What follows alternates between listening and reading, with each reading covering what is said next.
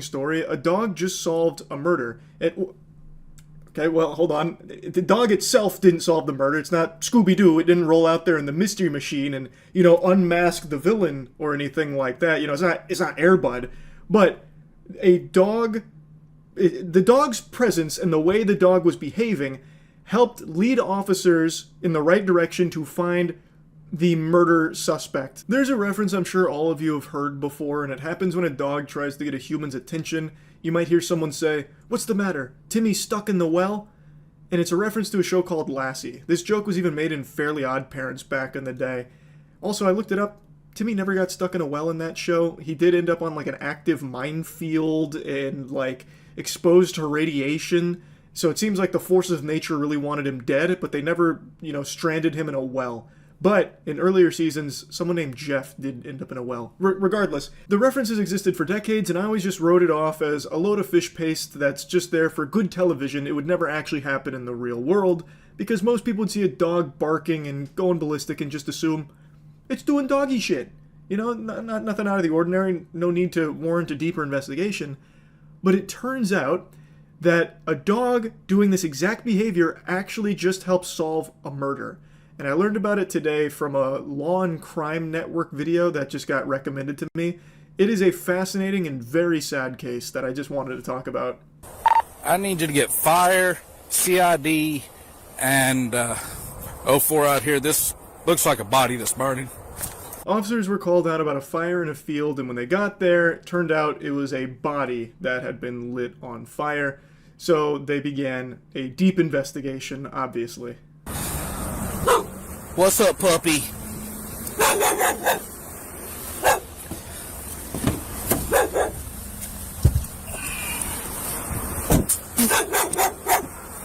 Nearby, a white Labradoodle barks frantically, refusing to leave the scene. Come here. Officers try to capture the dog, but it evades them, as if guarding the site. So this dog, in the pouring rain and hail, refused to leave the site. It was constantly barking, refusing to be captured, and refusing to leave. And officers started to wonder why. I mean, it must have belonged to the victim here. And its presence there could actually be really helpful in trying to figure out who this was, because the body was burned beyond recognition. That was the whole plan from the murderer, to set the body ablaze so that they couldn't identify who it was. And the dog being here and refusing to leave now gives them a really good chance at trying to figure out who it was by finding who the owner of the dog is. You sure are hanging around here. Is that your person over there?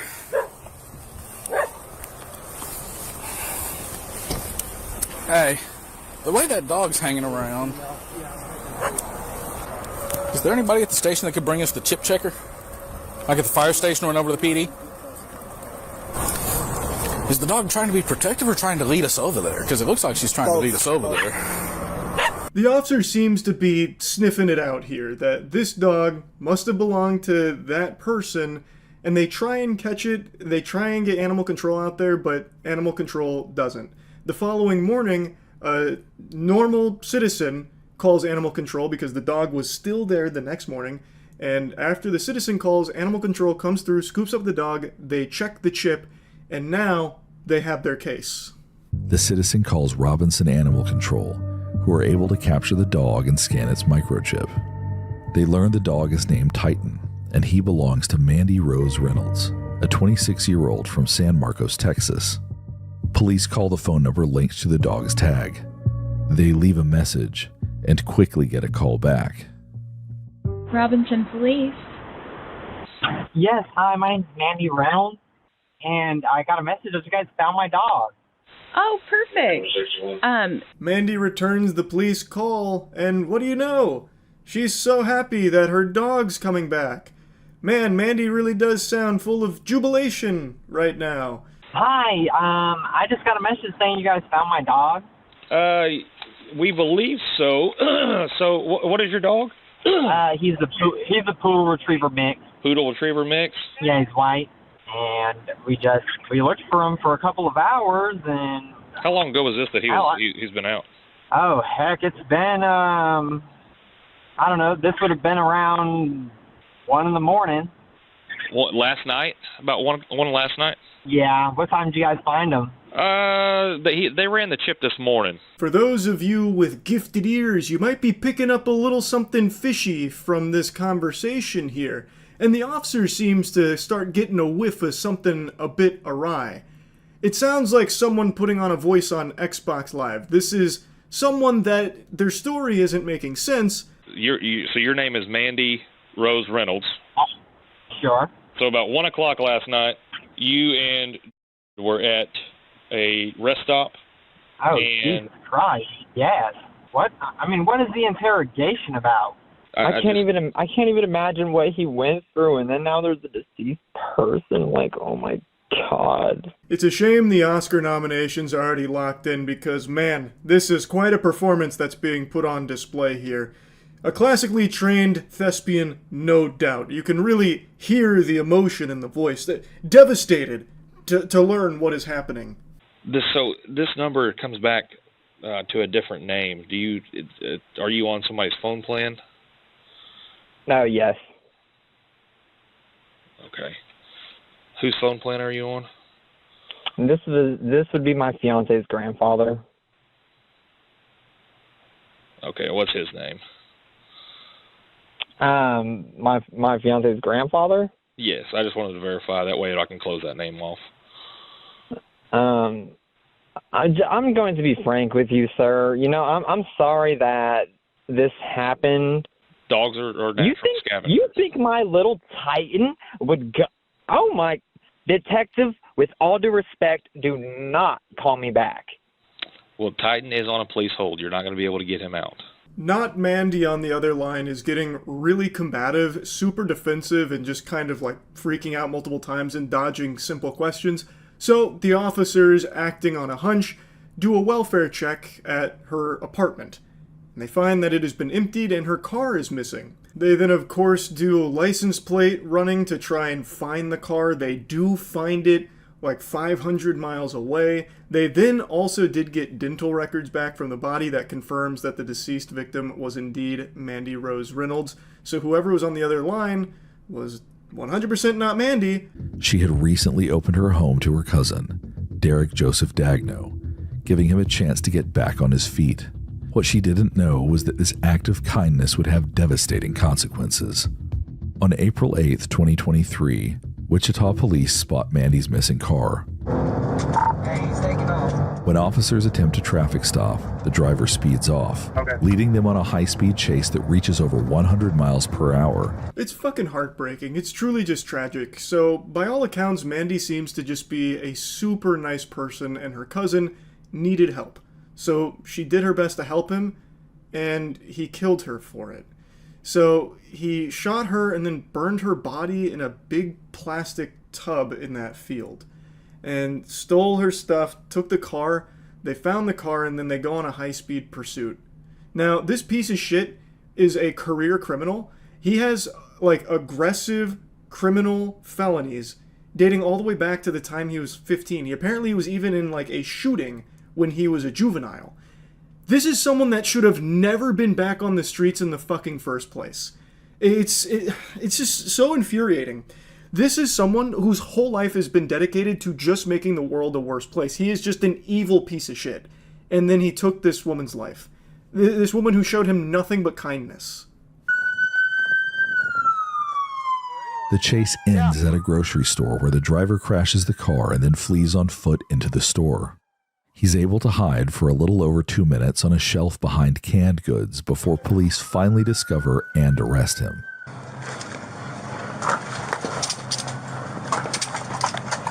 Pull him out.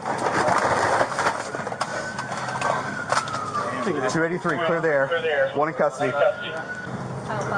Aisle 5 might be withdrawn. Or ODing, sorry. Hey, brother, what'd you take? What'd you take? Big time cleanup on aisle 5 here. This fucking imbecile hid behind the canned goods. The worst hide-and-seek player of all time. Don't know what that thought process was. They'll never find me behind the olives and canned tomatoes. No one ever checks there.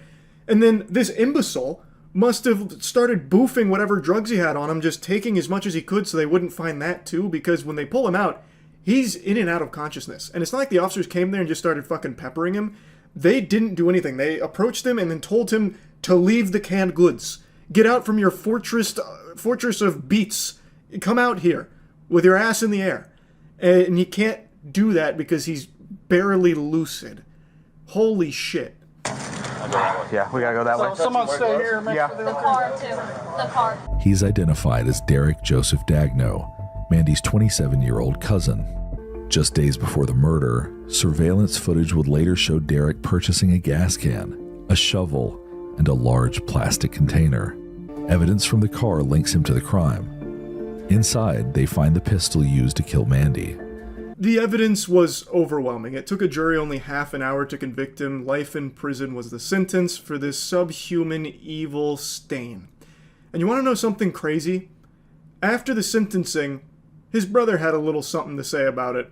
After the verdict was delivered, tensions boiled over in the courtroom, leading to a heated argument between members of both families.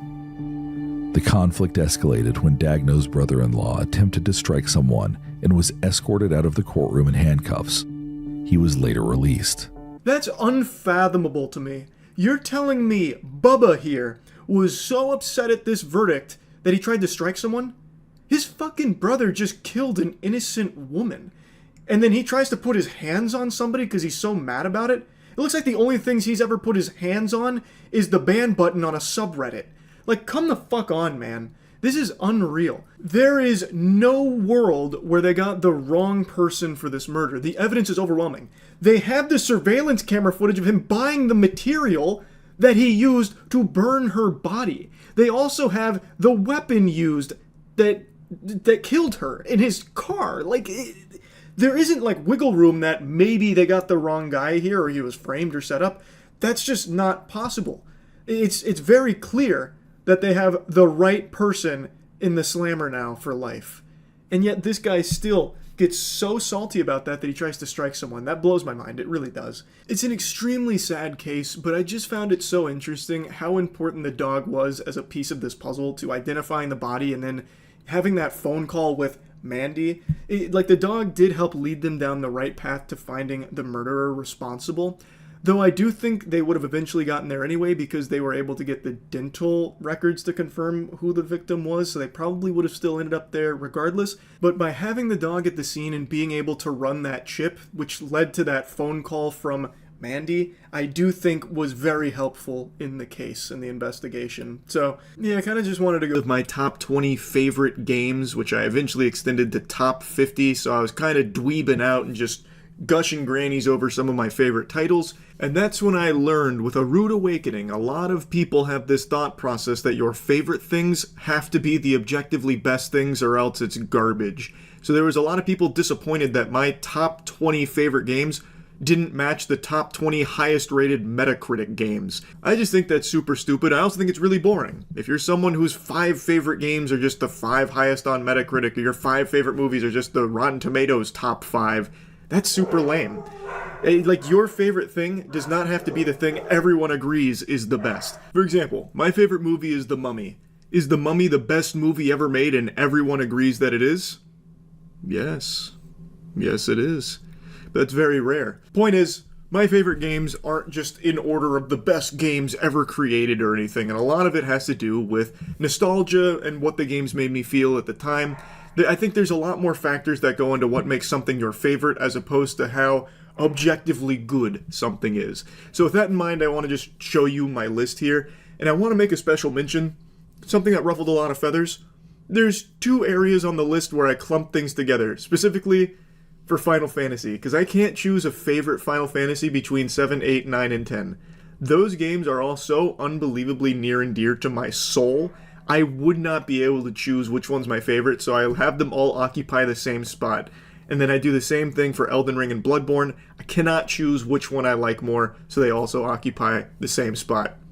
You can eat my whole asshole about it. You can suck the dirtiest fart out of my butt. I don't care. I know it's kind of cheating on a top 50s list or whatever. I don't care. It's my list. It's my rules on it. 1 through 4 is really easy. I've talked about them a lot. Number 1 is absolutely City of Heroes. We've known that. I think it is an unbelievably good MMO. It unfortunately got its lunch eaten by World of Warcraft. They came out around the same time, so a lot of people never even found this game. But it is truly one of the only unique MMOs that doesn't just follow the same tried and true formula that WoW crafted. And since the private servers are fully functional and constantly updated, I can confidently say it's a game that has still aged really well and is fun to play to this day. Would any game ever beat City Heroes for you? Probably not. I don't think. The nostalgia is too powerful. The game means too much to me. I don't think it'll be beaten. In the number 2 spot, we have Halo 2.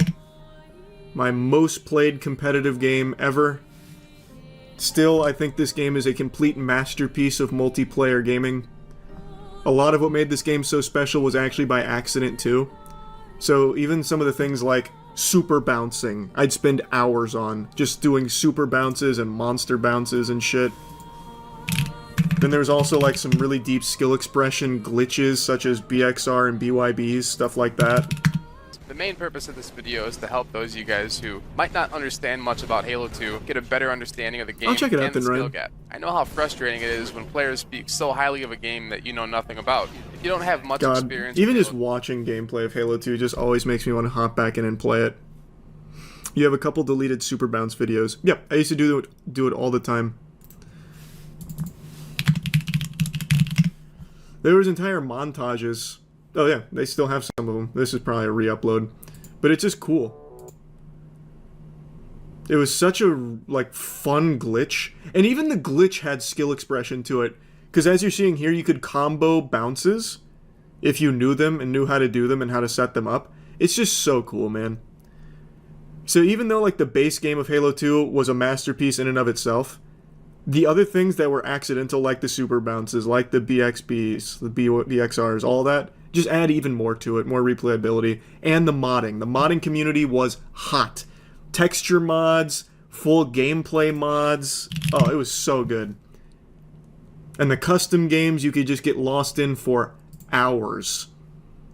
Like Tower of Power, Michael Myers, all kinds of shit. I truly think this is still to date the most special multiplayer game. The most special multiplayer experience I've ever had. So that's comfortably number 2 on my top 20 list. Number 3, we talked about it the other day. It's got to be RuneScape. Old school RuneScape specifically. I never even bothered with RuneScape 3. It is just actually timeless.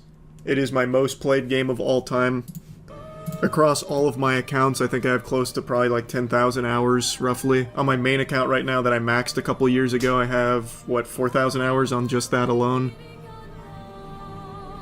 There's just nothing like it. It is actually just the GOAT. Use topsters.org for the list. It's a great site. Sounds like a scam. Topsters? Sounds like an auction I'd watch on Whatnot before losing all my Pokemon card packs. Number 4 spot goes to Final Fantasy 7, 8, 9, and 10. I can't choose one of these over the other, so I put all of them in my number 4 spot. All 4 of them make it in my number 4 spot. Number 4, Final Fantasy. We'll just have 7 be here, but just know this represents... Oh, wait, here. Do they have, like... a crazy collage? No. They have this, though. Just know this represents Final Fantasy 7, 8, 9, and 10. Honestly, this might go Elden Ring / Bloodborne. Rank them all, you coward. I'm not gonna do that, man. I literally can't choose. That's not fair. It's my fucking list. Just let me have it. Who are you? The top 20 police or something? It's my list. Gears of War. Yeah, I'm kind of torn if I'm going to go Elden Ring Bloodborne over Gears of War. That's kind of where I'm stuck right now. I do like Elden Ring and Bloodborne more than Gears of War, so I'm going to do that. This one I'll divide it. But just know they occupy the same spot in the top 5. Gears literally started your career. Yeah, but I still like Elden Ring and Bloodborne more as games. Keep in mind, the only Gears of War game that I absolutely love is the first one. I don't even really like Gears 2 or 3 that much. Making up your own rules. It's my fucking list! It's fine. Now this is where Gears of War will go. Just outside of the top 5. So this is number 6.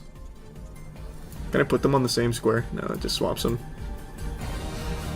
Go on Metacritic, highest rated games. Yeah, but some of my choices aren't going to be in the highest rated, but this will help me not miss any.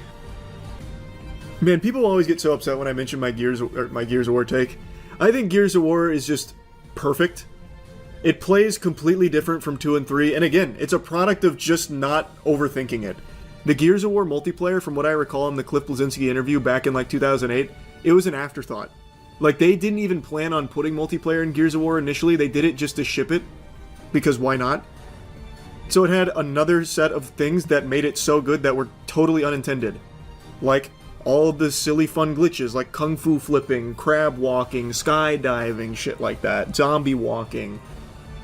And it was just extremely fun. Weapon sliding. A great story. Very bloody, very ahead of its time with its gore. It just, everything felt great about the game. Except for host advantage. That made it a little ridiculous. You know what number 7's probably going to be? Looking through it, I really think I'm probably going to give it to Super Mario 64.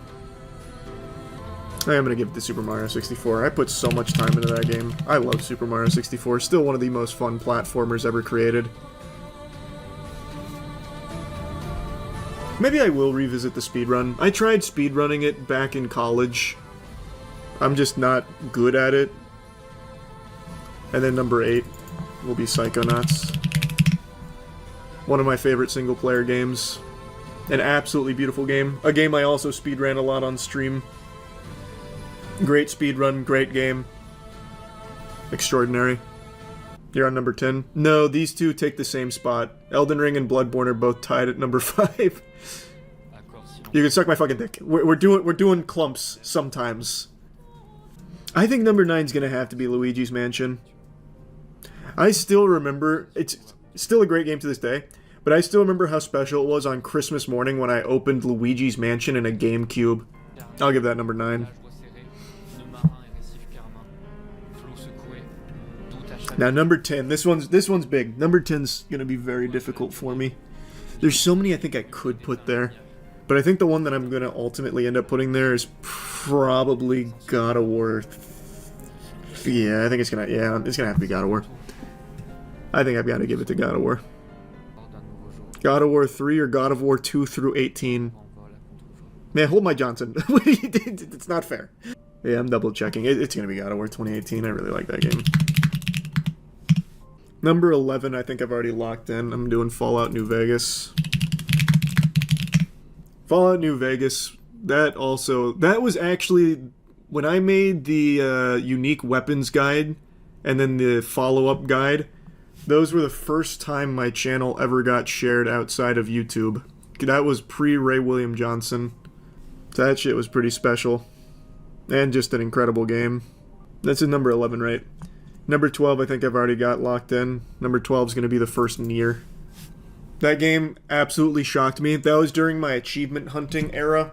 I picked it up just off a whim. And it was so special. To date, still probably the best video game soundtrack ever. Expedition 33's getting close to it, but still I think Nier squeaks it out. Amazing story, amazing atmosphere, amazing music. Gameplay, a little clunky, but I still don't think it's bad. It was still really fun. Love Nier. That was number 12, right? Number 13, I think I already know. Grand Theft Auto 4. I absolutely fucking love GTA 4. I don't even think I need to go into detail on GTA 4. I think a lot of people would probably put 5 over 4, but for me, I think I like 4 more. I am such a huge fan of 4. I spent so many hours just doing, like, cheats in it and just terrorizing the city like every kid does.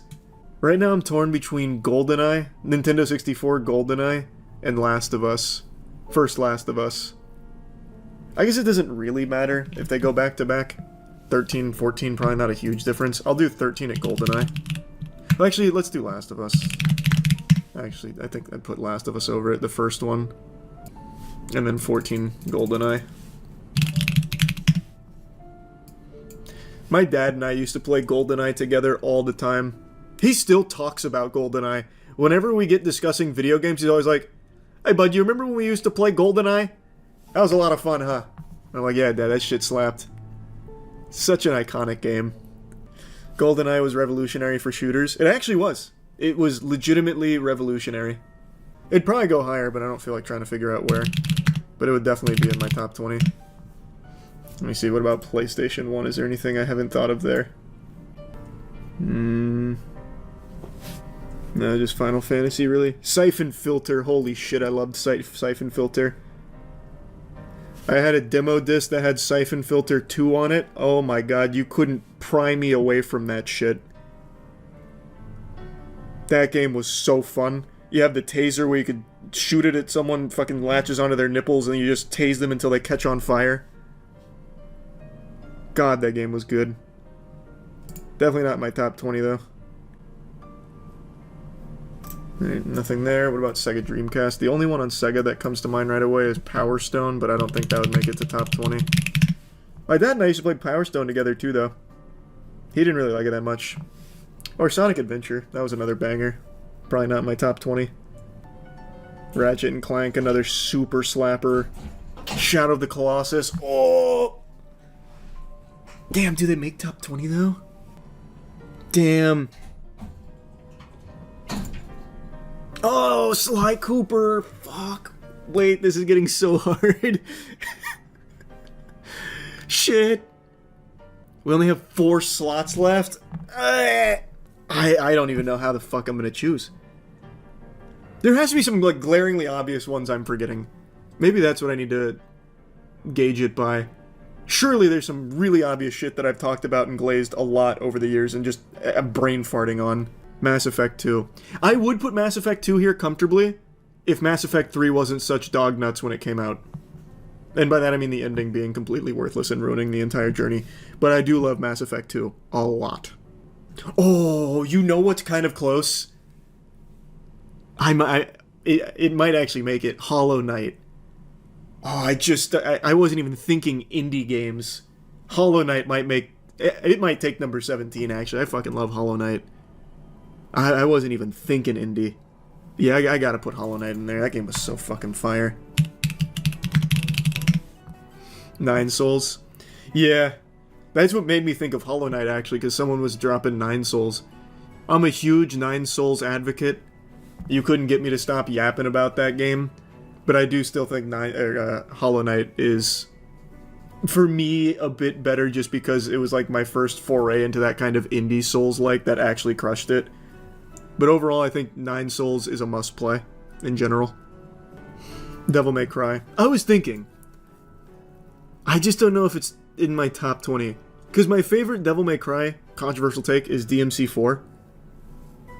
I think Devil May Cry 3 is objectively the better game, but Devil May Cry 4, once again, just a special game to me. Only 3 spots left for Expedition 33 to not be called a liar. I already know where Expedition 33 is going. I already thought that through. I just am torn on these last spots. This is so much harder than I thought it would be. Like, I knew it'd be difficult. My top 5 I'm very confident in. Like, I feel very strongly on these. And to be honest, I actually don't even mind swapping Gears and Elden Ring and Bloodborne, to be honest. That's so interchangeable to me. These I'm super locked in. It's everything else I get really foggy on where things should be. Cooking Mama, never played it. I've actually never been a Cooking Mama player. Chaos Theory's great. It's not my top 20 though. Right now what I'm thinking is, do I put Pokemon Leaf Green in? That is my favorite Pokemon game. But I don't know if it's like a top 20 best game ever for me, even though I put so many hours into Pokemon Leaf Green. Battlefield. Oh my god! How did I fucking forget? Bad Company 2. Absolutely in my top 20. Also one of my most played multiplayer games of all time. And also a very special game near and dear to my boners. Literally what started commentary for me. Completely forgot to even slot that in there. Good call. Big save. Fuck, man, there's still quite a few games that I think really should be here somewhere. But I have no way of making them fit. Any Call of Duty. Call of Duty 4 is my favorite Call of Duty, but it's not in top 20. I mean, I can just fill out this whole thing and it'd go up to top 25. I guess we could do that. For what it's worth, I guess, just to bring everyone in on the loop, I already know exactly where Expedition 33 goes. That's my... oh, wow. Really butchered that. That goes into my 20 slot. Well, which would actually be here, because I grouped these together. If we're going to 25, that makes it a little easier, though, because there's a couple that I absolutely think need to be here. Most notably is this. Mario Kart 64 absolutely makes it into the what I think needs to be the top 20. I remember being a kid, my mom actually used to play this with me and my dad, and anytime I'd win one of the circuits and they show you that, like, trophy, the fucking your winner, basically, I used to ask my parents when that's coming. I was under the impression that I was actually going to be shipped a fucking trophy from Nintendo. Double Dash better. I did love Double Dash. Don't get me wrong. I fuck hard with Double Dash. Asura's Wrath. Definitely not top 25, but I do like Asura's Wrath a lot. Another thing that I like a lot that I don't think goes top 25 is Bayonetta. And Darksiders. Before Your Eyes. Ooh, that's such a good call. Does that make top 25? Yeah, that game, that is the closest I've ever come to crying at a game. Well, crying at anything, really, as an adult, for, like, media. This game is so fucking special, man. Liza P. Yeah, I was thinking Liza P, too. I just, top 25 is, it just feels... Nah, I don't know, I think Liza P would comfortably go in there for me. I love Liza P. But I also don't know if I feel comfortable putting Liza P in there over Dark Souls 3. I don't know if that sits right with me. I'd have to really think. In a top 50, this shit becomes easy. I could blow that wide open. Any Resident Evil games make it. Closest one to making it would be Resident Evil 2 Remake. Well, definitely in the top 50, Ed. It's just there's only 3 slots left here, and I don't know what would go where. Like, there are absolutely games that need to be here in some capacity, I just don't know how. No, Half-Life 2 is crazy. I've mentioned this before, and you can poo-poo me all you want for it. I was not, like, the biggest Half-Life 2 super fan. I thought it was fine. I thought it was fun. I wasn't one of those guys going ballistic on Reddit every couple days about it. No Bioshock makes a man sick. You want to know something that'll make you even more sick? If I was going to put a Bioshock game in here, it'd be Bioshock 2. I love Bioshock 2, and the multiplayer went fucking crazy for me. I love that. Metal Gear Rising Revengeance. Ooh, such a banger. Probably not top 25, though. Gears is already there, Adam. Tenchu. Love Tenchu Z. Not in top 25, though. You know what is going in top 25? Not a single one of you has mentioned this. So it didn't even register with me in time. Fucking StarCraft 2. That should actually be higher. The amount of hours I put into StarCraft 2. God, I love StarCraft.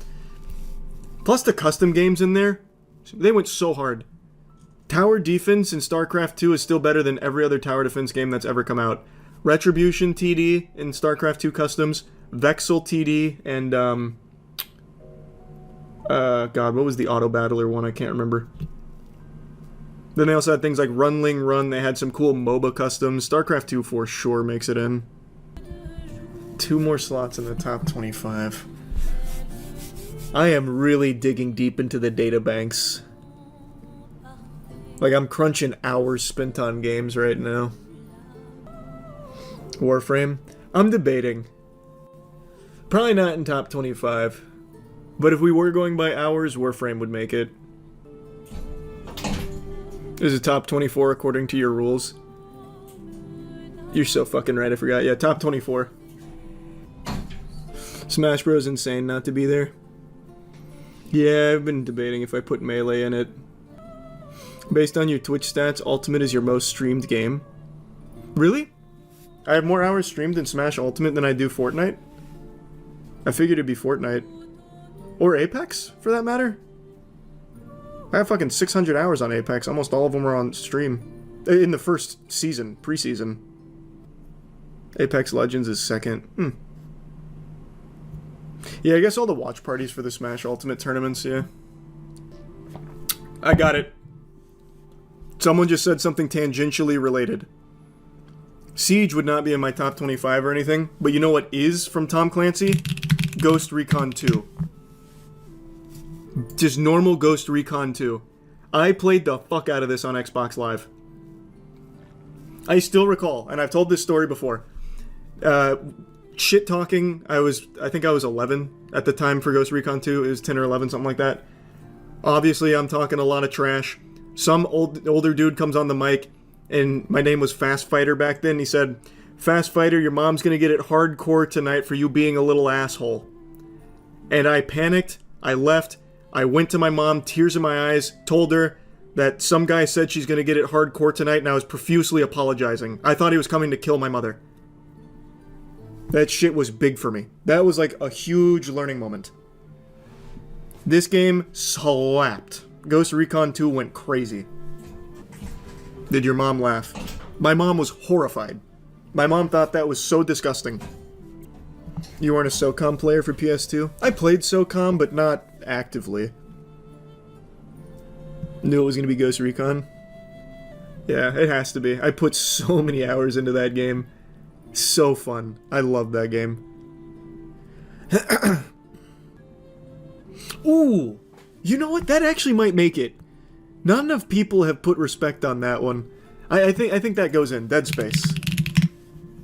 The first Dead Space.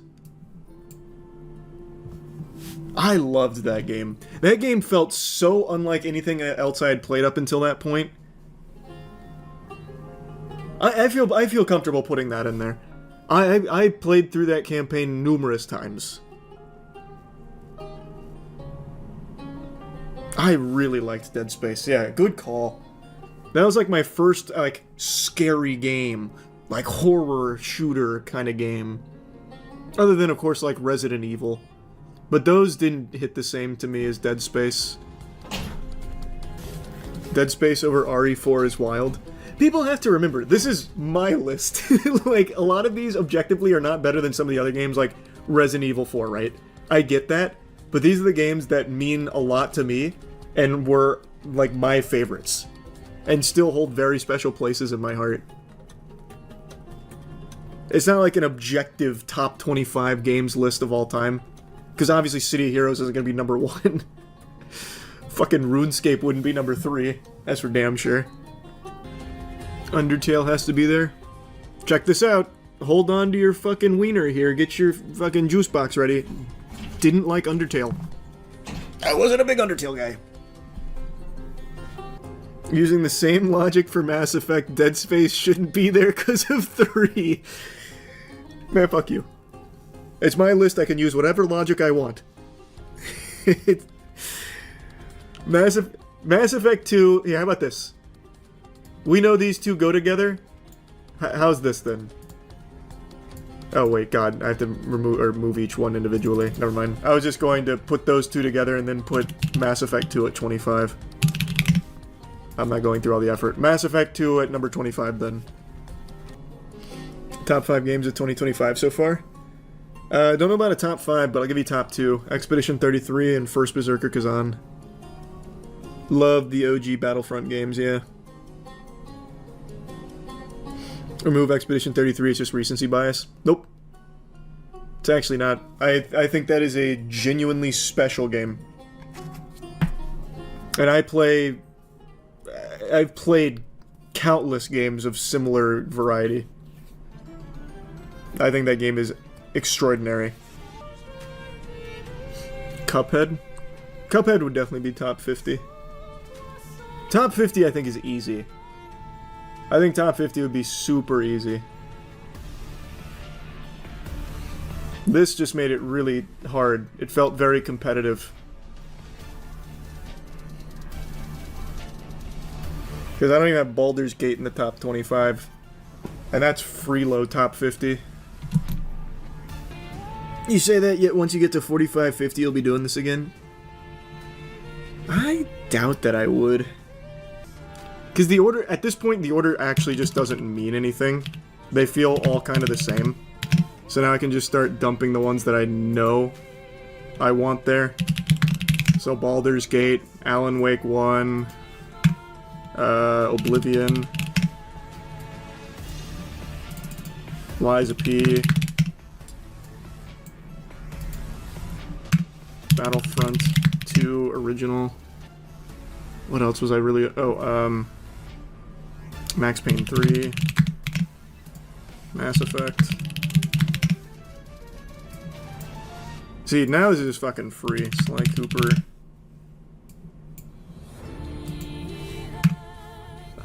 What were the other ones that I was really stuck on? Smash Bros. Probably Bayonetta here. Pokemon Leaf Green. Nine Souls. Oh, you're right. We're running out of space quicker than I thought. Majora's Mask. Damn, you're absolutely right. We are running out of space far faster than I thought we would. Shit. Okay, let me just do the absolute guarantees. Probably Hades.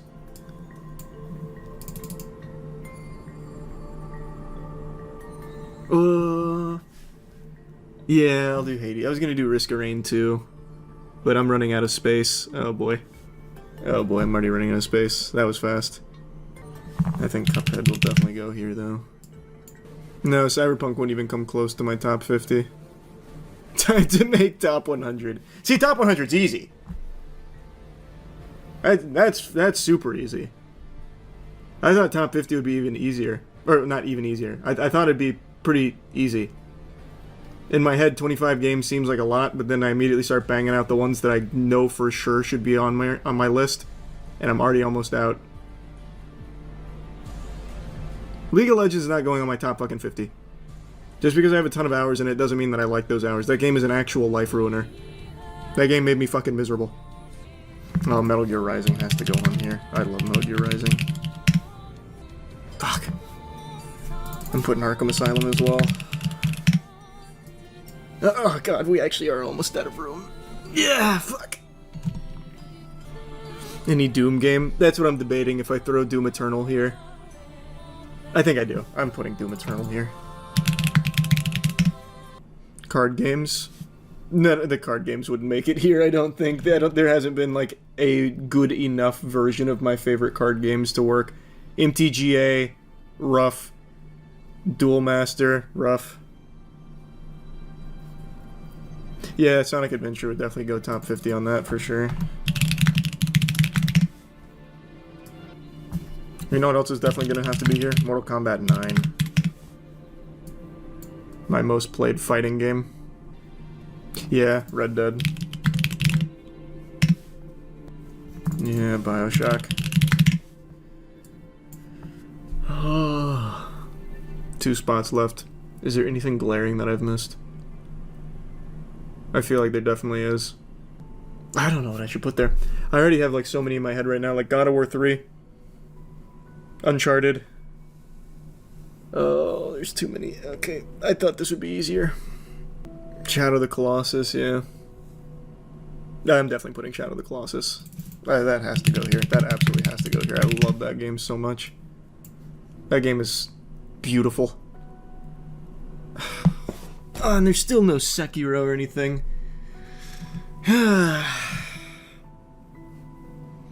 Lost Odyssey.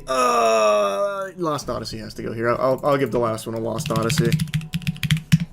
Lost Odyssey absolutely needs to be there. There's still so many games that are missing from it though, but whatever. I kind of just like mag dumped going through here thinking I had a lot more room and a lot more space than I did. But whatever. Fuck it. Might as well go top 100. No, then it truly loses all meaning. Then we get literally every game ever that I just really like a lot. This one feels like there was still a fight, even in the tail end of the 25. No, Neo. No, I love Neo, but I guess not. Oh, I don't even have Red Faction Gorilla on here. Holy shit, what a disaster. Truly, what a disaster. Oh, I didn't even get my Red Faction Gorilla on. No, Nier is crazy. Brother, Nier's right here. Interesting, you only had 2 FromSoft games here. That's the thing. I absolutely like Sekiro in Dark Souls 1 more than a lot of the games I started putting in the top 50. But my mind was wandering to places other than that. That's the thing. The list started losing a lot of meaning there. We started to really fall off the wagon. The Space Marine 1. Nah, if I was going to put a Space Marine game on there, it'd be Space Marine 2. It Takes Two is missing as well. Oh, Jesus, yeah. That's another one. A lot harder than you thought it would be. Yeah. In my defense, though, the main thing I ever really mention is my top 4. This, I am so confident in. I also don't know if this will ever change. I don't know if it can change. These games are just so locked into me. They all just mean so much, and nostalgia is an incredible factor in that. I don't think there's anything that could beat these 4 for my lists. Everything after that, it's all cattywampus. It goes tits up. I don't know how to organize into that. It then just becomes games from a ton of different genres that I really like.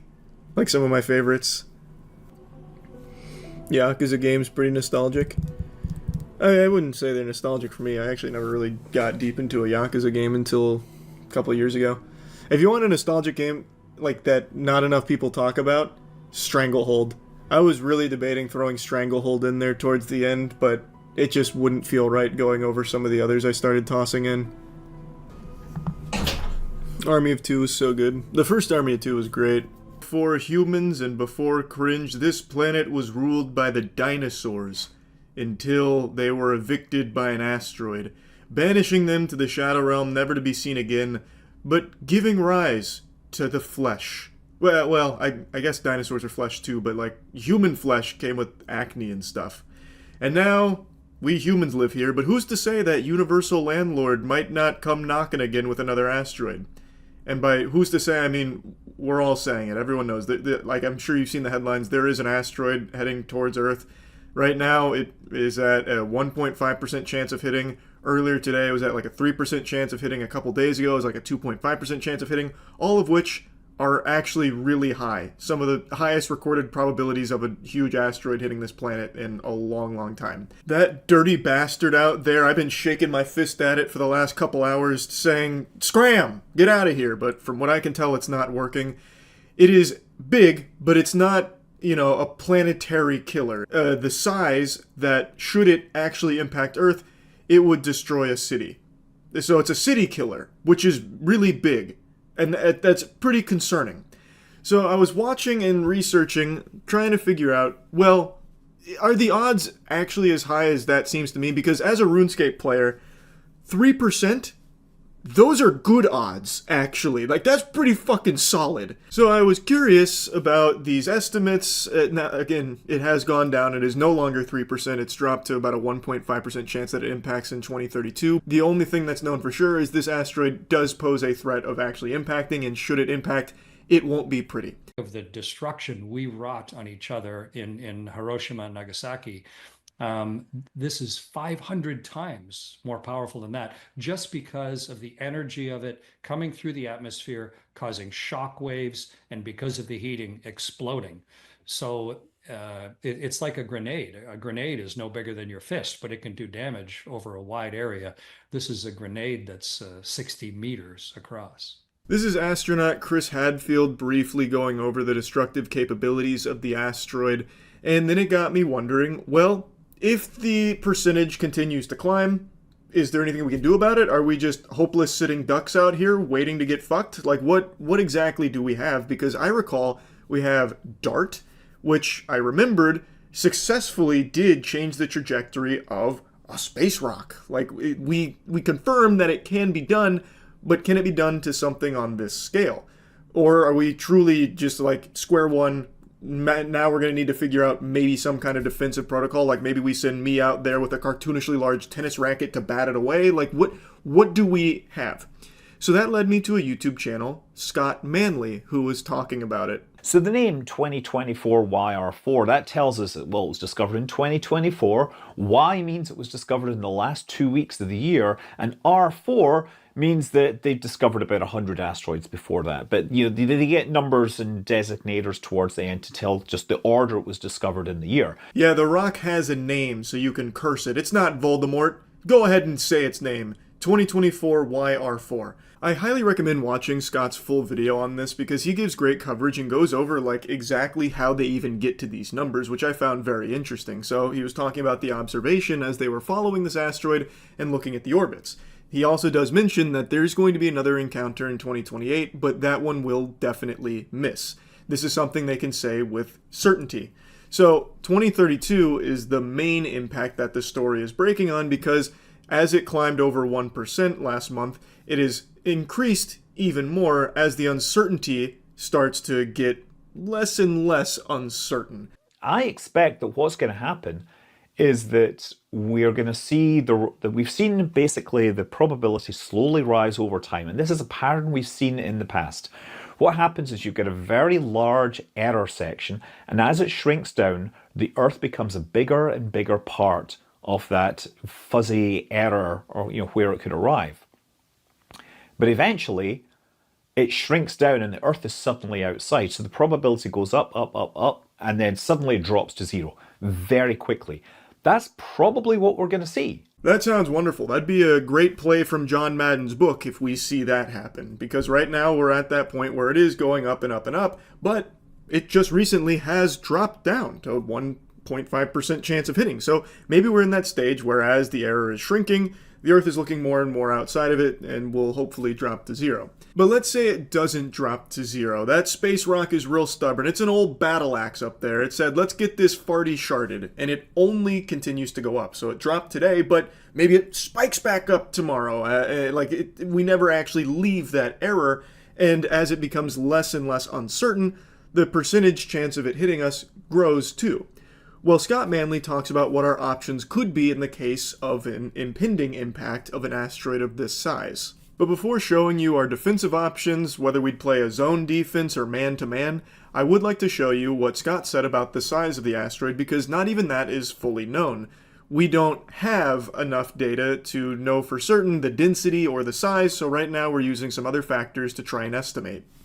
It was unfortunately discovered too late to get any radar observations in on it, so we don't have a really good constraint on the size of the object. What we're doing is looking at the brightness and saying, based upon its estimated surface reflectivity, albedo, it could be anywhere from 40 to 90 meters across, which, that's a factor of 2, but because it's a volume, it's squared, and because we don't know the density, this object could be anywhere from, say, 25,000 tons to 1,000,000 tons of mass. Yikes. 1,000,000 tons of anything is usually bad news. That's a recipe for disaster. I can't really think of 1,000,000 tons of anything that's positive. You know what they say? 1 ton, calm down, son. 1,000,000 ton, now I'm not having fun. My whole city's fucking dead. It's all done. Which, if you do the math on that, it says each pound for pound, kilogram for kilogram, it would have 37 times the energy density of TNT. So that means that 27,000 minimalist low-end version is a 1 megaton blast. The big one is potentially about 40 megatons. So this is, strategic scale nuclear device yield equivalent. This is something that could absolutely devastate a very large area. Douchebag universe shooting nuke rocks at us? Like, come on. What assholes, right? I mean, pardon my French, but the universe can be a real jerk. Space sucks. I'll say it. I'll be brave. Space sucks. You can't breathe out there in space without specialized equipment. No gravity, so you can't even get blood to your wiener and jerk off if you wanted to. Like, it sucks. there's nothing good about it. And then you can't even exist peacefully on your own little space rock without another one coming your way, fucking speeding like it's late to something and causing a ruckus. We know based upon the timing that it would have to hit along this very narrow strip of the Earth. And this is a thin section that runs from like Central America across the Atlantic. If it lands in the ocean, that's probably not such a big deal. If it lands in a relatively uninhabited part of the world, probably not a big deal. But if it did land in a more inhabited area, well, we might want to evacuate it. That's one thing you can do. When it's something of this scale and you have 4 years of warning, it's absolutely something you can plan. You could probably constrain it sufficiently that you could decide to make sure that no one was in that area. Unless it's Florida. You bet your sweet bippy, if Florida was in the crosshairs here, if it was like bullseye, this asteroid is going to hit Florida, you should evacuate. I promise you, bet your bottom dollar, that sweet bippy, there would be so many Florida people that are like, hey, I don't believe it. I'm going to hunker down. I can handle hurricanes. I can absolutely handle a little fucking pebble falling from space. You know what I mean? And then you'd have that shit come and it'd look like Independence Day when the White House blew up.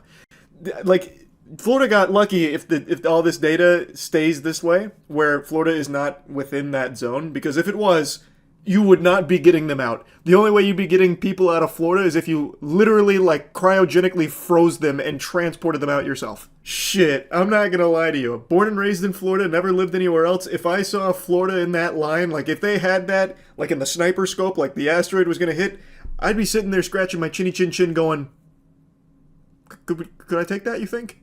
Do you think my house could tank that? I mean, like, Florida houses are built for, like, Category 5 hurricanes, right? I mean, this probably isn't much stronger than that, right? Like, I'd have a debate with myself. Isn't that crazy? Like, I'd actually be thinking, what if, though?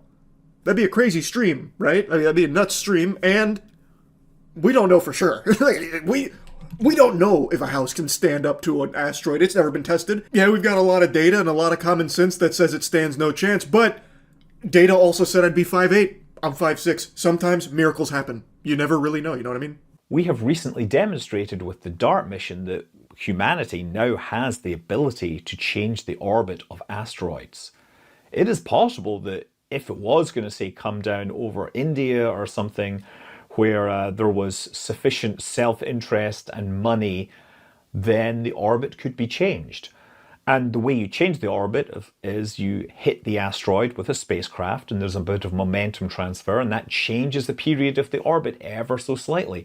Now, in the case of the DART mission, it was able to move Dimorphos, which was a bigger object, by the way, by about a few hundred kilometers in the last couple of years. So there's DART that I mentioned earlier. So I am happy to hear that this would theoretically work against this asteroid should it be necessary. However, he goes on to mention that when you're changing the velocity, you're moving it along that line he already drew. So you're changing it and it'd still be within that line and it'd become a trolley problem fundamentally, as he described it, which I'm sure all of you have heard of the trolley problem before. Changing the orbit of the asteroid becomes very complicated on international levels because as Scott mentions, if it was looking to impact somewhere over India, and India then starts trying to push it east to maybe get it off of Earth, well, it's going to go over China, and they're obviously not going to be too thrilled about that, and if it doesn't fully get off Earth and impacts China, well, that's going to be a local disaster for China and also an economic disaster for the rest of the world, so it just becomes a very tricky, complicated issue. While we can change the orbit of these asteroids with DART, it becomes very difficult to assess how and where. It gets very complicated. Scott then goes on to mention that while this is the highest probability of an impact, 2032, it's not the only one. He mentions that it could miss us, narrowly miss us, and then still come back around and impact us at a later date. So Scott Manley said, and I think this is a great clip that I'd like to play you because he's 100% right, that even if this one is a miss, and even if the one after it is a miss, all of these go to zero, one day it won't. I think we're going to find that in the next few weeks that the probability goes to zero, but one of these days it's not going to go to zero, and then humanity is really going to have to embrace the power of the DART program and change the universe around us. I'm Scott Manley. Fly safe. I think he's 100% right on the money here. Now, of course, I'm just a smooth brain idiot. I'm not an actual smart person or anything, but I think he's 100% correct. There will come a time where we're not going to get lucky. It's already happened before. Earth has been hit by a fucking planetary killing asteroid. RIP to the dinosaurs out there. Pour one out for them. And I think we will need to really fully start to look at DART, improve it, and really, like, go hog wild with it in order to protect the planet. And I like that statement of changing the universe around us, because I think it's going to get to that point at some stage. So yeah, I don't know if this asteroid's going to hit. Nobody knows right now. It's only estimates. Hopefully it doesn't. But I just wanted to talk about it because I've been kind of glued to the subject today. Closets and storage at the warehouse, as well as some boxes from my parents. And I found some ancient treasures that I kind of wanted to go through with all of you here, because some of it's pretty cool. You're about to take a little journey back to the past of my childhood here. And maybe there's some artifacts here that some museums might like to have. I'm just saying, there's some pretty interesting relics. All right. Give me a couple karate trophies. Oh, that's a soccer trophy. That's a good oh one. my God, you're adorable. Give me that. Look at that. You were the MVP. Most valuable player on my soccer squad? I was only 16. Why do you have a PTA trophy? What's PTA? Parent Wait, teacher did you just say you were association. 16? Yeah. I was just kidding. Wait, this is from high school. This is when you and I won that together. Oh, the wiffle ball classic. Isn't that when you broke my wrist? Did you even finish that tournament with us? No, I went straight to the hospital. Yeah. We won it in your honor. And to be honest, we didn't win it in your honor. The parents definitely were like, we have to let them we win this. feel really bad. We just fucked him up. Yeah, that one guy's dad. I've told the story on stream, but the lore behind this is I hit what should have been an inside the park home run. You're not wrong. And then one of the parents, he was playing first base and he ended up getting the ball tossed to him quickly enough. And then as I was jogging toward it, he squared up and just fucking blasted me. Legitimately trucked the shit out of you. Yeah, He hit stick joke. it was like the fucking World Series, like when the catcher and third base fucking collide. It was a car accident. Oh, you were MVP again. Oh, is it the same thing? Yeah. I was literally the same thing. Yeah, I was nasty at soccer. Different year. But it's the same picture. Wait, is it not? No, it's not the same picture. Your karate... Oh, it's remarkably similar. Yeah. Your martial arts teacher was Von Schmeling? Wait, what? Oh, yeah. Also, you have 4 trophies from it. I was great at martial arts. Were you just grabbing the fucking trophies off the shelf? No, I was goes crazy. I was good at the sparring. Taekwondo, baby. I don't remember Von Schmelling's martial arts. I can't say I'm familiar with old Schmellings out Are we there. just putting these back in after we see them? Well, no, I'm gonna have to display Yeah, they're these. gonna go on the. He's clearing out his shelves to put these in them. I think.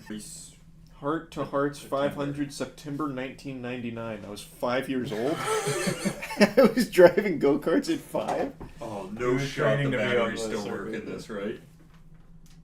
Damn, that's unlucky. Missed opportunity. Yeah. Oh, you've got some more bobbleheads and stuff. Yeah, I got some Super Bowl bobbleheads in there. That's Big Nasty. This is Lynch. Big Nasty lost a hand. I was a big Bucks guy. This one's like Barber lost a whole arm. And then you've got a New Orleans bobblehead. Yeah. The John Lynch one's actually kind of cool. I wonder if that's worth anything. Isn't there a bobblehead like secondary market? There Probably. There probably is. Yeah. I want to buy them. $30 for the John Lynch Ooh. bobblehead. How much did you buy it for? Probably like 100. Whoa! Yeah, that's when I met Shaq. Danny, get in here! I met Shaq. That's proof. It's Shaq. Shaq, if you're watching this, we should reconnect. You know what's crazy? That is cool. You're editing this, so it'll never make it in, but I could send you a picture of when I met Shaq. Imagine it was the same day. Oh my god. Who's this? Let me see. Oh, that's a baseball player. Babe Ruth. He played for the Astros. I don't know. He was a neighbor's son. Played Fuck for was his the name? Astros, so nobody Jason Michaels. Jason Michaels. Yep. Here, can I look? Must be fast. Yeah, he went all around the league. 2013 is when he retired. Is that right after he met you? You think? Yeah, I look. Is there a date on I look like I'm 18 in that picture. 2013 is the year after we graduated high school. I love how you're just ripping a Coke and whatever else that is in your hand. Yeah, well, we Fresh were out of the pool. We were out of PBRs, so. Your great day. Oh, this is when you were born. Oh, that's cute. Your great day. Charles White, born at 10:30 a.m. Weight 7 pounds. That's the first time he was up that early. Length 21 inches. That's a huge dick. This is actually pretty crazy. That might be something. That is signed by Mickey Mantle. Yeah. That's cool. Otherwise known as the Mick. Certificate of authenticity still taped and sealed. That's true. That could be something. Yeah, it might be something. It's just a picture of his middle finger. I don't even remember where we got this, to be honest. My dad and mom used to hit. I made this picture. Sorry, go ahead. No, that's much cooler than More Mickey exciting Mantle. than Mickey Mantle. That's so much cooler than Mickey's. Wait, you should look up how much Mickey I actually Mantle autographs go for. I am actually gonna look that up. And then look up how much pictures of Super Spicy Mac go for. What is this? Does this have like an identifier to it? Because sure, this wasn't made for my dad, right? Like this is definitely not a custom piece. There must have You want been. me to open the certificate of authenticity, or is that a bad move? I think that's bad. It's bad. Imagine move. it exposed to the air and just crumbles. But I feel like you've got to know. Like, I mean, again, that's got to be like a produced Look thing. up Mickey Mantle plaque. Oh, good idea. I'm not finding it for what it's worth. Maybe this is one of a kind. Imagine. It's worth $1 million. Somehow.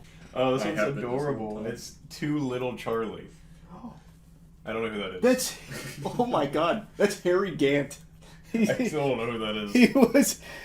Holy shit, I can't believe this is still in there. My dad was friends with him. Kind of. By that I mean they crossed paths like once. Harry Gant, or was it Henry or Harry? He was a NASCAR Hall of Famer. Oh, really? That's cool. Yeah. Harold Phil Gant, American former stock car racer known for driving the 33 Skoal Bandit and winning the Winston Cup during the 80s and 90s. Wow. Is he still alive? He is still alive. You should reach out to him. Let him know you have his picture. He'd be so thrilled, I bet. He was inducted into recently inducted into the Hall of Fame as the class of 2026. Nice. Set that aside. That might be worth something to someone who is also named Little Charlie. Orlando Magic. It is signed. Yeah, this is the T-Mac era, baby. Yeah, but it doesn't say. If it's a T-Mac signature, that's the best case scenario. Oh, you were in a magazine. Voted. Oh my God, you were voted #1 in the World Cup reports. Oh yeah. Tell us. Yeah, I was a highly sought after soccer prospect. They were calling me Little Messi. Oh, that looks like it's something. How With a Y. How to handle crosses on page 34. I wrote the book. And there's an interview with who? With Charles White. Oh! I know. Whoa. This must have been one of those old templates. That looks like something interesting. Oh, that's the Super Bowl. Cereal? No, it's the Super Bowl Wheaties box from the 2002 Buccaneers team. That's cool. These are the old Wheaties where they used to say, somebody ate their Wheaties. We should see what it does to us. It's like Mike. Oh. Man, it's actually... To somebody out there, this is the coolest shit they've ever seen. That's pretty cool. Maybe it's you. Maybe you're that person. Somebody's sitting at their desk going, Mike Allstott? Yeah. Fuck! Everybody kept these. They're $15. Wait, but those aren't selling. Oh, yeah, true. Yours is signed and sealed. Fuck, he signed other ones. It's $40. Well, you have one of 3, basically. Yeah, wait, we nobody's... should buy theirs and eat theirs, and yours is the only one that exists. Oh, that's a really good idea. Drive up the price. Let me see. That is that. Oh yeah, that's Mike Allstott. Oh, this is me right before I. Well, no, I was. It doesn't even look like you. Yeah, I was still in my Gainer area. I was about to say you have a picture of Mike Allstott with some random kid, but because that's you. Yeah, that's me. That's when I was a little chunkier. Picture. That's me. That's him. That's amazing. Man, I got a lot of Mike Allstott shit. Mike Allstott. That was his football camp when I Mike went to that. Allstott was cool. He was cool. The A train. A signed Thurman Thomas picture. Shit. I wonder if that's worth anything. Whoa, wait! The Thurman Thomas autograph is like $100. Nice. Oh. We'll set them in the cool. Boys, we're making bank by selling all your childhood memories. This is when I went to one of those like Scholastic Book Fair things they used to do. Made me look like Ryan Seacrest. No shot. Would you just? They had you back. Brother, I'm telling you, I was one of the most hyped rookies in the Orlando soccer scene. Oh man. They couldn't keep me off magazines.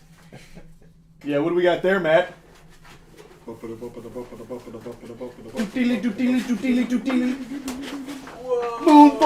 IMAX! Moonball! John Gruden took this visor off while he was at a practice that my dad and I got to go to for some reason. I don't fucking know why. And then my dad wanted me to remember it, so my dad wrote John Gruden's Buck Place practice, November 3rd, 2004, parentheses, took off, gave to Charlie. So this is John Gruden sweating here. That's good. What is the... Man, there's nothing identifying about this, huh? Yeah, it's just football. If you recognize this signature, let me know. Hey, if you know that signature. If you recognize this guy, I feel like this is like a big deal. Number 4 for the Seminoles. Not only did he have Wheaties, he had pictures. Mike Allstott again. That picture's so yellow. Pure excitement. It is so yellow. I don't think it's the picture. I think it's the covering. Oh, it might be. Unless those are one and the same.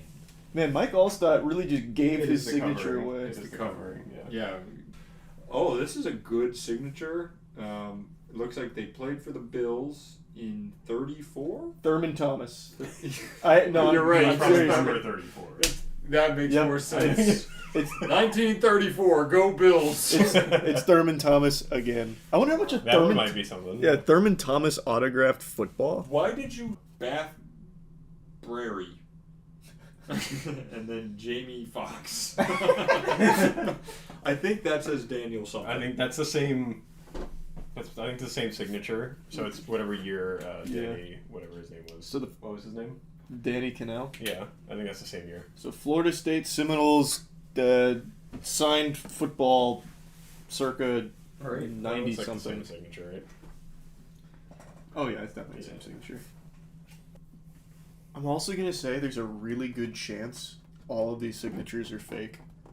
Really? Yeah, because like I said, my parents went to like these weird auctions. Like, who's to say like the Oakland Raiders actually? It's got like the official stamps and stuff on it though. I guess maybe, but there's nothing else like up here or anything. Yeah.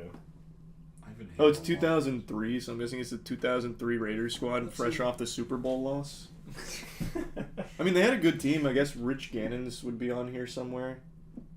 And he was only good. Jerry Rice. Wait, Jerry Rice played for the Raiders in number 03? 80. Wait, I think I saw an 80. It's right here. That's an upside down 80. That's a Jerry Rice. Wait a minute. Well, yeah, that's definitely an R, right? And that's 80. Oh yeah, and his is like front and center. Yeah. Let's see. Well, if it is, let me see. I think that's definitely his signature. That looks like his signature. If it is, it's about $300. Damn. That's pretty fucking cleaned good. up. Well, it also has the rest of the team, which no one cares about. So that at least adds like what, probably $20 to it. Maybe, perhaps. Whoa, that's pretty cool. Brad Johnson. What a name. Brad Johnson. Number 14. That was our Super Bowl quarterback, baby. Brad Johnson. What do you think about this one? Easy $100. Oh, he's hitting like a really cool pop and lock pose. I wish his torso could move. Oh. Yep, that's that. That's funny. I don't know how he ended up in this box. Did you check for signatures on the Terminator? I didn't. Arnold? Whoa, Is this you you? made Oh, this. this is your art. Oh, I was looking for that!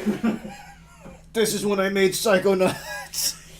Well, the painting. No, I made the game. 2005 concept art from Charles. That's cool. That is cool. That's the Orlando Magic team. You know what year this is? This would have been probably 2001. Wow. I think. Is T-Mac's signature on it? Because if it is, there's a chance. This is a Orlando Magic signed ball by a bunch of Orlando Magic guys. They did an open training camp a long time ago in the early 2000s. I think it was like a community outreach program or some shit. Went to it, me and my buddy, Jonathan, from that Shaq picture, we went to it, and we got our basketballs signed. We should go to a Magic game and sit courtside, and you should get them all to sign this ball again. You should just collect every signature possible on this ball. Such a good idea. That is a really cute idea. This is signed by John Gruden and Barber. And Oh, that's the Super Bowl signature ball, huh? Yeah, it seems like it. Sorry, I got. You want me to grab it? 40-year-old fucking curse of raw dust in my eye. I got it. Thanks. I think I'm dying. Oh, that exact same ball, $100. Damn it. Oh well, no. What, Here's they make them at a factory? Another one's listed for 500, but that guy seems off as gourd. Oh yeah. I think we're off sports now, right? Kind of. Depends if you consider Charles in martial arts. Oh. Sports. Yeah, I would. And a PlayStation 3. PlayStation 3. A relic of the past. It's actually. Let me show off my black belt so that way everyone knows I was a lethal weapon. Wait, you got the illustrious camouflage belt? Camouflage belt too. They only give that to people that elite you can't warriors. see. He didn't show up one day. We gave him the camouflage belt. That guy got his ass beat and Charlie wasn't even here. This is incredible. Isn't that cute? Your hair is gorgeous. Wow. Actually, you actually look like if like a race driver was just shrunk to like like a 2-year-old. Honey, I Shrunk Bush. That's so cute. That's adorable. I'll hang that up in my house. I thought I was wearing a chain for a second. This is amazing. This has to be when you were given. There's so many of That's them. when he gave me his This is when you visor. got the visor. He's wearing the visor right here. That's proof. My awesome day, Bucks practice 2004. Wait, this is 2022. This is definitely P.O. Box. That's absolutely P.O. Box. Yeah. All right. You mean his man wasn't actually in Costa Rica? Yeah, this is all P.O. Box. That's John fucking Pork. Show some respect.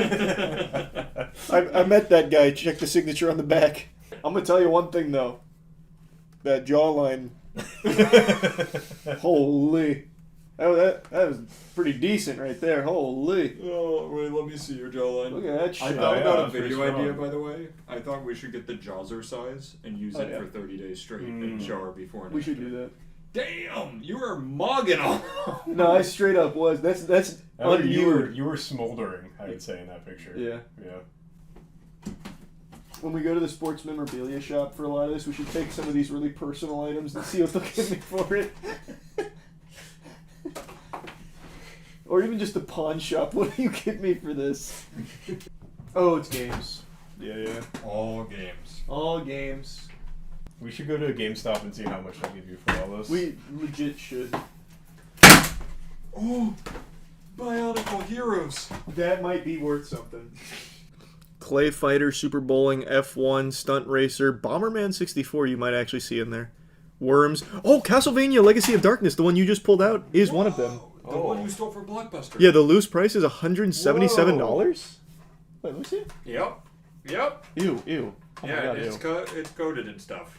You think it's still in this condition? You think it'll still go for $177? Probably not. Probably closer to 50. Yeah. Absolutely, but I know it's for the best. Okay. Which is why I'm going to offer them to a pawn shop first. Do you want this picture of me on the cover of a soccer magazine? Buy my sentimentality for a price. That's the cool one. I don't know if it's worth anything. That's the very cool one. That's the camera. Cool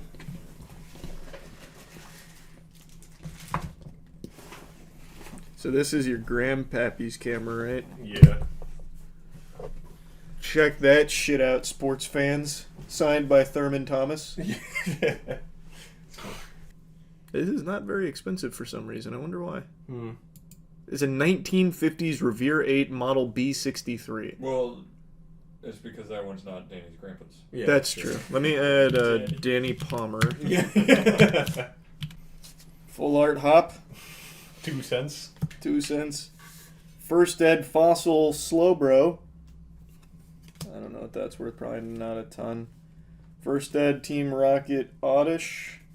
First Ed Team Rocket Machop. First Ed Team Rocket Eevee. Actually worth a little bit. First Ed Rocket Squirtle. Also worth a little bit. And then a Dragon EX Golem. hollow foil.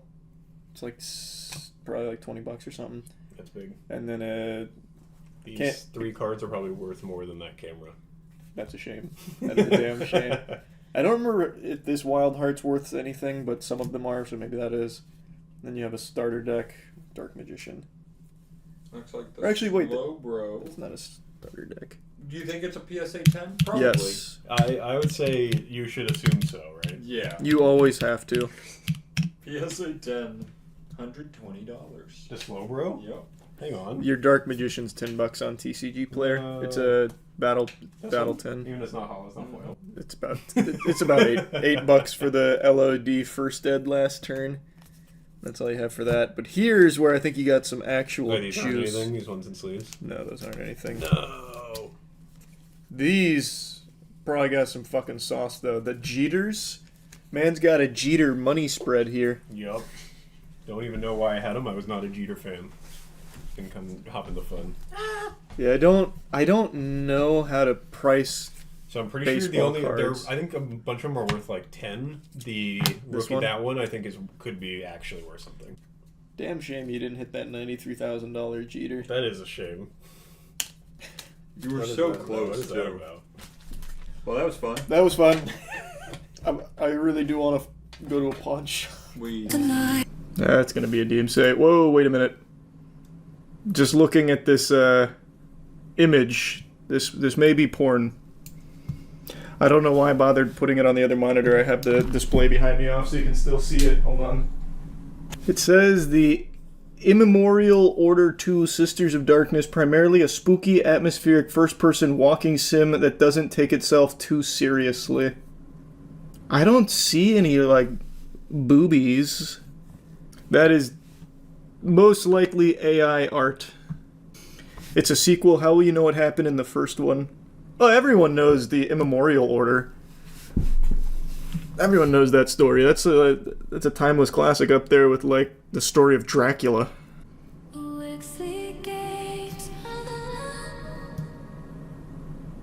That was adorable.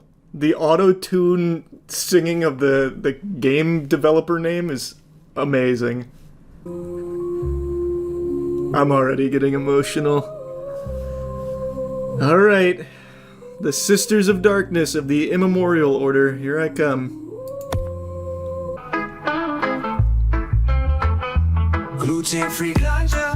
This is absolutely a DMC. Well, actually, no, this might be an AI song. Just a crying shame. Looking for the real feel. This is 100%. This is a Suno generated song. I can tell. Need that rich and heavy from the Orders Hill. Full fat ganja. What? Wait, what was that? What did he just say? Feel it in my soul. Wait, kind of a banger. Full flat ganja, I think, was the lyrics. Eat healthy, but it don't apply here. What the fuck? Real ganja keeps me steady. Let's make one thing clear. You don't need a diet plan for a higher state of mind. I kind of want to just listen to the song. Leave gluten behind, baby. Mm-hmm. No, wait, keep playing the song! Oh, is it full fat ganja? I thought it was full flat ganja. Full fat makes sense. Because it's not diet. Oh, and that's why you'd leave gluten behind. You're getting the real thing, the whole enchilada. None of that 2% shit, exactly. Damn, I kinda don't want to leave the flat. Man, I don't know what's gone wrong here. Maybe the game's AI generated, but there's lag on the mouse. I don't know if you can see it, but when I move my mouse, it takes like half a second for the character to move. It's really disorienting. Holy shit. Beautiful, beautiful town. Doggy Styles, it's a luxury dog spa. Wonderful. That's probably my car over there with like the ghost orb floating around. Oh, I already know another heater's coming on the radio. dancing in the pale moonlight. Amen. So high, feel alright. Sweet swinging titties. Lovely. Avril Lavigne's best work, I'd say. I've always said that. Skater Boy and Swingin' Titties. She peaked. Showers like rain from above.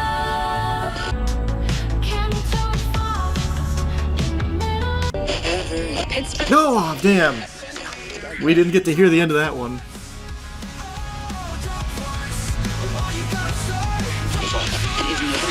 That's the same lead singer I had for my What Happened to My Schlong song.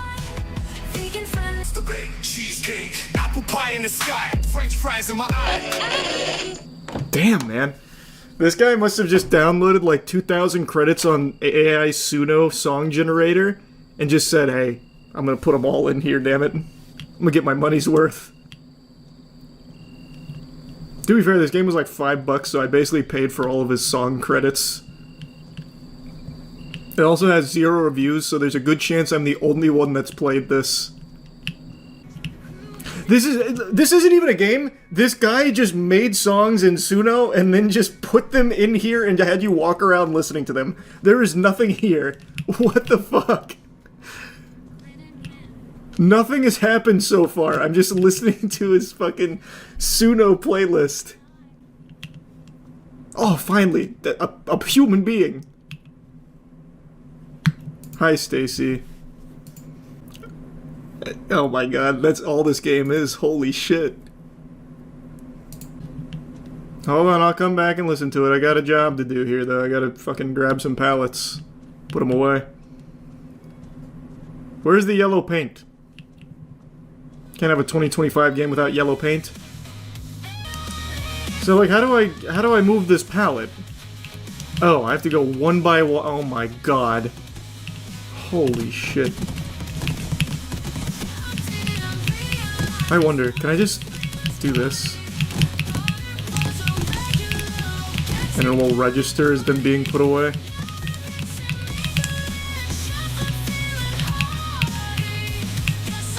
Nope, that didn't work. There's no way I have to go through each one of these and put it in the right spot, right? That'd be ridiculous. Okay, it's literally just to kill time. I see. Okay, I don't actually have to do anything. I was gonna say, there's no fucking way it would make you do that. Alright, I'm taking my break. Hello! You one of the Sisters of Darkness? Hi, Victoria. Was the gym busy this morning? Yeah, I just got back. I'm having a quick rest before I go back to the office. Okay. Enjoy your rest. Oh, the Sisters of Darkness! I'm not reading all of that. You've got me fucked up. Have the AI make a song about it.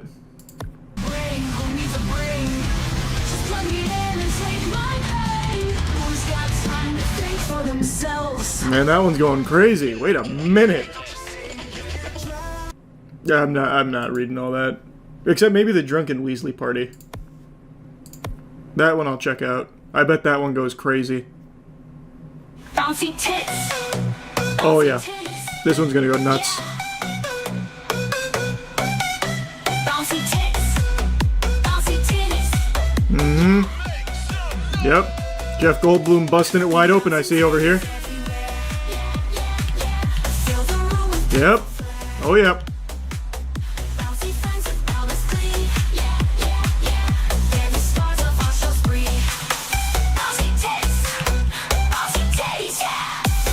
Oh, goddamn!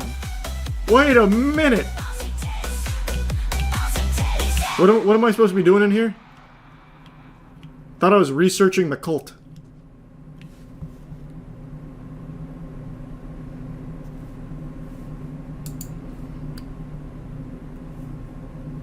Now I kind of want to see this one. Oh, this is a picture. Lame. Don't see any honkers in there.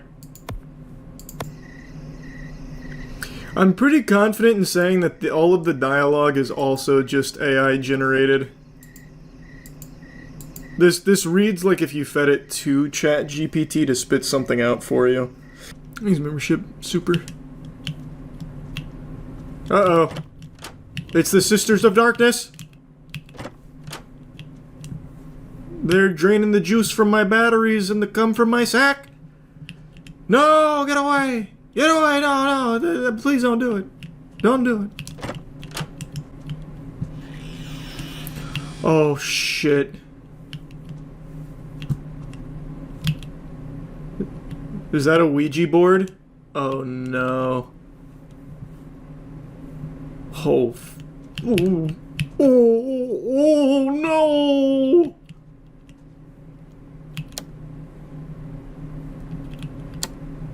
What are you pointing the finger gun at? Oh, maybe over here.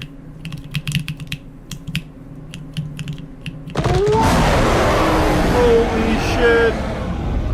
The Sisters of Darkness, the Immemorium! Why?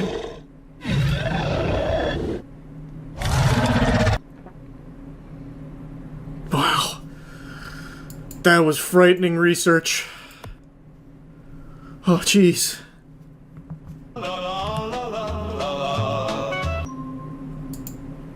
Oh, I'm late for work. No!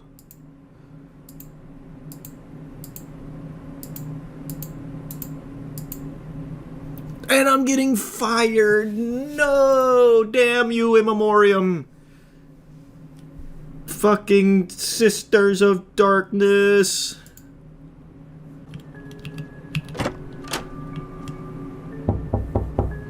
Who's there? I've just got fired. You offering me a job?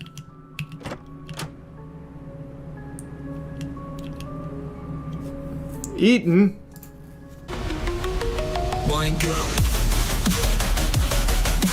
Bye, Eaton.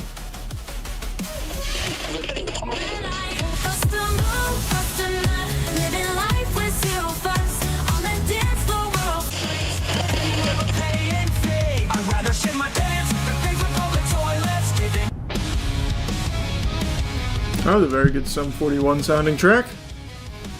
Lovely work again, Suno. Man, oh, I'm starting to get bored now. It's just the same thing over and over and over. Holy fuck.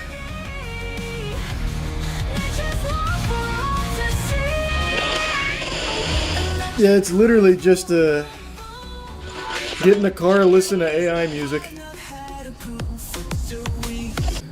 I'm gonna give it one more chance to win me over here in the bar. Or whatever this is. Oh, it is a bar. The pub. I better see some crazy shit in here. I already know there's gonna be a jukebox with more music.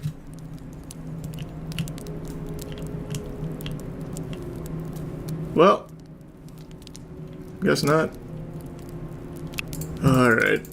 I think that's enough. Oh, God. And you won't even talk to me? Oh, yeah. No, that's enough. What an experience. What a game. Feet. Some of us who try end up with skid marks in our underpants at a Deftones concert. But I can promise you there is one tactic that will never work. Stalking. And also, breaking into their home. It's a terrifying home invasion. A man with a flashlight enters a single mom's house and ends up caught on her security camera. And when she looked at the video, she knew who it was right away. You read the title of the video, so you also know who it was. We don't need Scooby-Doo to piece this mystery together for us. It was the pastor of a megachurch. And now, the reason he's done this isn't because he smelt like an apple pie on the windowsill and he couldn't resist going in there to get a piece of it. He did it because he is obsessed with this woman. He is more obsessed with her than I am with Magic the Gathering cards. Here's why. It's terrifying. A man caught on security tape breaking into a home. What made this even more shocking is the identity of the intruder. It was 43-year-old Marie Columna's pastor. There he was in her kitchen, clearly identifiable. I love the voiceover guy for this. He sounds like the narrator from all of the old As Seen on TV commercials. Can your paper clips do this? And it's footage of it holding like 2 cucumbers together. Forget everything you thought you knew about mops. If your mop isn't sucking your dick, it's not working for you. This new mop is minted on the blockchain. That kind of thing. But anyway, so this is her pastor. And they've known each other for a while. This is not the first time he's done it, and it's not the only time you're about to see him do it.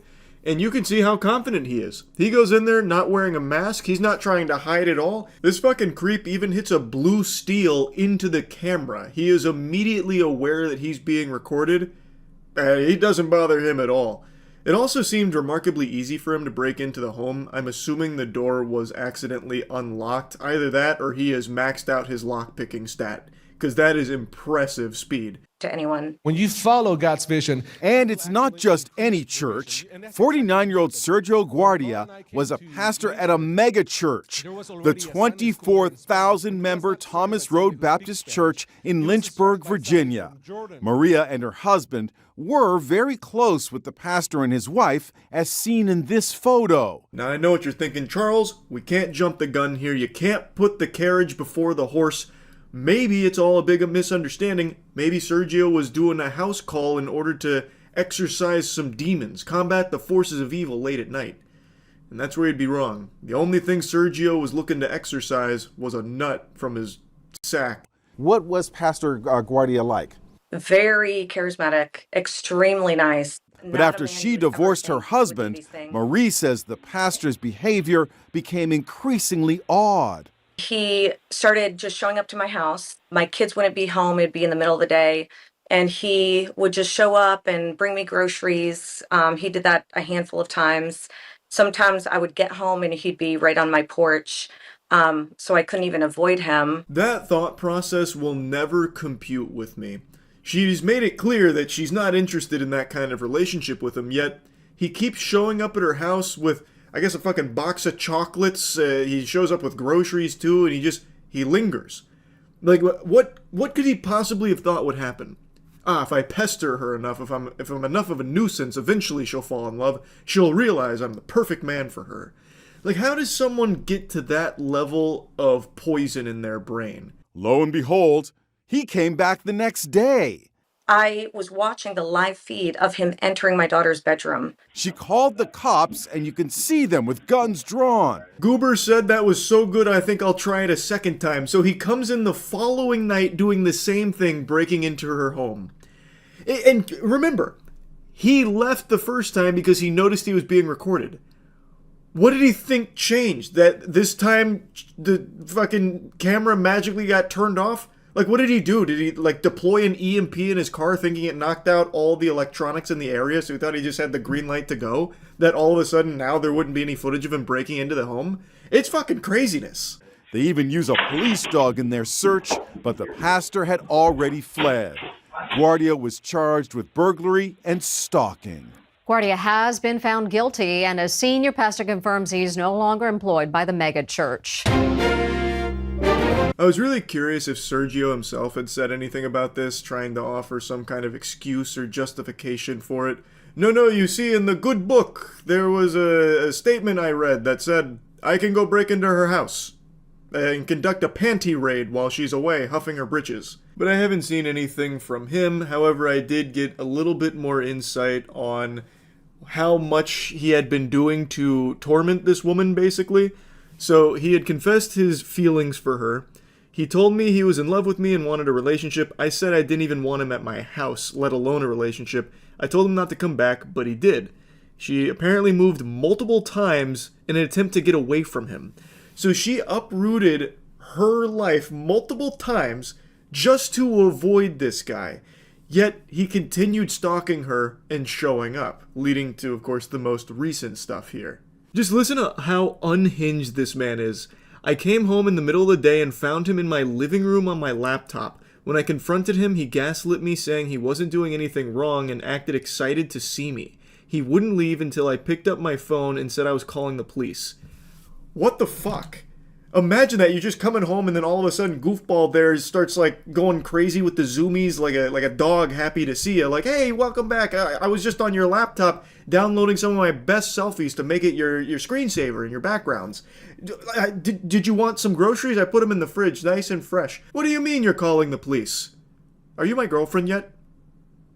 She also mentioned why she never went to authorities prior to this, stating that she was just kind of afraid of his influence. He's not just a pastor, he's a pastor at Thomas Road Baptist Church, a powerful and wealthy church. I didn't believe I had any power against him, especially with no evidence. And she also mentions that she was getting notifications that a new device had logged into her Yahoo email, checked the IP, and they were linked to Liberty University. Turns out that email was listed as a recovery email for her accounts, and there's a lot of reason to believe that that is Sergio. So he was actually in the fucking mainframe of her life, like snooping, hacking her accounts, and stalking her aggressively. Now, she also mentioned something that I was going to bring up as well. She wanted her story to reach his supporters. So even though all of this has gone down, even though he has been found guilty on all 3 counts, and even though he has been removed from his position at the megachurch, he still does have people supporting him. You can literally watch the footage yourself, see the verdict, and yet people are just like, nah, nope, oh well, everybody sins. It's absurd. Of course, that's not the majority of people. Most sane people are seeing this and being like, oh shit, turns out the pastor was a wolf in sheep's clothing, he was a bad guy. But there are, of course, some people that are just completely delusional about it and writing it off entirely and standing behind Sergio. It's so sad. It's scary, actually. But anyway, I just wanted to talk for the new Pokemon game coming out this year, Pokemon Legends ZA. And I wasn't super impressed with what was presented. I wasn't sugarcoating it or pulling any punches, and my criticism of it drew the ire of many Pokemon fans. And as tempers flared and milk spilt, juice boxes thrown to the floor in rage, unfortunately something tragic unfolded. I was excommunicado from the Pokemon fandom. They dubbed me not a fan of Pokemon any longer. Thus, it's not a game made for me, as I was just a hater. They cast me out from the Continental of the Pokemon fandom, which is so fucking stupid. I like how just expressing that these games could and should be much better is all of a sudden just blindly hating on it just to be a Scrooge. I'm going to go over my thoughts on the trailer and talk about the things I think could be improved, because from everything I've seen in the Pokemon Legends ZA extended look, it is a step backwards from the last Pokemon Legends, Arceus, which I was actually very positive and optimistic on. I hated Scarlet and Violet. I still hate Scarlet and Violet. There's no amount of revisionism there that can convince me that the game was actually good, because it wasn't. That shit was insulting, it was embarrassing. And I stand by that. I also hated Sword and Shield. That game should have been one of their biggest leaps with the Pokemon franchise, and instead it was its most watered down and most barren. Somehow, they go backwards pretty often.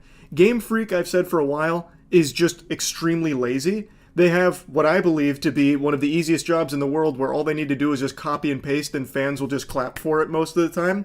And yet somehow they'll still find ways to fuck that up, like with Sword and Shield, where they just get rid of like half of the roster. Anyway, I'm getting off on a tangent. Point is, there are a lot of blunders here that to me make no sense, because Pokemon is the most lucrative property ever, like on the planet.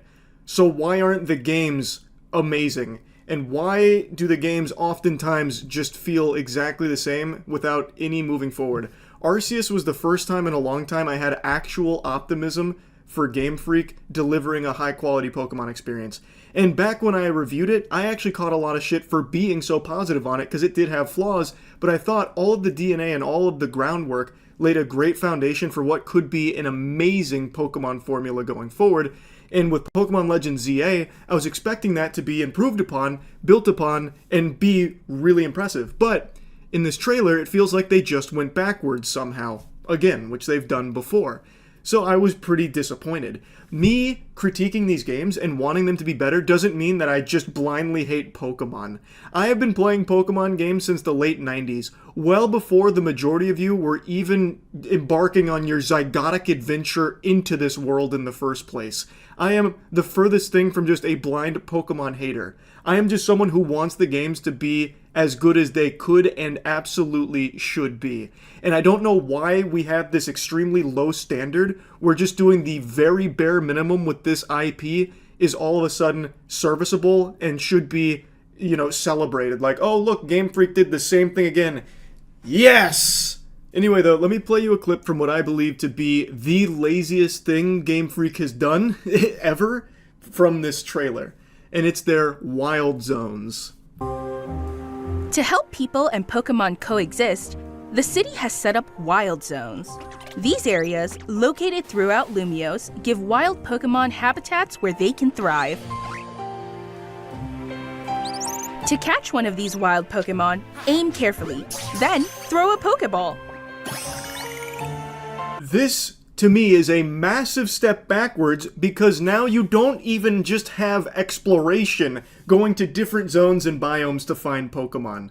Now, you just go into a city, go through a hologram, and you just see a couple Pokemon on the street, like that one next to a car. What? Like, how can you possibly defend that? That is beyond lazy. So now you just have the same fucking copy and pasted JPEG buildings, and you'll just go through and then you'll see a couple Pokemon spawn, and that's it. You don't even have the exploration. Now, I'm sure the game won't just be Lumiose. At least, fingers crossed it won't. Fuck me in the face. Turns out I was wrong. It's set entirely within Lumiose City. Wow. That makes me significantly more disappointed here, how your interaction with Pokemon in this game is exclusively through these wild zones, it seems. That is mind-numbing. I really think that is terrible. In my opinion, sucks major ass. I would even go as far up the food chain as saying it sucks colonel and maybe even general ass. It is watering down one of the most core features of Pokemon, which is going around exploring, going to different regions of the map and finding different Pokemon there. Here, you just go through the city and just hit different wild zones that just put them in fucking parking spots like that Fletchling that was just posting up next to the car. Or there was another Pokemon, I couldn't quite tell what it was, that was just next to an umbrella. And one of the complaints I had in Pokemon Legends Arceus was you'd be exploring, and then there wouldn't be many Pokemon that you could see because the draw distance was really bad and they couldn't spawn a lot on the screen at any one time, so it felt a little empty. Well, here, it has that same problem, but now you don't even have the exploration. Now you just still have 2 Pokemon on screen, but they're just standing around in a really boring-looking city. It'd be a lot better if you could leave Lumiose, and I don't know, maybe you can, even though what I read says it takes place entirely in there, so it doesn't seem like you can. But it'd be better if you could and go out into the world and this would just be like the hub that also had the wild zones. That would be a lot better. But it doesn't seem like that's the direction at all. So definitely not a fan of that, and I really don't know how you can mental gymnastics and explanation for how getting rid of exploration in different biomes in order to just strip it down to just a couple, I'm sure there's going to be tons of wild zones that are just, again, the city landscape with a couple of Pokemon sprinkled in there, just tiddlywinks of Pokemon placed around, is somehow better than the exploration elements. I think it is just a massive downgrade. If you're having a hard time catching one, have one of your Pokemon use its moves to weaken the target, making it easier to catch. I just don't see how that looks like an exciting change. Maybe I'm crazy. Maybe I'm on the stupid pills here, but fighting a Pokemon on a rooftop, cool one time, but not when all you have is battle a Pokemon on a rooftop or some streets or like an alleyway. That's lame. I don't see that as a positive thing at all. This game offers a style of Pokemon battling not seen in previous titles. Moves can have a longer or shorter reach, or different areas of effect. So choose your timing and positioning carefully to gain the upper hand. Lead your partner Pokemon through battles and dodge incoming attacks. Now this was a big change that people thought was very hype. I am of the firm stance it's not that hype. I'm sorry to say. Yes, the introduction of being able to move during the battles is nice because you can dodge attacks. And it seems like it's not just traditional turn-based, even though I like turn-based. It is a change for sure. But I think I'm a little more lukewarm on it than most people seem to be. This isn't like call your grandma up just fucking, hyperventilating over how huge this is. To me, this is what I would have expected more of, because this is an extension of something Arceus introduced us to, dipping its toes in there with the boss fights. In Pokemon Legends Arceus, you might remember during the boss fights, you can move around during the actual encounter. You can dodge. Then you're fucking throwing tomatoes at it. You're not actually throwing tomatoes. But you yourself are engaging with the boss fight, and you're moving while doing so. And they took that mechanic, and they're introducing it to normal Pokemon battles, it seems, not just boss battles, which I think is a solid direction to go, and I imagine it'll probably feel like a good quality of life change, but it doesn't feel like a completely new combat system for Pokemon that Game Freak has really went into the lab and they worked tirelessly night and day to reinvent Pokemon, combat from the ground up. The gameplay has totally changed. It just seems like it's a nice quality of life feature that they probably should have had a long, long time ago. And it does feel like a tweak from Legends Arceus, which I think is good. And I wish they had done more of it, but it feels like instead of like building on Arceus or tweaking things from Arceus, it was more like stepping back from what they were exploring there. And this, to me, is a good change, but not super new. Like, it doesn't beat the allegations of Same Freak just doing the same shit every time.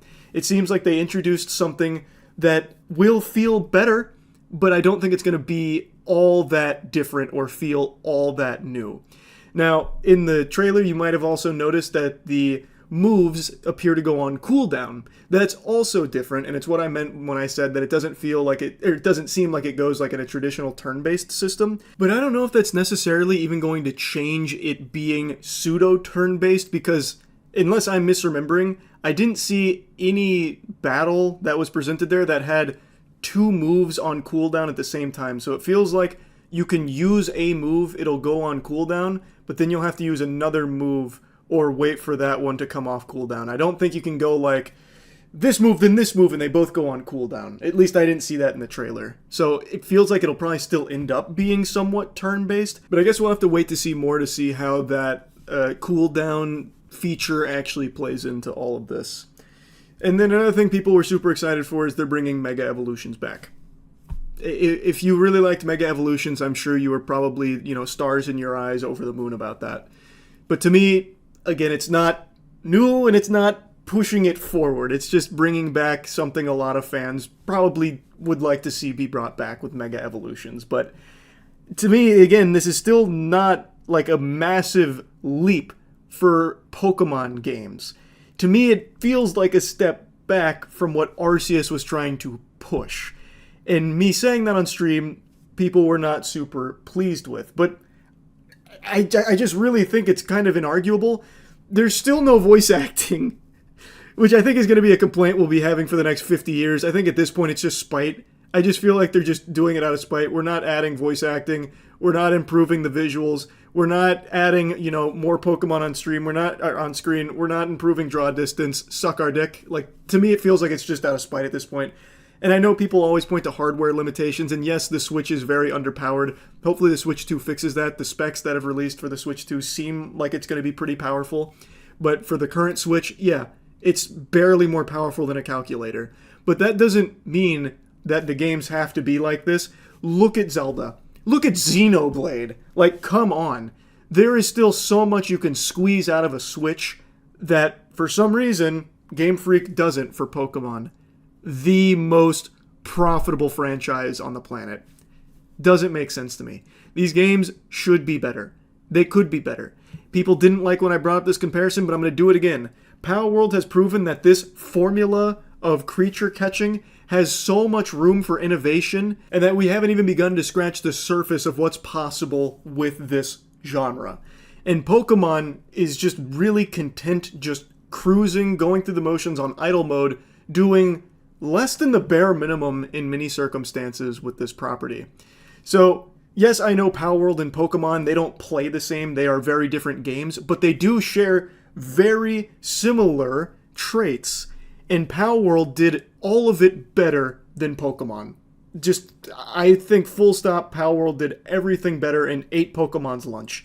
And I just really hope at some point Pokemon puts real effort into delivering a genuinely great game again, because it's been a while.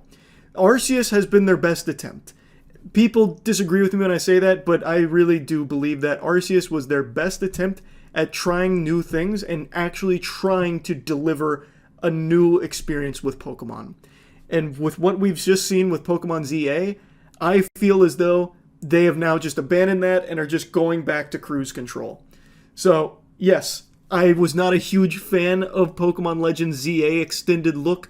Hopefully, as more comes out, maybe it looks better and better, and I'm looking like a real fool because the game's stunning. It's actually amazing with so many cool new things added to it. But from what I've seen right now, doesn't appear to be the case.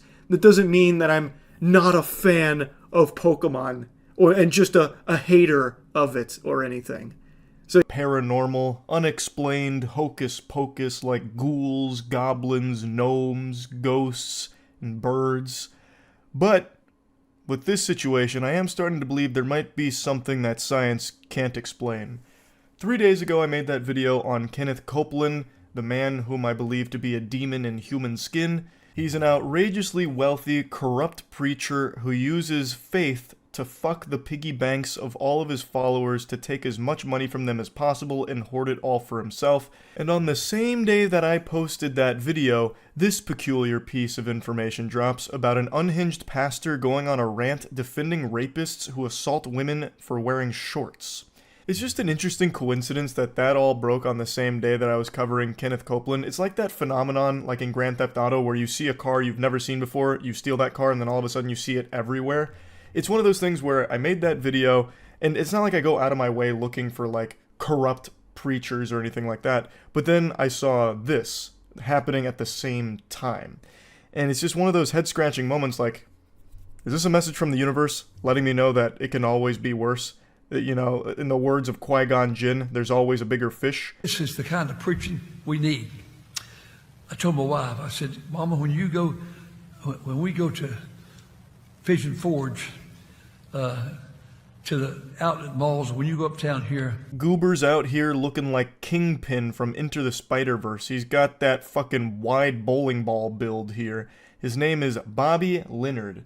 And the way he delivers his sermons is a lot like a record constantly skipping a little bit, like he's glitching out constantly, and I have no doubt that's because he's this archaic fossil of a man. And I know that might sound a little harsh, and I'd almost feel bad for insulting this senile geriatric octogenarian, but he's also defending rape, so I really don't feel bad at all. He's a piece of shit. We'll go sit at the parking lot at the outlet mall, the mall here. I said, you watch it. I said, count them. You'll find more women going to have shorts on than you will with pants and dresses put together. Oh, say it ain't so. Shorts on as a woman? Those whores. Those harlots. Charlatans. Oh my goodness, Bobby. You're right. What an astute observation. It's so despicable. Wearing shorts as a female? Have some decency, have some class, have some shame. Oh, goodness gracious. So Bobby's sitting in the parking lot just looking at women, I guess. Sounding like a real creepy weirdo here, just sitting in his car looking at all the girls that go into the mall. Probably got some fucking binoculars out spying on them with hand on his meat. And he's just pointing out to his wife, look at this, can you believe it? There's more girls going in there with shorts than there are girls going in there with dresses and pants. Who could have guessed, huh? Heavens to Betsy. So I sat there, I just want to be sure, but I sat there some time ago for, I don't know who's out in the, I guess it must have been some of the family. My wife don't go shopping now. And I sat there in my car. What the fuck did you just say there, Bobby? It sounded like he casted an ancient spell. If I popped that sentence into Google Translate, it would destroy the service globally. It'd shut that bitch down because this is incomprehensible. What in the world? He just hit a full-blown scat man in the middle of his sermon. Sounded like Porky Pig. I thought, I'm going to see if that's right. And I counted. Try that. You'll find more women go in those places with shorts than you will women with pants and dresses put together. Try it.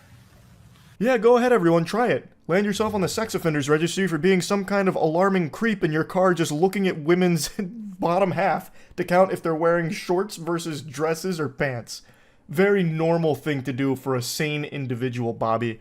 Great advice. What a remarkable challenge to issue your followers. He is way too fucking old to be speaking in front of people, by the way. He actually talks as if there's just perpetually peanut butter in his mouth and he's struggling to get through the words so that way he could, like, enunciate them. It's brutal listening to him blabbermouth like this. If you got time, try it. Have your boy go up there and try it. Just watch for it. Have your girl go up there and watch for it. And you know, I used to say this. I haven't said this in a long time. You ready? I said, if you dress like that and you get raped and I'm on the jury, he's going to go free. You don't like it, do you? I'm right, though. I can't help you don't like it. I'm right. Because, you know, a man's a man. A man's a man. Jiminy Christmas. Bobby raping's his hobby, Leonard, just saying flat out with his whole chest, if a woman gets raped and he's on the jury and she was wearing shorts, he would let the rapist go free. What an outrageously evil individual you are, Bobby. What chapter of the Bible was this in? I don't remember this excerpt anywhere. When I first read these headlines, I thought it was potentially it being interpreted as a pastor defending rapists. But nope, he just outright says it. He's not beating around the bush. He's not trying to hide anything. He's going full mask off, just saying point blank that if he is on the jury and a woman gets raped and she's wearing shorts, Bobby would let the rapist go free. What a dangerous thought process that is. He just believes that men are going to rape a woman because she's in shorts and that they're justified in doing so. This leads me to so many questions I'd like to ask Bobby on a personal level. For instance, how many women have you sexually assaulted because of their clothing choice, Bobby? That was probably too many words. His brain can't process all that. Let me break it down in simpler terms. How many women have you raped, Bobby? I feel as though the only people that would ever defend a heinous action such as rape would be a rapist. Like, I don't think you have many rape allies. And meanwhile, Bobby Leonard here, in front of the entire church service, takes time to justify that.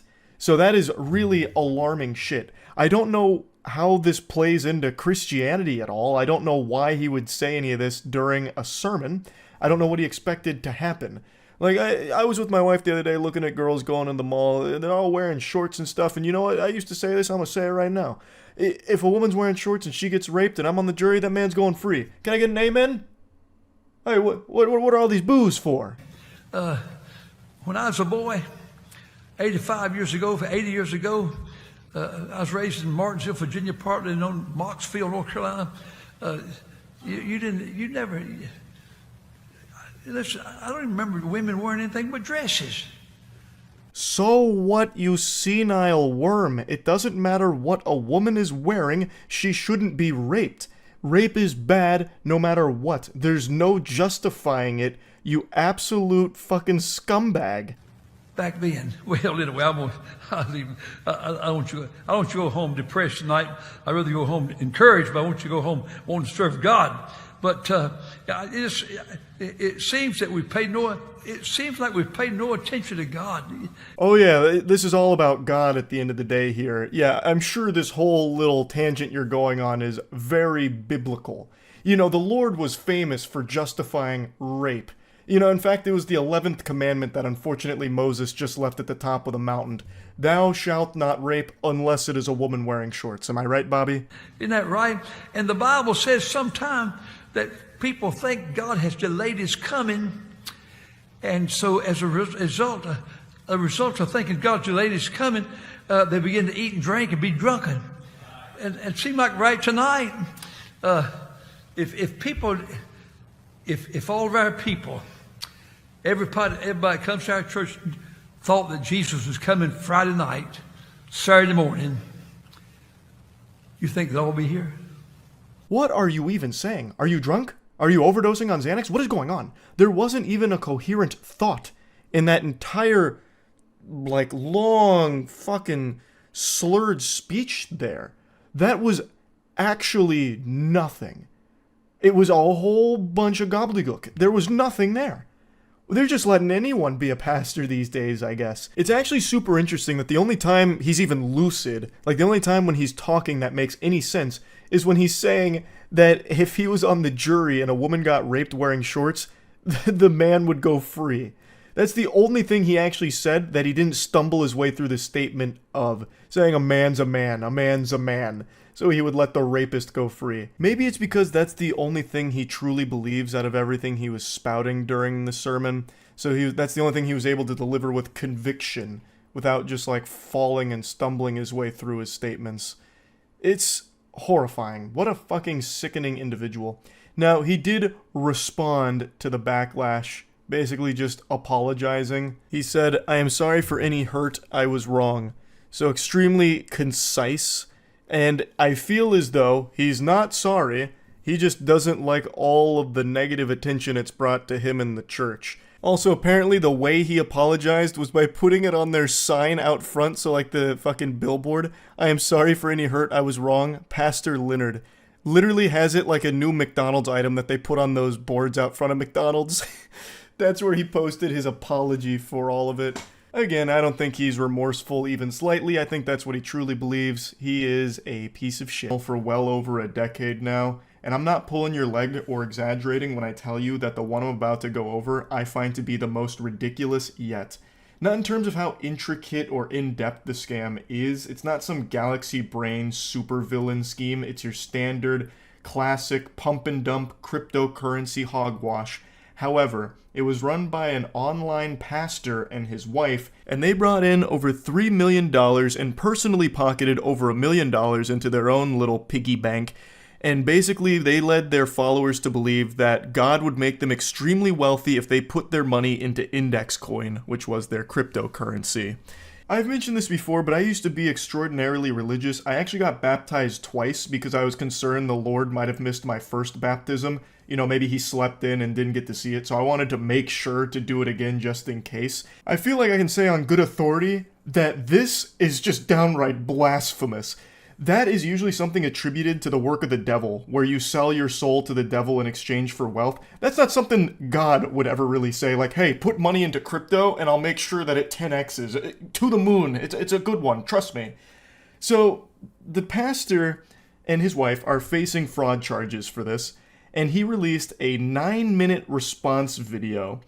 And I don't know how he was able to record that whole video without getting smited, because the shit he says in there is just diabolical. I'm not kidding. He says God told him to do this. He says that God was the puppet master behind all of it, instructed him to do this. Basically, he's just blaming the big man upstairs for this whole hoopla, fundamentally saying that the Lord forced him to scam Christians, like when you really boil it down. And that's only the tip of the iceberg. Mudahar just made a video going more in depth on the particulars of the scam itself, so if you want more information on exactly what happened in that regard, check out some Ordinary Gamers video on it. I'm here to focus on the absurdity of it and the response video that he released, because hooey, it is wacky. Someone by the name of Molly White gave us all a blessing of a nice, concise supercut that breaks down the 9-minute video into just the most important moments that he talks about. So that's what we're going to be watching as opposed to the whole thing. Caitlin and I are being charged in a civil charge from the Colorado Securities and Exchange Commission for basically selling millions of dollars worth of cryptocurrency that is deemed worthless by the state. And by everyone else in the world with eyes. So he's trying to cushion it a little bit, like it's a civil lawsuit for all of this, and it's deemed worthless by the state, but it is worthless, completely, by every possible definition ever. It is worthless. This was, from the get-go, it seems, designed to just make them a lot of money and fuck a lot of the followers in the ass. So there's a lot of people that lost a lot of money on this. And now they're looking at some repercussions, and this is his attempt to try and spin himself as kind of the victim here. Now, the reason that they're saying that it's worthless is because there is no exit for people who have bought. Do you know what we call that? A scam. Basically, people who bought in can't exit. Their money is now stuck there. But you know who could exit? The pastor and his wife. Oh, and they did. They made off like bandits with over $1.3 million. We launched an exchange. The exchange technology failed. Things went downhill. And from that point forward, we've just been waiting on the Lord literally for a miracle. So the charges are that Caitlin and I pocketed $1.3 million. And I just want to come out and say that those charges are true. So there's been $1.3 million that's been taken out of, I think it was a total of $3.4 million. But out of that 1.3, $500,000 went to the IRS, and a few $100,000 went to a home remodel that the Lord told us to do. Yes, you heard that correctly. Go ahead and rewind it if you're still in disbelief. He said that a few $100,000 went to a home remodel that the Lord told them to do. What an insightful conversation that must have been with God. I had no idea God was so into interior design. Not many people get that privilege of being able to speak to him directly. I love to imagine that. Pastor Eli just hanging out one day and God gets him on the horn, rings him up, and he's like, "Hey, Eli, buddy, listen. Your house is atrocious. Am I a joke to you? You worship me in a place that looks like this? It's embarrassing. It's revolting. Listen here. Allocate a few $100,000, upgrade this bitch ASAP, so that way you can start worshiping in style, because this is not what Christianity is about. You're living in a goddamn crack shack, and we've got to fix that ASAP, okay? All right, this is the Almighty signing out. Amen." Saddest part is, this strategy actually works. This is an extremely effective tactic used by a lot of really corrupt, evil pastors, most notably Kenneth Copeland. Kenneth Copeland has private jets. And when asked about it, he defends it by saying that God wants him to. There's also another pastor, I forgot his name, but he's a friend of Kenneth Copeland's. The two of them are like these demonic leeches that feed off of each other's wealth. And they both have private jets, and basically said that God needs them in a private jet because it brings them closer to him. And if I remember correctly, they were even quoted saying that they can't be caught in a tube with demons, so they need the privacy of the jet to be more spiritually attuned with God. That's how they justify this luxurious lifestyle they live, which of course runs counter to the actual lessons of Christianity, but for some reason they keep getting away with it. Even in this case, Pastor Eli is receiving a lot of support from the people that he has directly scammed and openly admitting to scamming. So how this whole thing started is the Lord told us in 21 to walk away from our marketing company, and he said, "I'm going to do a new thing." And then he took us into this cryptocurrency. It was a different cryptocurrency other than index coin at the time. Well, that cryptocurrency turned out to be a scam. Oh my goodness, he's portraying the Lord as like a reckless investor here, a crypto bro. How many NFTs does God have, you think? How many Bored Apes does he own? Also, Pastor Eli and God must be like this. They must be tight, because they are constantly talking, so much so that the Lord tries to pitch him on cryptocurrency. Like, "Hey, bud, brother, take a peek at this thing. Have you ever heard of cryptocurrency? It uses this holy technology called the blockchain. We should check this out. You should look into this a little bit, Eli." And then, like, the first coin that God leads him down the path of is a scam. He even just openly says it right there. So, like, the first coin, right after going down the spiritual journey with God, it was a scam. How anyone can hear this senseless drivel, this gobbledygook from Pastor Eli and actually take it seriously and believe it is beyond me. But let's play ball with it for a second. God is the creator, and he's omniscient. And yet somehow he fell victim to a cryptocurrency scam? In his infinite wisdom and knowledge, even he was bested by the cryptocurrency menace. What hope do we have? I can only imagine the white paper on that first cryptocurrency that Eli and God went halvesies on there. That must have been the most convincing thing ever, if it was enough to convince the Lord that it was real. And so the Lord says, give that to them, but also give them a 10x. And I'm like, well, where's this liquidity going to come from? And the Lord says, trust me. Well, as money is coming in, we would be sowing it. And at first it was hundreds of dollars and thousands of dollars, then tens of thousands of dollars. What is God cooking here? It's like a multi-level marketing scheme. He's about to start running a Ponzi scheme or something here. What? He actually hit Pastor Eli with the trust me bro there on where the liquidity comes from? Interesting. Maybe Pastor Eli is innocent after all. It's so... Obviously dropping the sarcasm here for a second. It is crazy to me that someone like Pastor Eli Regalado, or however you say his last name, is actually trying this right now, and that it's actually working. That's the saddest fucking part. I'm gonna skip ahead real quick here. I was going to save these screenshots till after I finish the response, but it just feels natural to put them in right now. Here's some of the responses that he's received from people in the community. What a crazy ride, Eli. I can't imagine what you guys are going through. Prayers going up. What about the crazy ride that all of the victims are going through with over $3 million stolen from them in this scam? Why are your prayers going to Eli, who made off with over $1 million here? Those prayers aren't even falling on deaf ears. Pastor Eli actively uses prayers as toilet paper to wipe his ass with.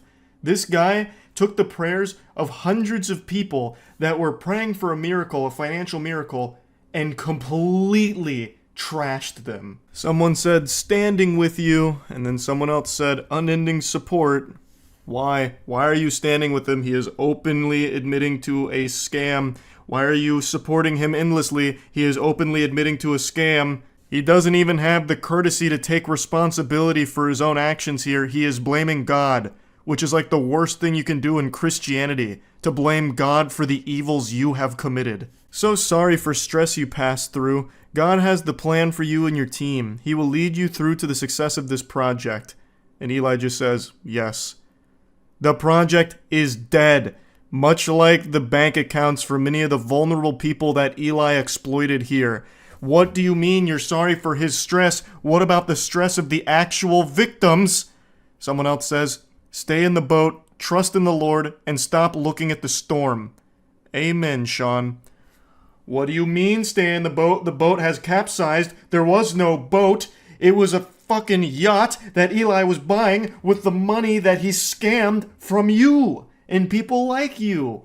What do you mean? This is not God's plan. Thanks for the update. No one can close a door the Lord has opened. This is not a door the Lord has opened. This is a door Eli kicked open into fraudulent activity, taking advantage of a ton of people that were vulnerable. And Eli says, Isaiah 22:22, brother. Thanks for standing and encouraging us through all of it. Of course, everybody is familiar with Isaiah 22:22. It's one of the most famous sermons. It's the excerpt that states, buy low, sell high. These are just a few examples of people still supporting him.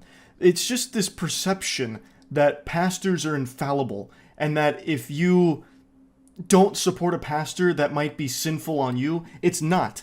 This guy is openly admitting to his scam that he and his wife ran, and he is blaming God for it.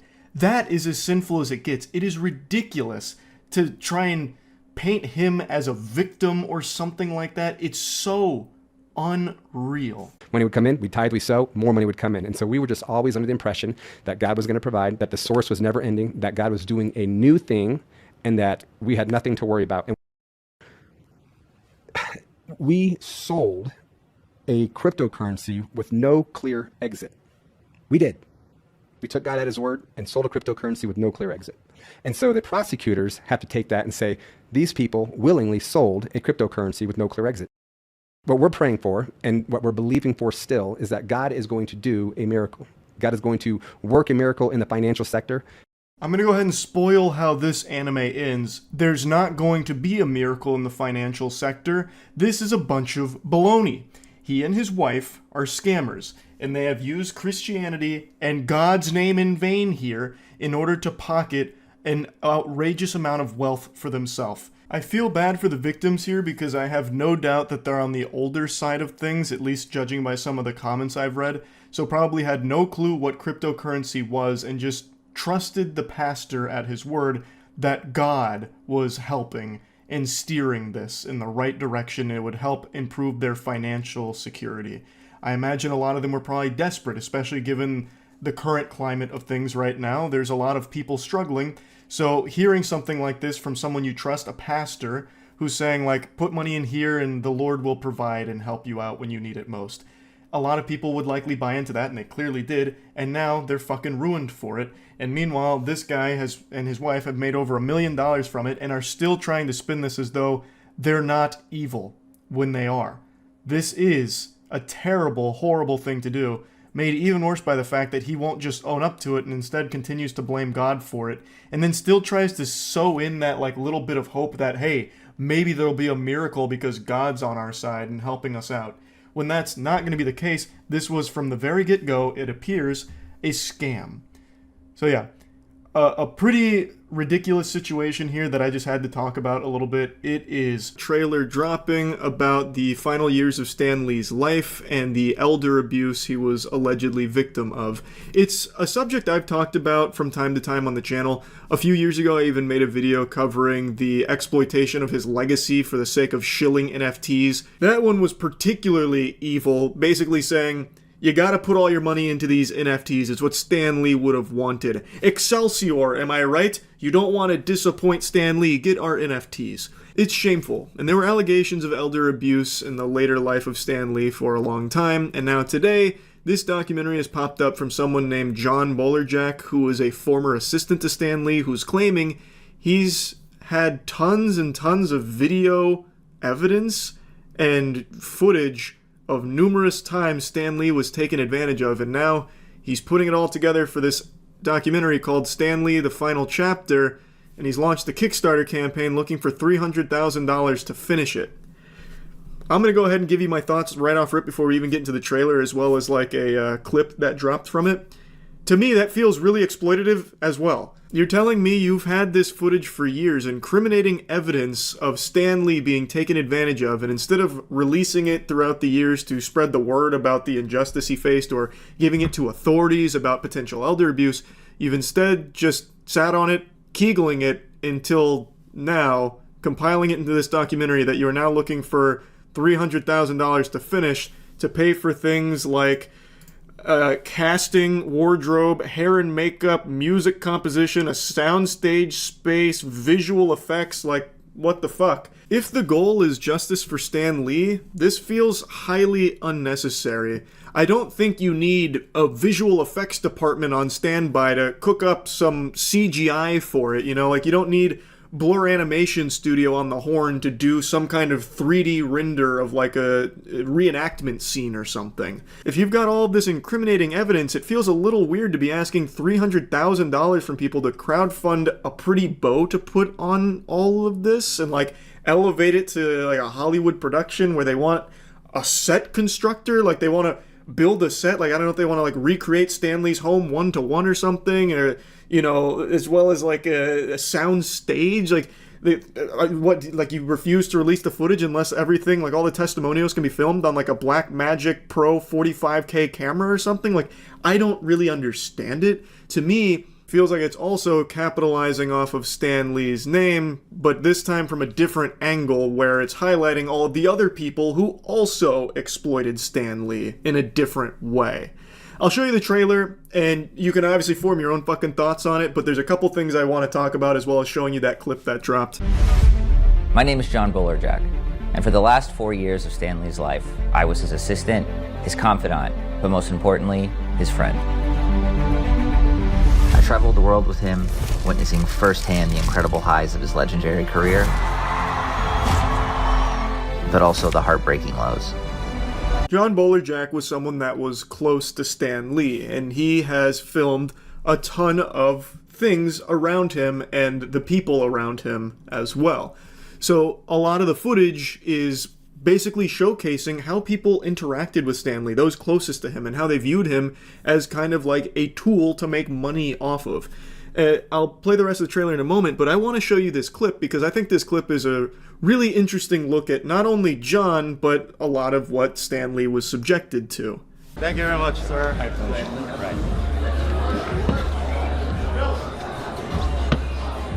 Now are you ready to give a riveting speech? You're gonna change lives. I thought I was finished with that. What do I have to do now? It's never over. I'm not on the crazy pills, right? Like, I'm not boofing stupid potion, right? That's John Bolerjack that's saying that to him. You can see his hair, his voice is the same. That's John. And he's the one telling him that it's never over. Like, John, I'm assuming he was trying to be, like, sarcastic there, but John, even at the time, was privy to Stan Lee being taken advantage of, but just sat by and let it continue and let all of those people around him continue to exploit him. To me, it feels really weird. You've got all of this footage, you are aware of these things happening where he's being taken advantage of, and instead of sharing that footage at the time or contacting someone to try and help, he just lets it persist and then holds on to this footage for years after his death. Like, I don't know, it just doesn't feel right to me. Like, it feels off. And he also has something else that I found pretty mean-spirited to say to Stan at the end of this clip. You what? I said I thought I was finished, but apparently I'm not. No. Once we're done, we'll get out of here. Now what do I do here? Same thing, talk about you. We'll make some new questions. But I don't have the... Yes, you will. Yes. Yeah. Do you not want to have the mic on? How do I turn on and off? I can control that. You get your money's worth out of me. Every single penny. Penny, like 5 pennies. So this guy telling Stan Lee what he's going to do, even without Stan Lee really knowing and really wanting to, he is still pushing Stan Lee to do it. And then Stan Lee says, you get your money's worth out of me. And he says, every penny. And then John Bolerjack comes in and says, pennies, like 5 pennies. That's just kind of mean. Like, I don't know what the joke was supposed to be there. I don't know why he would come in at the end and say that on the back of that after we just watched Stan Lee get pushed to do something he wasn't aware of and not wanting to do by somebody who's basically controlling his appearance here. It just rubs me the wrong way. Stan spent his final years enduring mistreatment, manipulation, and betrayal at the hands of a few very bad actors. Is there any way to get us out of that San Francisco thing? Or do you feel we gotta do it? Gotta do it. At the time, I didn't have the power to stop it, but I did have a camera and I filmed everything. Whoa, watch out! Sorry. It's extremely sad watching this. Elder abuse is a fucking horrid thing. And John claims that at the time he didn't have the power to stop it, but he had a camera, so he filmed everything. Well, you were compiling evidence. You could have submitted that evidence to authorities, and there's a very real chance nothing would have come from it. Yeah, I'm sure there's a lot of really evil people that would have been able to squeak their way out of it, but you still would have tried. You did have the ability to have this footage come to light. You could have released this footage yourself online. There were a ton of options with this footage outside of just now bringing it to the public's attention while asking for money to finish a movie around that footage. I understand there have been many cases where a documentary has been instrumental in justice for whatever case it's been covering, but I just can't understand why during all of the discussions around is Stan Lee being abused by the people closest to him, there was even a lawsuit about elder abuse and Stan Lee, during all of this, and it did get a ton of attention, why John Bolerjack with his footage wouldn't have come forward to contribute to that discussion with evidence that, yes, Stan Lee is being taken advantage of. Yes, there are people close to Stan Lee doing things that he doesn't want to do or know that he's doing. I don't understand why back then, with all of the footage he had, he wouldn't have spoke up during those times. It just feels weird that he's had it for so long and is now just bringing it to the public during a Kickstarter pitch. Now I'm asking for your help to finish the film and finally get justice for Stan. This documentary includes first-hand accounts from key witnesses, including comic book legends like Rob Liefeld and Roy Thomas, as well as many others who saw the chaos and unethical acts. This isn't speculation, it's all on camera. Undeniable. This is old Stan Lee coming at you. No, you're not old. Irrefutable. I thought I was finished, but apparently I'm not. No ambiguity. I think it's pretty clear from industry veterans that have talked about it to the footage that already exists outside of this documentary, since this hasn't released, so we don't know all the footage in it, that we can say with a pretty high level of confidence Stan Lee was taken advantage of in the later years of his life by tons of people around him. I think that much is pretty clear, in my opinion, and I have no doubt that whatever footage John has here will be really helpful in holding a lot of those evil assholes that were exploiting him accountable.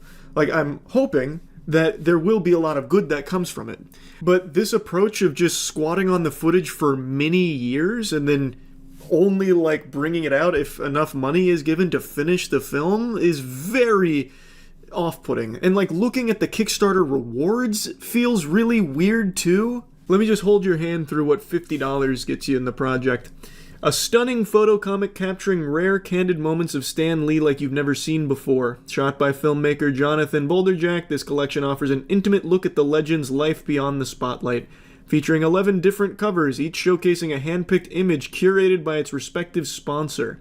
Every book comes signed by Boulderjack, making it a must-have for true fans of Stan and his legacy.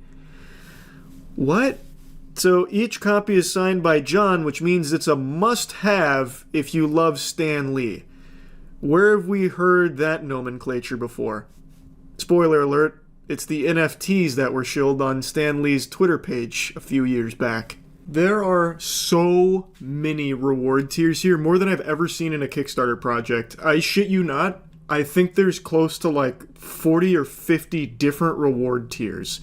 It's crazy. Like, here's one for $500 where you get basically a CGC slabbed Stan Lee image. Like, it seems like the reward system is all about incentivizing collectors. Like, every reward tier has some kind of element that hypes up the collecting appeal of the reward tier for the Kickstarter. Like, it's very, again, weird. Here's another option for $500 tier where you can get a tour through Los Angeles with John, where you'll visit places where bribes were offered, schemes were plotted, and millions went missing, stories that have never been told till now. What?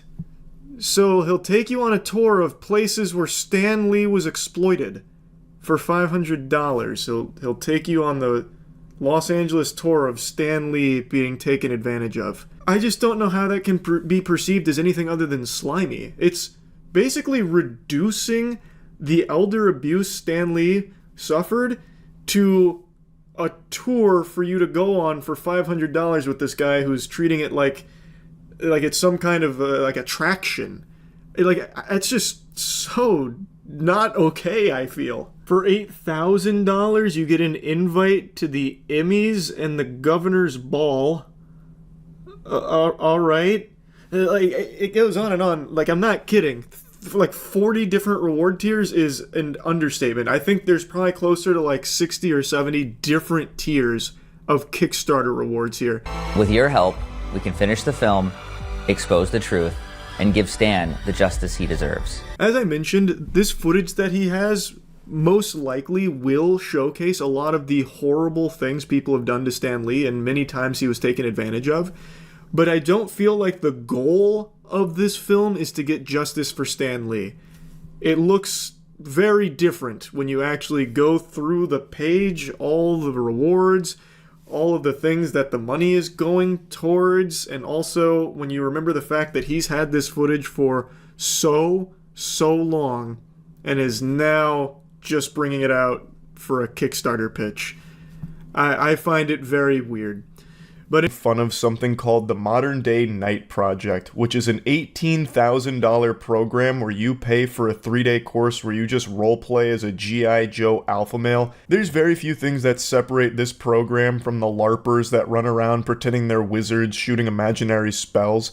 The main difference is that group that's casting imaginary magic missiles and swinging swords in a forest, they're having fun, and that's free. Whereas this expensive pile of dog shit is not fun, it's not free, and they're also trying to convince you that it's not make-believe. At least the LARPers know they're playing pretend. Here, they're trying to brainwash these gullible, insecure men into believing that they're actually getting taught valuable lessons on how to be a successful man, leader, and business guru, even claiming that you can start earning 7, 8, or even 9 figures of income after taking this course. Like, one of their main selling points is, yeah, $18,000 is a lot, but in the long run, it's costing you a lot more being a weak bitch. So give us 18 grand.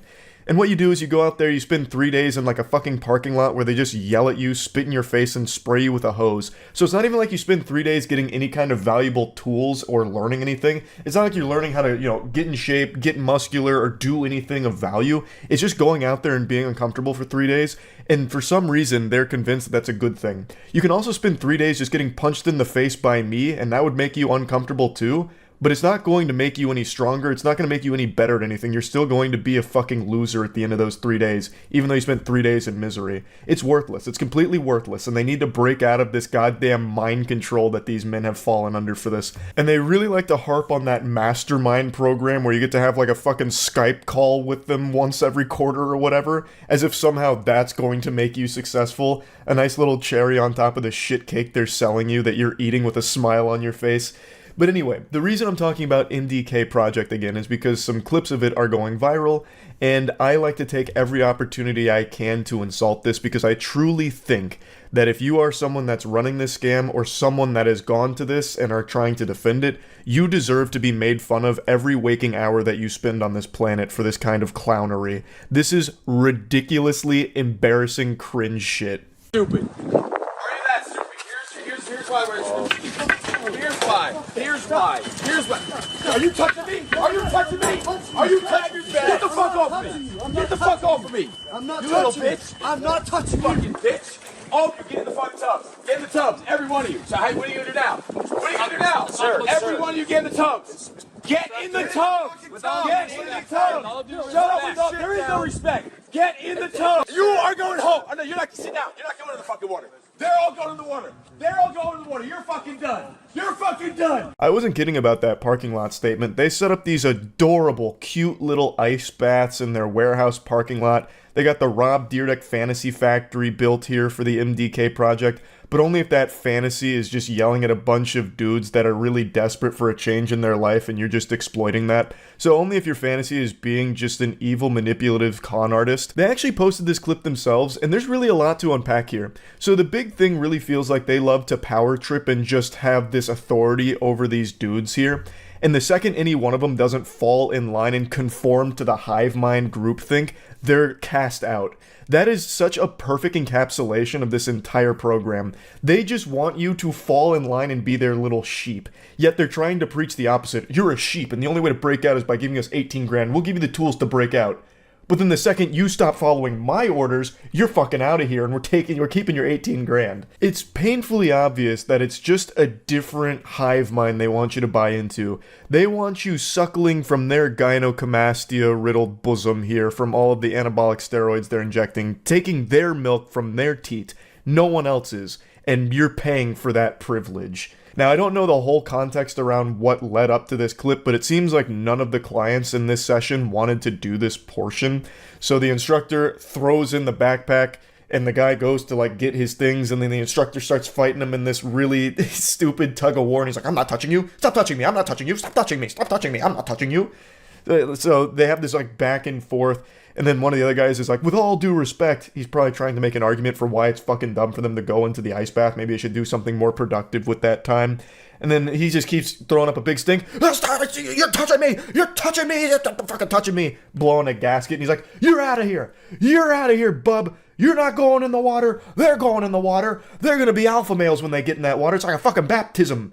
So get out! You're not welcome! One other common theme that seems present throughout all of the MDK project clips is that the instructors themselves seem like the most sensitive and insecure out of everyone that attends their classes. And it's pretty evident because on their own YouTube channel, they even have videos of them just whining about the hate they get. They have this little fucking therapy session where the two goobers sit across from each other just trying to like suck each other off about like, no, we're not wrong. Everyone else is wrong. It's actually super embarrassing that you'd even make fun of us. Yeah, nothing says alpha male quite like someone breaking down and finally addressing the haters. Unbothered titans of testosterone here. Look around, look at each other. Look to your left and to your right. More than 60% will not be here fucking Friday. I guarantee it. And I'll make sure that you earn the right to be here every fucking second. Because I see in your fucking eyes that most of you don't fucking belong here. And I'll be damned, I'll take this fucking knife off my fucking waist and carve this fucking tattoo off my fucking hand before I let any of you fucking bitches show up here on Friday for the graduation. I see it in your fucking eyes already. Your fucking souls are mine. Your souls are mine? Calm down there, HGH Shang Tsung. My God, it just when you thought it couldn't get more cringe. So this is like this is how he motivationally speaks to the class. This is like his idea of what a strong leader is. Someone that's just whining and screaming and shouting and is just unhinged, a loose cannon. When he pulled that knife out, I thought he was going to go up and start, like, threatening them. I'll carve your fucking scalps off with this knife if you don't start getting in the ice baths and letting me spray you with a hose more often. That's a big thing that I like to do, is spray them with a hose. I showed a ton of those clips last time. I won't bother again. That's like the main thing. That's basically, if you want to sign up for the MDK project, there is one client I think could benefit.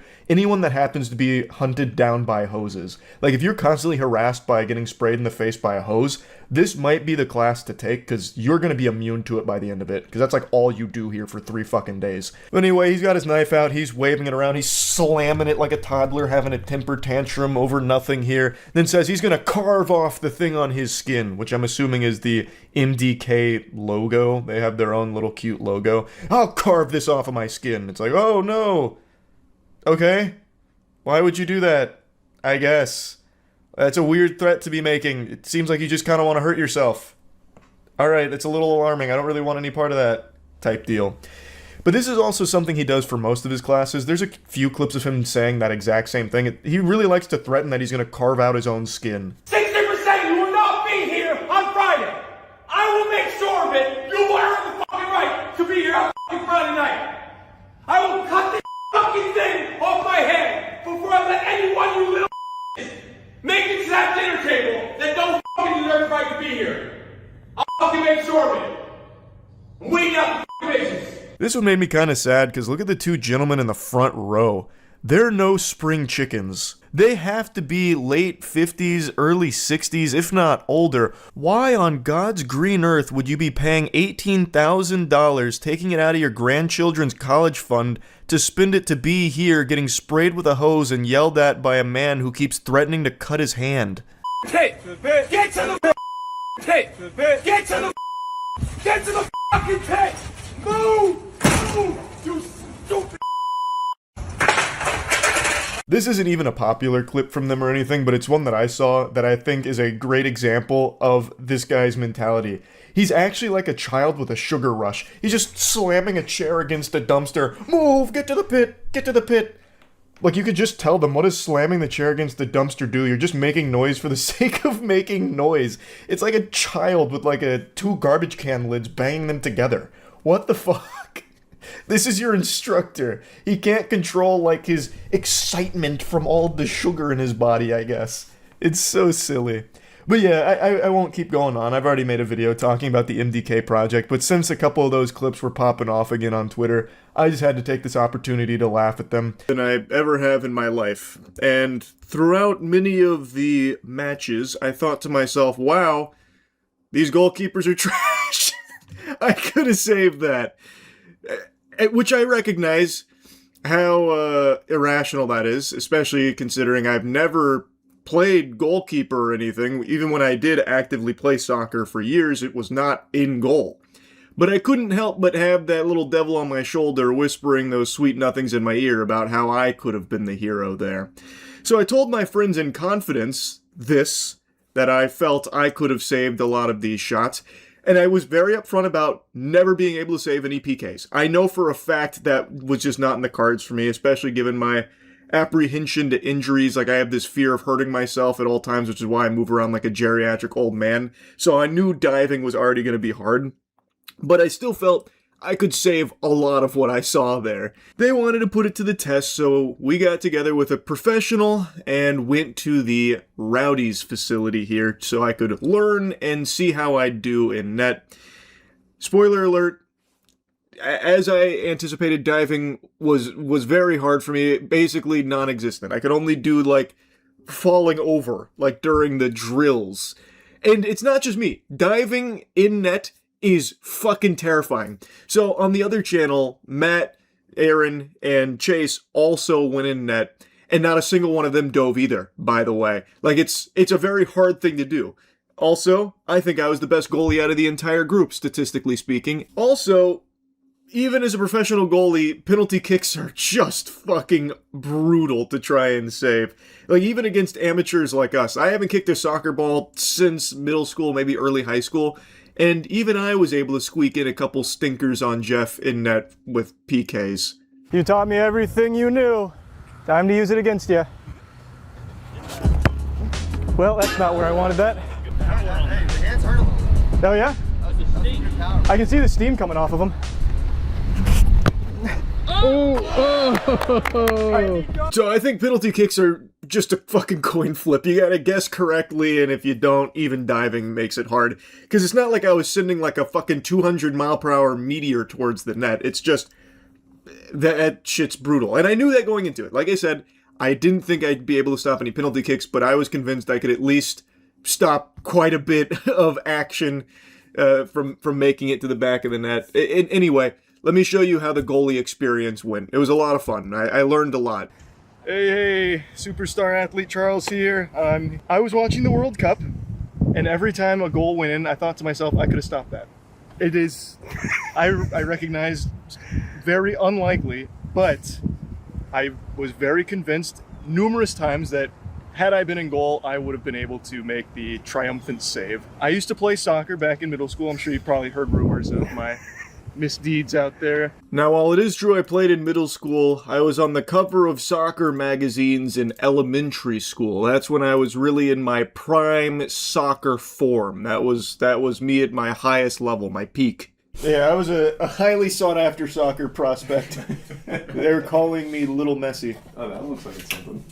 How to handle crosses on page 34. I wrote the book. There's legends told the stories of that. Yep, the 5'6" Florida man phenom. Feeling extremely confident, and I'm joined by Jeff, an actual professional here. Go ahead and introduce yourself. Yeah, my name's Jeff Atzinella. I played 9 years in Major League Soccer, made 3 MLS Cups, won a championship with the Tampa Bay Rowdies here in 2012, played 2 years with the Rowdies, and I'm in the USF Hall of Fame. Told this in confidence to my friends who really had an issue with that take and wanted to put it to the test, so we brought out the professionals. The exact sentence was, I really just think being a goalkeeper in soccer is easy. I did use that nomenclature. I know, easy maybe treated as a slur in some context. I told you he'd pull punches. But I'll say this, confidence is key. Exactly. So you got the first step out of the way. Confidence is key. The rest of it's a little bit harder than being confident, but we'll work on those details. Perfect. How short was shorter guy to you? Just curious. About 5'10". That's close. Yeah. So.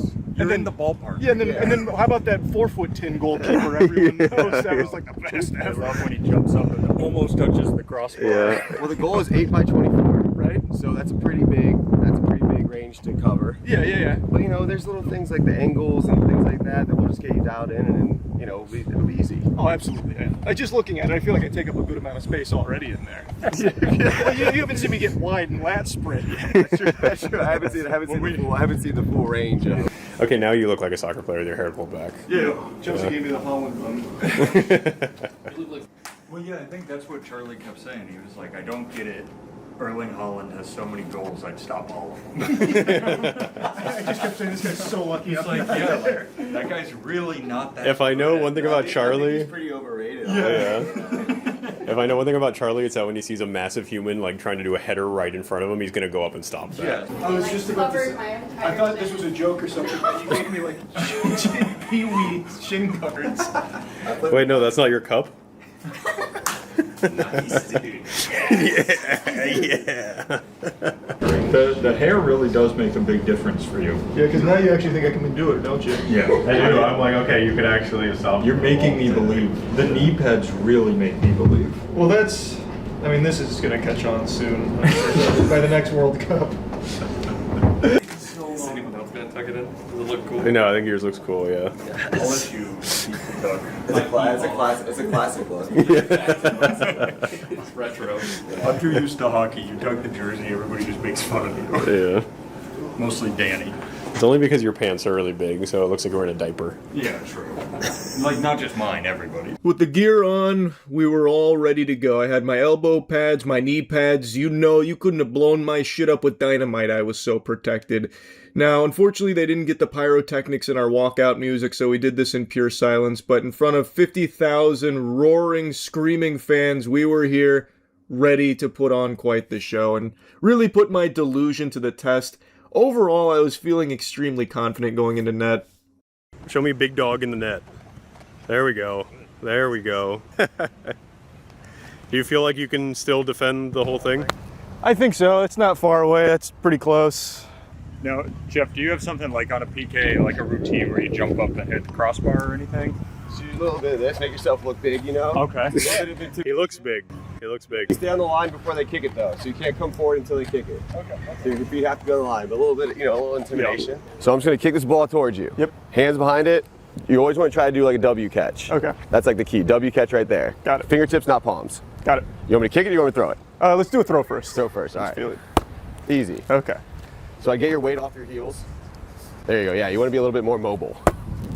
There you go. All right, a little side to side. There it is, easy. Easy game. That's what I'm saying. Easy game, easy game. Oh yeah. All about the footwork. There you go. One of the foosball guys. You are in the goal, so I'd probably come out of the goal. Yeah, because those are all goals. Yeah, so I make sure. He fooled me. But that's a minor detail. Yeah. In front of the line is usually ideal. Yep. You guys might be in some trouble. This is Mangekyo Sharingan activating. All right, good. Attaboy, here we go. Oh. Hey, listen, there's warm-ups. the hands were there. Sounds good.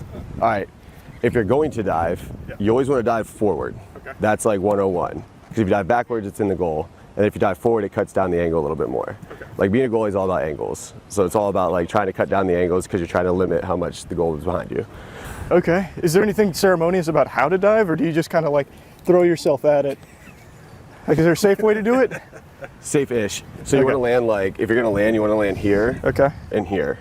So like you always want to land on your side. So you don't want to do like the Superman land on your stomach because that hurts. Okay. And then if you're landing on your back, that means you're diving backwards, so that hurts as well. Got it. So the idea is limiting the pain that you experience. So Great. Here.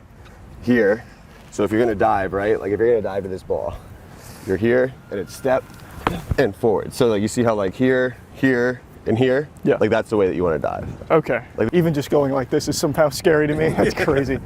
Ready? Yes. Yeah, hold. We'll do it like a drill training session. Yep.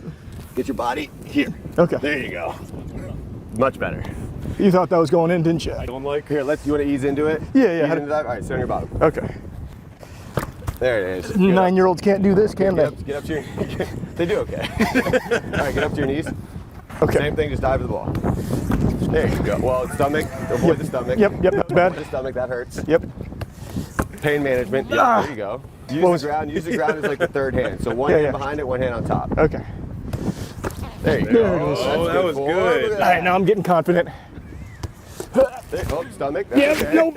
Still safe. Still safe. All right, so we're shooting on Charles now. You want to go, Aaron? Give him a taste of what he's in for. Start us off.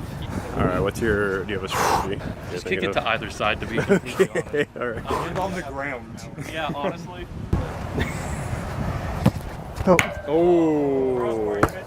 Yep. All right, sorry. It's We count best that 2 as a out of save. 3. That's a save. I mean, I was there too. I just knew. We count that as a save every time. From the internet, like, hitting the crossbar is cool if you mean to do it. So, yeah, just say you can.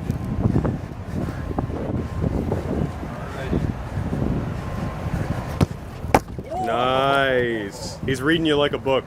Yep. I called it too a second ago. Yeah.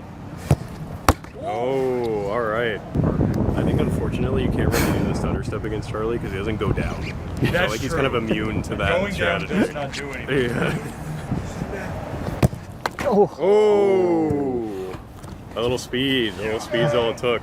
That was good. I was there too. I didn't go. That's the one where you dive. Yeah, I needed to dive. I don't think the ground is the cheapest. Yeah. All right, you're 1 for 1. They're 1 for 2. That's all right. Tried aiming right. It didn't work. I like it though. You're trying some tricky stuff with your eyes. Yeah. That's Yeah, good. Yeah. yeah. You're trying to throw them off. You're trying to throw them off a little bit. That's good. Oh, tried to pick the side there. All right, so far I'd say Charlie is bested in you guys. Yeah, he has. We all knew that would happen though. I know. All right. I'm not here to prove I can beat scrubs. Do you have a strategy you're thinking about? No, I'm gonna be real. I think with my luck, I'm gonna end up just right in the face, unintentional. Oh, almost got it. We got some. PKs are significantly easier when they don't hit the goal. I will say that. Oh, what a strike. There it is. Yeah. Yeah, no, that was sick. Oh, what a shot. That was confident. Holy. Oh yeah, Chelsea needs to shoot. You want to come take some? Oh. Good that was shot, a good good save. That was a good shot. That was just soccer. Well, I think I'm not afraid now. I think that's the big thing. I'm getting warmed up. See, if you catch a penalty, that's where you just like talk a lot of smack. Okay, that's when I start talking you're like, shit. Oh man, it's easy game. Oh. Fuck! Wow, just came in and did that and then left. Yeah, and then went right back to doing her job. Like it was a normal day. All right, I think I'm too used to going to the right. You didn't really move for that one. Yep, that one went fast. That one went fast. I did say PKs I probably can't save in my defense. Not many can. Exactly. Yeah. Except for me. Hey. Oh, you read it. You read it. That was trash. You read it. You're in the Hall of Fame. I can't believe it. That's where you take the ball like it's glued to your hands and just kick it. He thinks PKs are hard. He thinks it's easy when like people are passing and coming up the field. Okay. Would you say that's easier than stopping a PK? Yeah. Okay. PKs are like, that's like the hardest thing. Yeah. Yeah. All right. Because that's just 12 yards out, one-on-one, whole goal behind you. Yep. But if we want to take like actual shots, like if you want me to step out here and take like actual shots, we can do that too. Let's do that. See, that's what I'm talking about right there. That's the kind of shit I save all day. All day. Good. Dive. Yeah. Save. I know, I could have had that. Okay, I've got a new strategy. Yep. Oh. It's a lot easier to say that. What was the new strategy? I was trying to get there with my foot. Oh my god. Are you guys getting excited for you to try it? Yeah. Oh, you were there for that one. I was there too. There you go. Oh, that's a save. You're right there. I am right there. If only there was a way to extend your reach just like a little bit further. Without hurting myself, I agree. Oh, what a shot. Charles, I think he's found your weakness. He might have. He did his homework. Have you tried starting like on the post? Well, it's cheating. Yes. Hit it low. Low. Little dive. Little dive. Yeah! Nice. I went on my stomach, but we got there. That's all right. That feel good? Nope. But it feels good to save it. Yep. Oh. You can save that. I could have, but I was ready to dive on the ground. My mind has one track. It's either am I diving? Yes. Okay, nothing else matters.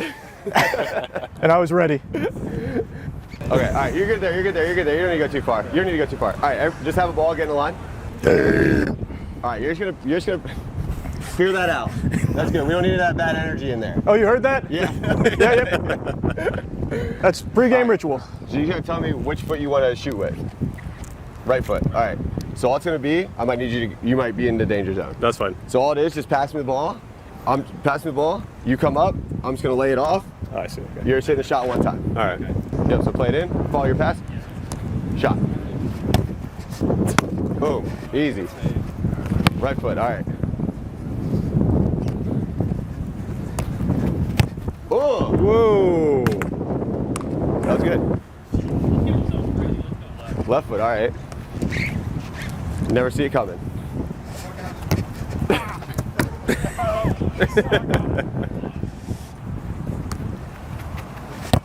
Oh, Matt's really getting into it.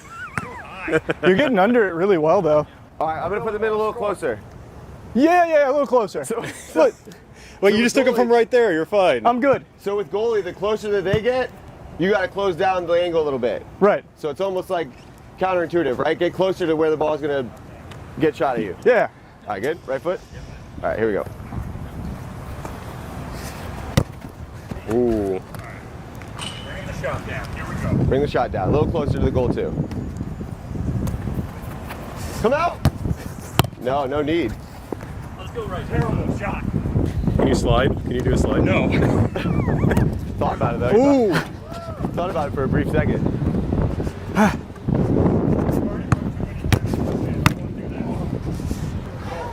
All right, we're going to do a cross drill. Cross drill, I love that. So we can get some guys in front of you. That's what I'm talking about. All right. Do Aaron chase on offense, you on defense since you're tall? Yeah. So you can be the one. Come in like kind of crowd the box. Make him fight you for it. Oh. No! I don't know the rules of me coming back. You just can't use your hands. Okay. Just don't use your hands. That's it. My instinct there was like, oh, I can catch that. It went off my finger and then I was like, ah, play's dead. Oh, it's too high. Oh! I think he's good at this. Yeah, no, he's placed those really well, actually. All the way the redacted line is Jeff Messi. Oh. Dude, this game's hard. It's easy. Matt, you're making me look bad. Oh. Oh. Yeah, that's That out. a boy. There it is. There it is. That's my leadership. All right, let's let Matt try to score. Do one of you want to play D? Sure. You want us to try and score now? Yeah, I'll move down. I want to see a header. You're tall enough. You gotta get over him. And they say you go like a bullet bill and hit it. Right. You actually want to try to hit Charlie with your head, like while you're going at him. That's you, baby. Oh, that was it, Matt. That's on me. Oh. Get out on him. Oh, I decided to try to bring my foot to my head height. I don't know why. Don't be afraid to get out on him, Chase. Oh, low one. Oh, nice. Good play, Charles. Good play. Yeah, see? I never off guard. I stay on line. I tried to hype myself up. Oh. Bah! Yeah. Oh, that's too high. Oh. Oh, that's you, baby. Oh. What were you thinking? You know, he's not wrong. He's doing a lot better. Yeah. Oh, well, that's too deep for me. Ooh. Oh. Great pass. That was a great try. It's so much fun to do that. Does it not hurt? I mean, a little bit, not that bad. Seems like that's a common theme in soccer. Yep. They wasn't even trying to catch it. Ooh. You guys got to come out and challenge him. That's all I'm saying. Like, he's jumping, you got to jump too. You got to come out there on me. He's getting up there. Oh. That boy. Ooh, attaboy, Chase. Is that what that is? Yeah. But it didn't go in the goal. Yes. How you feeling? A little tired, but I'm having too much fun to stop. Don't say that. You're spoiling the surprise. No, you're spoiling the surprise. Ooh. Not a header though, I'm not happy. That was good. Have that? Oh, I think we're too afraid to hit each other, which I think is fair. Yeah, we gotta just fight. Well, I saw up. Aaron thinking about it and heard Chase coming out and was like, no. No holds bar. All right, here we go. Hurt each other. Street rules. That's a hammer. The instincts kicked in. He knew because I had it. I know. Crazy how good you are at that. Yeah. And you're saying you've only played goal. Yeah. That's love. It is scary though, when I'm sure it is more for you. When you're going in for like a header and they're coming out, you're like, oh, we're gonna just smash into each other. That's why, like honestly, that's why I never want to play the field, because I never wanted to head the ball. Like everyone's always like, being a goalie is crazy, and I'm like, I watch these guys head the ball and it's like 80 feet in the air and it's coming down like a bullet, and they're just like, boom. And I'm like, that's crazy. Like, I'd rather have the opportunity to catch it than just have to like use my face or my head. I like this. You didn't like soccer? I was I like soccer. I had asthma. which was not a good mix. Did you grow out of it? I should have been. Did you grow out of I asthma? did. I just grew out of asthma, which is crazy. Dude, it's just like start breathing. Yeah, I did asthma and obesity. It was nuts. You're like a. I'm starting to think it wasn't asthma. It was just overweight. No, that's asthma. Dude, you did it. You found the cure. All right, so I think. Do you guys know the old school MLS shootout? You guys familiar with that? I know it's like 6 to 8 seconds. Yeah. So, but yeah, that's just because you heard me talking. All right, so the MLS, they used to never end in ties. They used to always end in something called like they would do a shootout. But it was kind of similar to hockey. So like they would start in the center circle, and then you had 8 seconds to score, and it was just 1v1. Okay. So you had the forwards coming in, goalies coming out. You have 8 seconds to score. I think they did like 3 or 4, and like whoever had the most goals by the end of that won the game. Who's going first? Aaron? All right, Charlie, you ready? Yep. All right, here we go. 1, 2, 3, 4, 5, 6. I scared you. That's a good touch. Stop backing up. Stop backing up. Now you get to talk shit. What was that? He's got to come out. He's got to come out. Yeah. That's right. That was me being afraid. Confidence. He's big. He was scary. Oh. So, I think Yep, we're good. I'm good. I think he's supposed to start on the line, but that's a minor detail. Oh. There it is. Stay big, Charlie. Stay big. Oh, I tried to chip it over him. I went under him. Oh, you got his weakness. I got him. On the ground.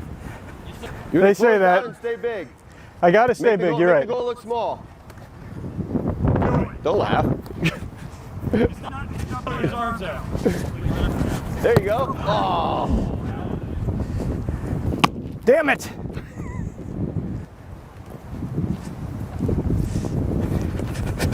Yes. There you go. Nice. Not that time.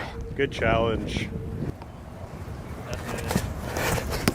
Oh. Dive. Oh. How many seconds? How many seconds? You gotta score. How many? Oh, that's good. That's good.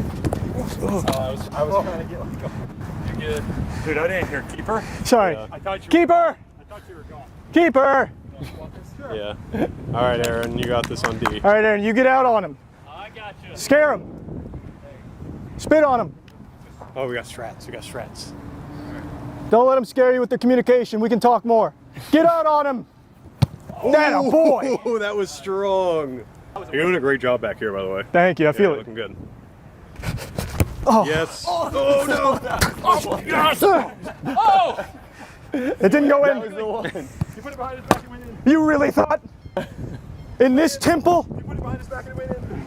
That was a great play and a great defense. VAR review. Show me the line. Nope. I got it out in time. Oh. Oh.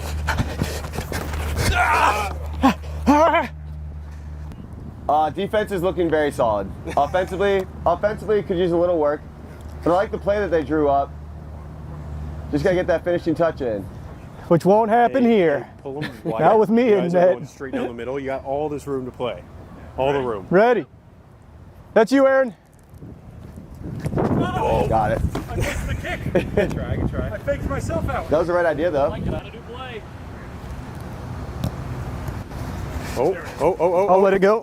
Oh. It's in. All right, now do me and Aaron and we're done? Totally intentional. That sounds good. Oh, totally intentional. I thought that just missed entirely. Just run at one of them and see what they do. Yeah, I'm gonna do that. Just run at one of them. Yeah. You get out on ball. You get out on Run at ball. one of them. Ooh. Oh. It's still live. It's still live. It's still live. It's still live. Up, header. Sorry, oh, you said header, not chest? Chest, yeah. Sorry. Didn't realize we were playing prison rules. Next time I'm just booting it away.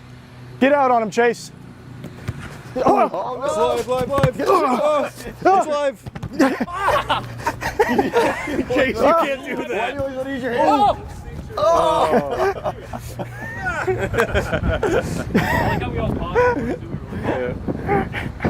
It was prison rules. That's what I heard. Yeah, prison rules. All right, so now that we've learned so much today, final test. Here we Final go. test. Final test.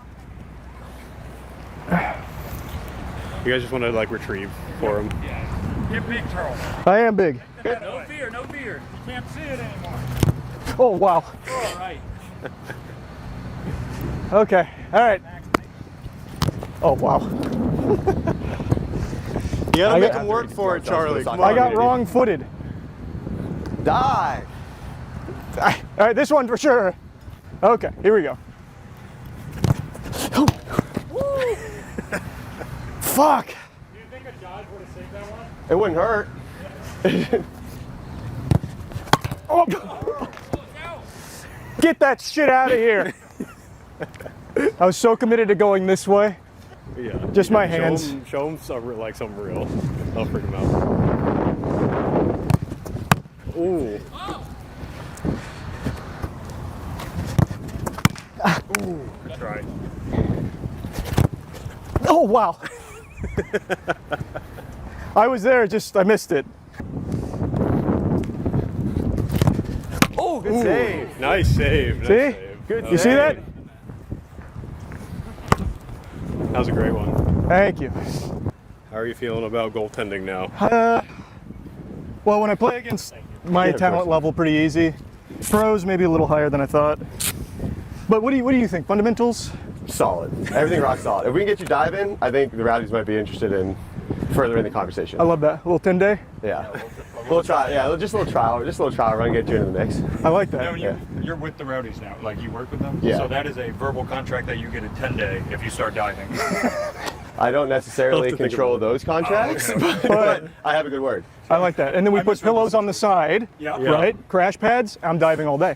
Here's the thing. I didn't mention that. I'm technically a scout for U.S. Soccer, so now that I have you on the radar, I can put you on the list of players to keep an eye on in the event that something happens. 1-star recruit, you think?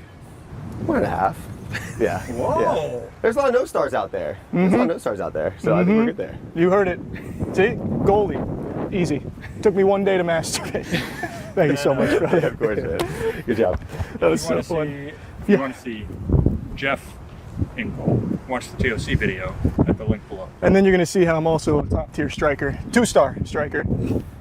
He doesn't stand a chance. This guy, no chance. 2.5 to 3. Yeah, see, he already knows. He's read it. He's telling me on the cover of that magazine. Thank you again. Yeah, thank you so much. I mean, 5 years is no joke, but he's also not done getting all of his charges. So 5 years is the appetizer. I see you've looked at a little bit on the case, but not enough. Okay, Johnny Somali, he's that nuisance streamer that I've covered for quite a while. He's the guy that does like the world tour of getting his ass beaten. So he goes to a different place pretty frequently, and when he's there, he does his absolute best to harass people, break laws, and just be like the most insufferable piece of shit imaginable. And it usually ends with his face on the floor or his face in somebody's asshole. And he's been doing this for a while. He got arrested in Japan, but they gave him a slap on the wrist. He lied to them, left the country, started shit-talking them. He's been everywhere. But what's most important is he went to Korea, and he started doing the same shit. Well, Koreans, they didn't take it lightly. They even had like a UAV on this guy where they tracked him in order to find him so they could continue to beat his ass so he would not know a minute of peace. It was beautiful. It was an amazing thing. And he got charged with some very serious stuff. And he just went to his first trial today, and it went really, really bad for him. So, according to a Tozy who went there, and not just a Tozy, there's others that are there, kind of just to like see how it all goes and also just relish in the justice that he's finally about to be faced with. According to a Tozy, he showed up dreadfully hungover because I guess last night he went live doing shots for donations, and he got super fucking plastered and, like, I don't know, puking his brains out or something. Then he went to trial, was extremely late, and he went there with a huge smile on his face, got hit with very serious charges carrying many years of prison time, and then the reality swept in. And then there was no smiles left. And this isn't even all of his charges. Today was only some of his charges, and he's already looking at least 5 to 10. He pled guilty as well. So it's not looking really good for the Wonder Boy, Johnny Somali. Oh, another thing is, he was wearing a hat, and many times he was told to take it off. he would take off the hat and then put it back on and get told to do it, like, take it off again. So he was just being extremely disrespectful in the court, apparently. So everything that could go wrong did go wrong. He couldn't even pretend to be likable for a court appearance. He also didn't have a suit, so he had to borrow a suit that was like 12 sizes too big. It's comical. It's like me wearing my 6'5" dad's suit. He said this is basically what he looked like in that suit.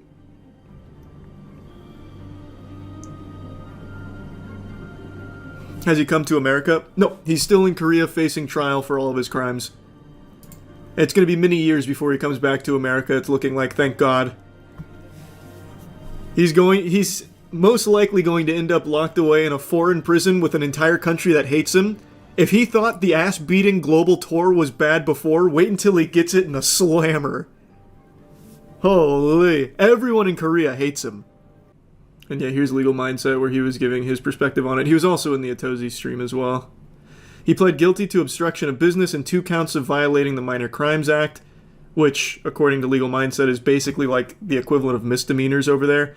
But they take it very seriously, so even with just these, which seem like, they don't seem like crazy charges that someone would be, fucking thrown into the gulag for, but he's still facing 5 to 10 years for it. For just these that he pled guilty to. And he still has more on the way. Oh yeah, he had no idea about the additional obstruction of business charge which was filed against him. That's the one he's going back for in April. His lawyer also didn't know. Oh, and here we go. Looks like they have the footage of when he was streaming hours before being supposed to show up to court and then being really Johnny late. Somali live on party. Yo, there we Look at how happy he is just moments before faced with many years in jail. Oh my God. Hey Johnny! live on party. Locking in with party.com.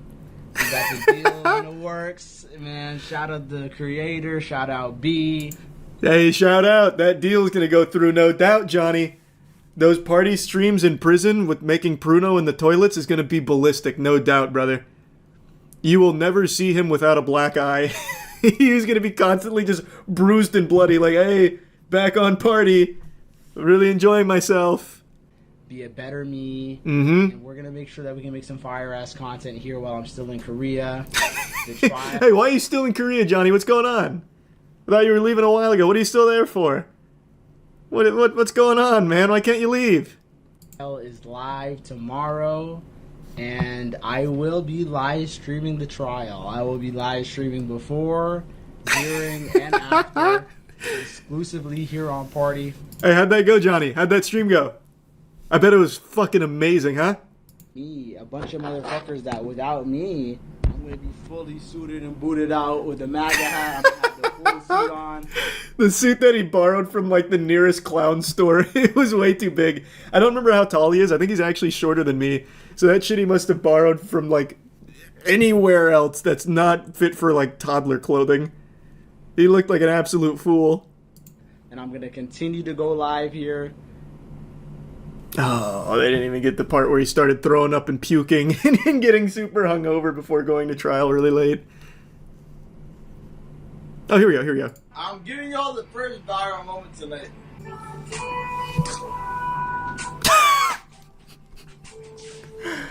He's ready for trial. Let's go, Johnny.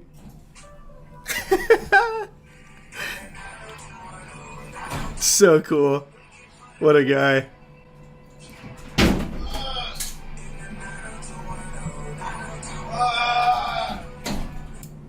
God damn, I just threw up everywhere. That's how you know I'm not scamming. I'm not scamming. That's how you know I'm not scamming. Oh, what a fucking hero. I can't believe his first day in court didn't go well. It's so weird. He was prepped perfectly. Yeah, here it is.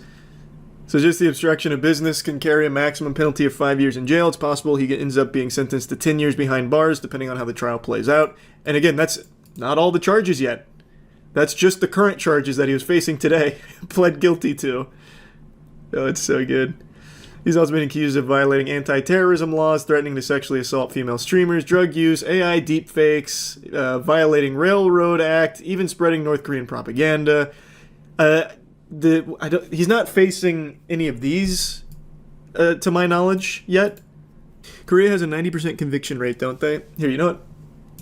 He explains it better than I ever could. But, yes, kind of. Here. Yeah, they were pretty shocked. Oh, okay. So that was a separate charge. Was that the charge that he was showing? And The new obstruction. Oh, the newest obstruction charge. Okay, yeah. That So came this week. there's another charge as well that's coming against him about the deepfake stuff that he accidentally leaked on his stream last night. Nice. As we've been covering, I mean, he's been playing his cards in the worst way possible the whole time, from start to finish. You just don't understand his strategy. You see, Johnny Somali's 10 steps ahead of us. He's the drunken master. And last night, I guess he decided to get drunk at 3 a.m, go live, and show up extremely late to court because of that. And on his live stream, he was doing, like, I guess, getting paid to do shots, and he ended up showing a new charge that hadn't been leaked to the public yet. So that charge was actually it's the police case that the police have given over to the prosecutor. So it means that they're going to prosecute it. It's going to trial. Yeah. In the Korean system, once the police decide to actually formally charge you and they send it to the prosecutors, that's pretty much it. That's where you get the 90+% conviction rate.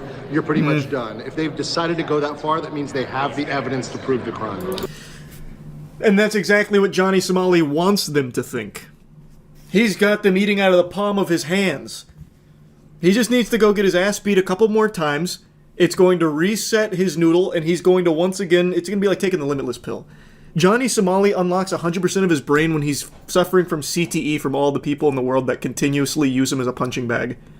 So you just wait for him, sober up, he'll go outside, annoy somebody, they'll beat his ass per usual, and then we're going to see him at maximum capability. My God, he's going to be the smartest man on the planet. It can't just be for clout and money, right? Like, it has to be a mental illness or a humiliation kink. Humiliation kink only goes so far. Usually, if humiliation kink doesn't result with you doing things that'll send you to jail for fucking 10 years, that's not a humiliation kink. And it's not even masochism either, because he gets really mad when he gets hurt. He starts crying, like actually crying. So I don't know what it is. I think it's just actual delusion. It definitely is a mental illness. 100% is a mental illness. I just don't exactly know what kind. It's like terminal clout obsession. I couldn't tell you. It's fascinating, though. It is so interesting.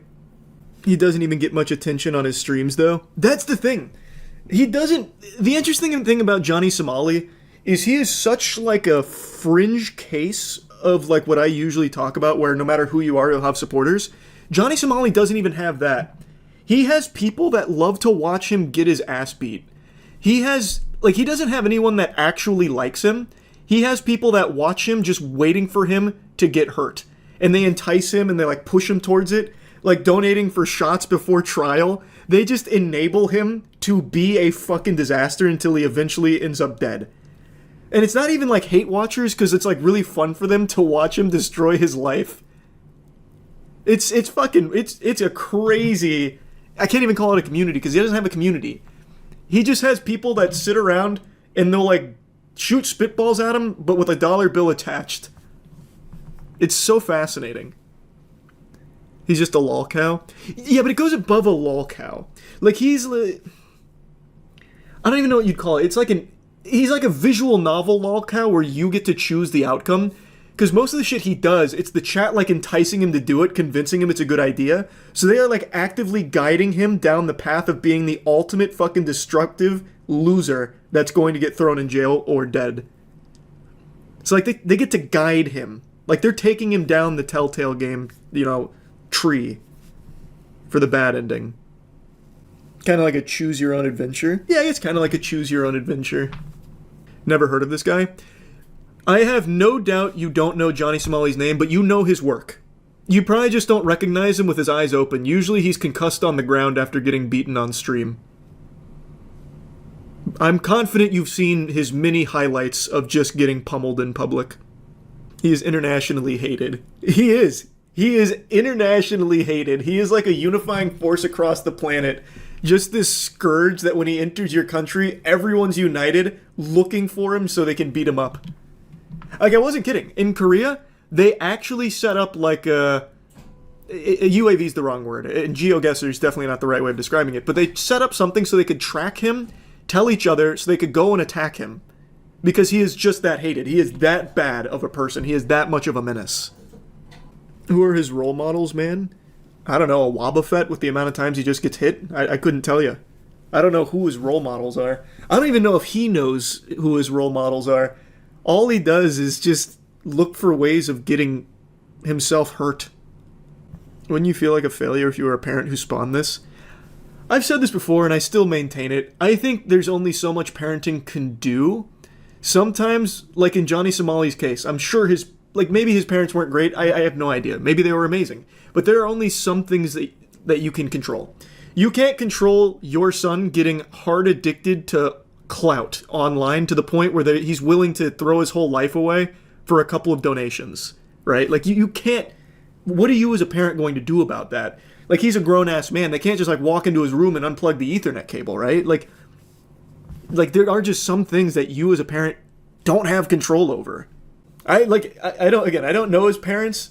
I have to imagine they are probably fucking livid. They probably are so sad about this.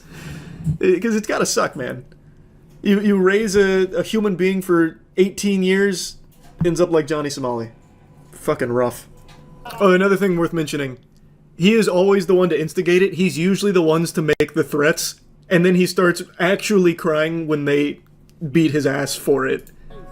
이 새끼 뇌병변 장애 있나 봐. There it is. Oh, yeah. I see how you censored it. So you can see the start. He came at him with like the fucking flying front kick. And then Johnny's like running away. It's so good. Then they chase him down. Up 2, but he's most likely going to get 1 to 5. I don't know, man. Maybe I'm a little too optimistic, but I really think there's a chance Korea just does not play games with this. The charges are bad already, but even aside from that, he is just so openly disrespectful, not only to the public, but to the court system as well. He showed up over an hour late, hungover. He kept putting on his hat when he was told repeatedly not to. Like, I feel like they're not gonna go easy on him. It's, again, maybe I'm just, huffing the hopium, but I just have a feeling. That would be the best thing they could do, because that would finally maybe start to be a deterrent to these IRL nuisance. They're now on sale. Let's go! That's big news. Let's go! Yeah, it's here. Fyre Festival 2. Behind Bars for Fraud says it's back and will actually happen safely this time. Yeah, I know it will, Billy. NBC News revealing the festival's exact location, Isla Mujeres, Mexico, and new dates, May 30th to June 2nd. Fyre 2 really isn't about the past, and it's not really about me. It's about taking the vision, which is strong. Tickets go on sale this morning, just $2,000 in total, ranging in Cool. price from $1,400 to $1.1 million. What a good deal! Let's go! I can pay $1.1 million to get stranded on an island with a single fucking turkey sandwich. Yeah, Billy! My man! No, people will still buy this. It's one of those things where... I've said it a million times, people love to get scammed in the current day and age. And there's so many people that'll look at $1,400 and be like, if I lose it, I lose it. If it happens, let's go, it'll be big. It's mom and dad's money anyway. So they'll definitely buy it. He'll sell all 2,000 tickets, I guarantee it. They haven't even announced anyone that's performing yet. I can't believe it! They're just keeping it close to the chest to drum up hype. So right now what you're buying is a ticket to actually nothing. Well, actually, what you're buying is a ticket to that island from Billy McFarland.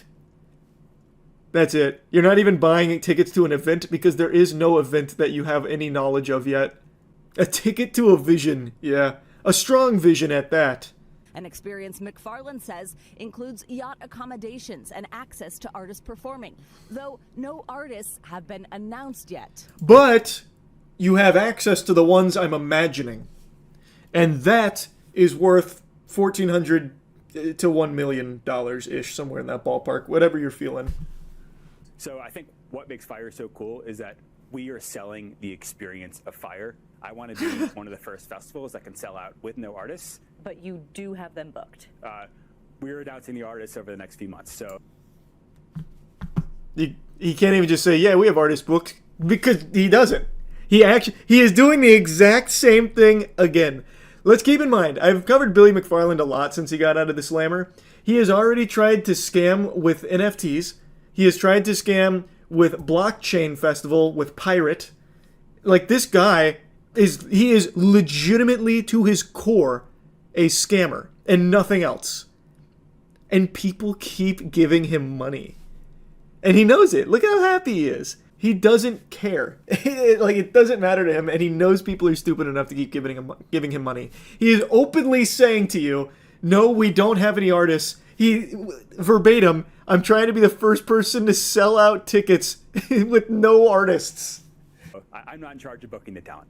Will these be A-list names that are involved? I really Can't hope say. so, and Can't I say. expect so from our conversations. But whether McFarlane will see any of this firsthand, Limp Bizkit would be cool if he put it in there, yeah. penalty, McFarlane says he knows the experience might not be for everyone.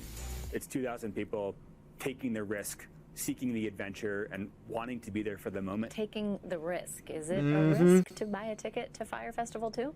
I think it's always a risk. You're taking a risk because It's okay. It's not always a risk to buy tickets to an event, because typically when you're buying tickets to the event, it's already planned.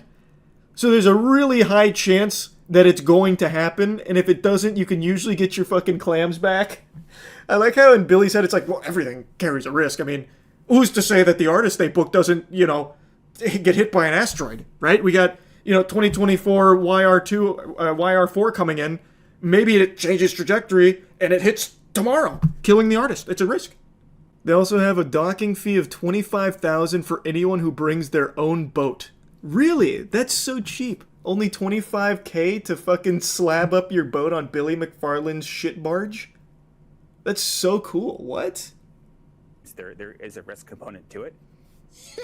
So now a minimum of Not sure, Wooly. $500,000 from this Fyre Fest will go toward the $26 million in restitution that McFarlane still owns, and even beyond that, he and every one of his partners have committed to 10% of the total profits going toward it as well. By the way, oh, thank God! Hey, oh, thank heavens! What a charitable cause! All of the partners pledged 10% of all the funds they received from this scam to help cover the scammer's debt. Oh, wow! I'm buying a ticket just to support the cause. I was worried. I get to help pay his restitution. Please, Billy, I misjudged. I wasn't familiar with your game. That is moving. That tugs on your heartstrings. So cool. I like how she's presenting that like it's a really good thing. Like, guys, I know what you're thinking. It carries a risk. Yes, it might not happen, but even if it doesn't, just think. A large percentage of all of your funds are going to cover his previous scam's restitutions. Do you think he originally planned for Fyre Fest to be a scam?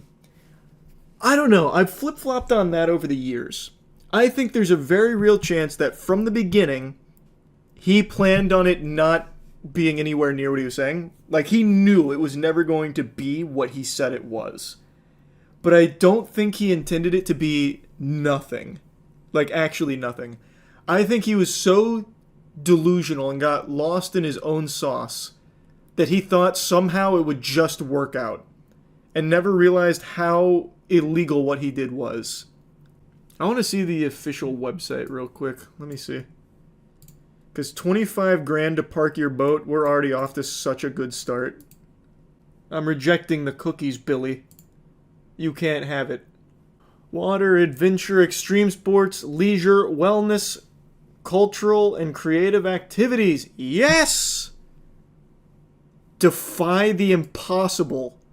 The impossible being throwing a successful event. Well, not even successful.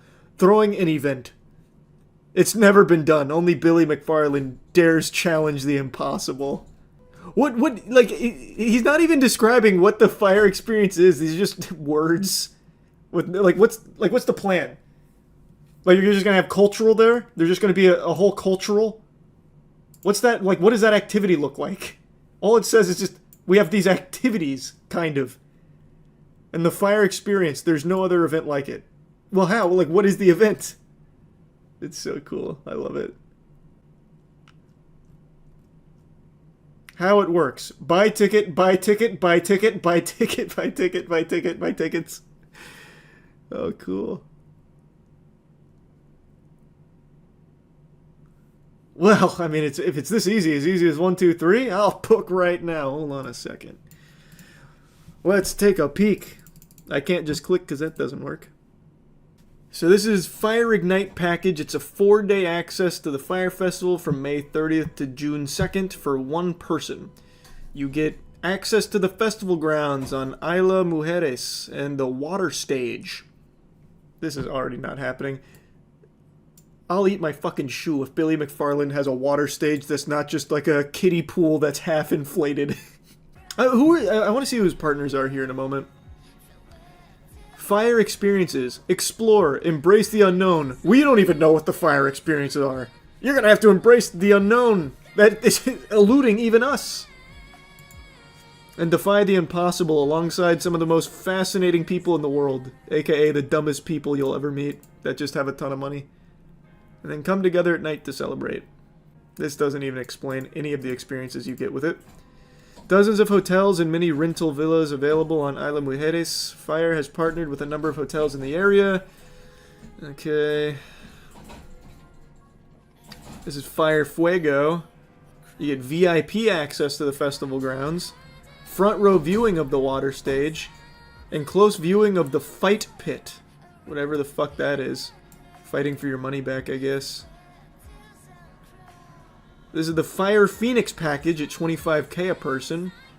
You get artist access to the festival grounds, backstage access to the water stage, pit side access to the fight pit, and a curated itinerary of Fyre experiences, Phoenix transportation throughout the weekend, and access to the concierge. So for 25 grand, you get to meet the artists, of which none have been announced. The Prometheus God of Fyre, wow, what a jump. From 25k to 1.1 million. I get to own a piece of Fyre Festival.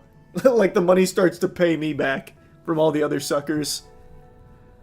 Prometheus access to the festival. What is it? Like, what is Prometheus access to the festival grounds? How do you get closer than with the artists?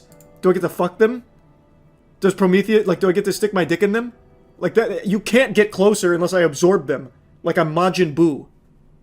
Because Phoenix for 25k already gets me access to the artist. How in the world, on God's green earth, could I possibly get closer to them? On-stage access to the water stage. Fight team access to the fight pit. A 24/7 private chauffeur and a concierge. It's basically just this, but then you have a guy in a golf cart drive you around sometimes. And I don't know what fight team access is versus just pit side access to the fight pit. So for $1 million, I get to fight in it? How many people do you think will buy the Prometheus ticket? Probably not many, but there'll be a few like Crypto Bro NFT memers would be my guess. That just burn money for no fucking reason. You get to fight Billy for your money back. Oh yeah, maybe that's what it is. You get a one-on-one duel to the death with Billy McFarland. Billy is holding the one available bottle of water. Wait, that's so good. Who are his partners? Let me see who's doing this with him. I'm sure he does actually have like corporate partners, because tons of corporate partners would be interested in just Billy being the fall guy for a big scam they get to take money on. Oh, here's the boat docking fee for 25 grand. So it actually just is these three right here. Friendly Sky, Sold Out, who's doing their ticketing, and Fortnite? What is this? Friendly Sky is an event ticketing platform. Why do they have two different ticketing partners? Yep, so Sold Out and Friendly Sky are both ticketing partners. Can anybody read this? What does it say?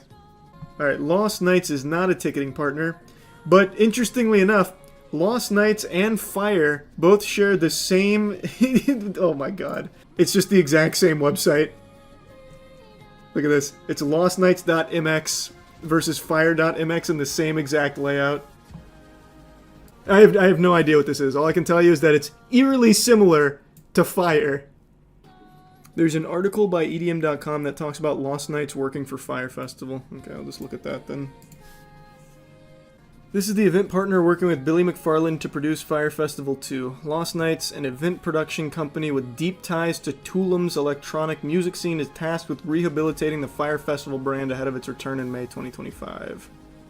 I'm sure many people think I'm crazy for doing this, but I feel I'd be crazy not to do it again. Actually agreed. You are crazy to not just scam again. People are begging for it. Every day people are getting absolutely fleeced for every penny they have in the most obvious scams ever. You might as well, Billy. You might as well. It's what you were born for. After years of reflection and now thoughtful planning, the new team and I have amazing plans for Fyre 2. The adventure seekers who trust the vision... There's no vision, but I love how I keep saying that. There isn't even a vision. And take the leap will make history. Thank you to my partners for the second chance. Oh, wait. He's still called Pirate Billy. That was his previous scam attempt from like 8 months ago. Lost Nights produces events at Templo, an open-air electronic music venue tucked away in Quintana Roo jungle that regularly books influential DJs like Solomon, Michael Beebe, and Vintage Culture. The company's CEO Carlos Lopez also holds roles in a handful of local dance music festivals and concert series. Lost Nights boasts on its website about being adept at logistics, coordination, execution, and ensuring every element of your event is flawless. This claim will face unprecedented scrutiny as the company attempts to rehabilitate Fyre Festival brand. The new location choice of Isla Mujeres presents its own challenges. The island, which has a population of less than 23k, has limited infrastructure compared to major festival destinations, raising questions about pain points in the original event's collapse. Just over half of the households on the island have internet access. Lost Nights claims on its websites that operations are the backbone of any successful event and that they handle logistics with a keen eye for detail. Whether this expertise can overcome the logistical nightmare that defined the ill-fated Fyre Festival remains to be seen, but it's worth noting McFarland reportedly brought on ancillary hotel, travel, and ticketing companies to help. Who, though? They weren't listed. Only the ticketing companies, which was Sold Out and some other shit. Oh, Friendly Jarvis or something? I forgot. Not a ton of info on Lost Nights, but it seems like they do put on events that do happen, so that's definitely a step in the right direction. We'll see. It's not too far away. Alien of the Deep, fisherman shows off nightmarish creature. Matt came over. You might have met him before. He's a good friend of mine. I've known him for a long time, and we had a little play date. And he came over, and we got to talking. We got to yapping a little bit, blabbering about really evil companies. I think it started because we were going through, like, Meta. And as we were going over, like, Meta and all of their shadiness, it naturally led to, like, TikTok and Twitter and Amazon, the whole kit and caboodle. And then we ended up just diving down the rabbit hole of just discussing, like, evil companies in general. So I just fired on the OBS and started recording the conversation. This is really just the stream of consciousness and ranting about bad companies and learning about how some companies we knew were bad were even worse than we thought. And I just decided, hey, maybe you'd find it interesting. Or maybe you just want to hear about some shitty companies. So here's two stupid assholes talking about some of the evil corporations in the world. So there's some companies I know are evil, but I can't put my finger on why, like BlackRock. Right. And Blackstone. Exactly. And any, like, Black plus one of the geode is, like, bad. They're always... It almost feels like they tried to make the evilest company. Yeah, like, so what is BlackRock? They're an investment group, right? Exactly, and that's everybody's... There's also BlackRock Bar and Grill. They're fine. Evil. I don't like their food. They're fine. And then, so BlackRock investing. They own everything, right? Like, just everything in the world. You should look... Yeah, I'll get the size of their investment fund. Yeah, and then Blackstone is... What do they do? I don't know what Blackstone is. Okay, that's Massage Stones. Yep. Blackstone's definitely a company. Oh, I typed in Backstone. I see what went wrong. Okay. Yeah. There you go, Blackstone. And it's an investment management company. And Type in who owns Blackstone. I bet it's BlackRock. Oh no. The geodes go deep. Stephen A. Schwarzman. Blackstone. Over 1.1 trillion in assets Under management. All right, now let's see. BlackRock assets. BlackRock has 10.01 trillion in assets under management. Oh wow. Now what about Rupert Murdoch? He's not a company. Well, he is kind of a company. He's not a company, right? Well, he has every company. He is the media mogul. So like every news agency is Murdoch back. Well, he looks like Dana Carvey in Master of Disguise when he's trying to get into the Turtle Club. You're absolutely right. Just older. Yeah. Also, one thing I've always thought, Rupert Murdoch is the most evil sounding name possible. Did you see it in the Super Bowl? They gave him a shout out. I did. They said shout out Rupert Murdoch. Yeah, I forget why. He probably owns the broadcasting rights. Oh, that's right. He owns anything that hits the television screen. Yep. Murdoch's got his little winky in. Oh, he founded Fox. Oh wow. I'm pretty sure you know the show Succession. Yeah, I haven't watched it, but I know it. There we go. I'm pretty sure the main guy in Succession is based on Rupert Murdoch. That makes sense. I think if you're in media, you're evil.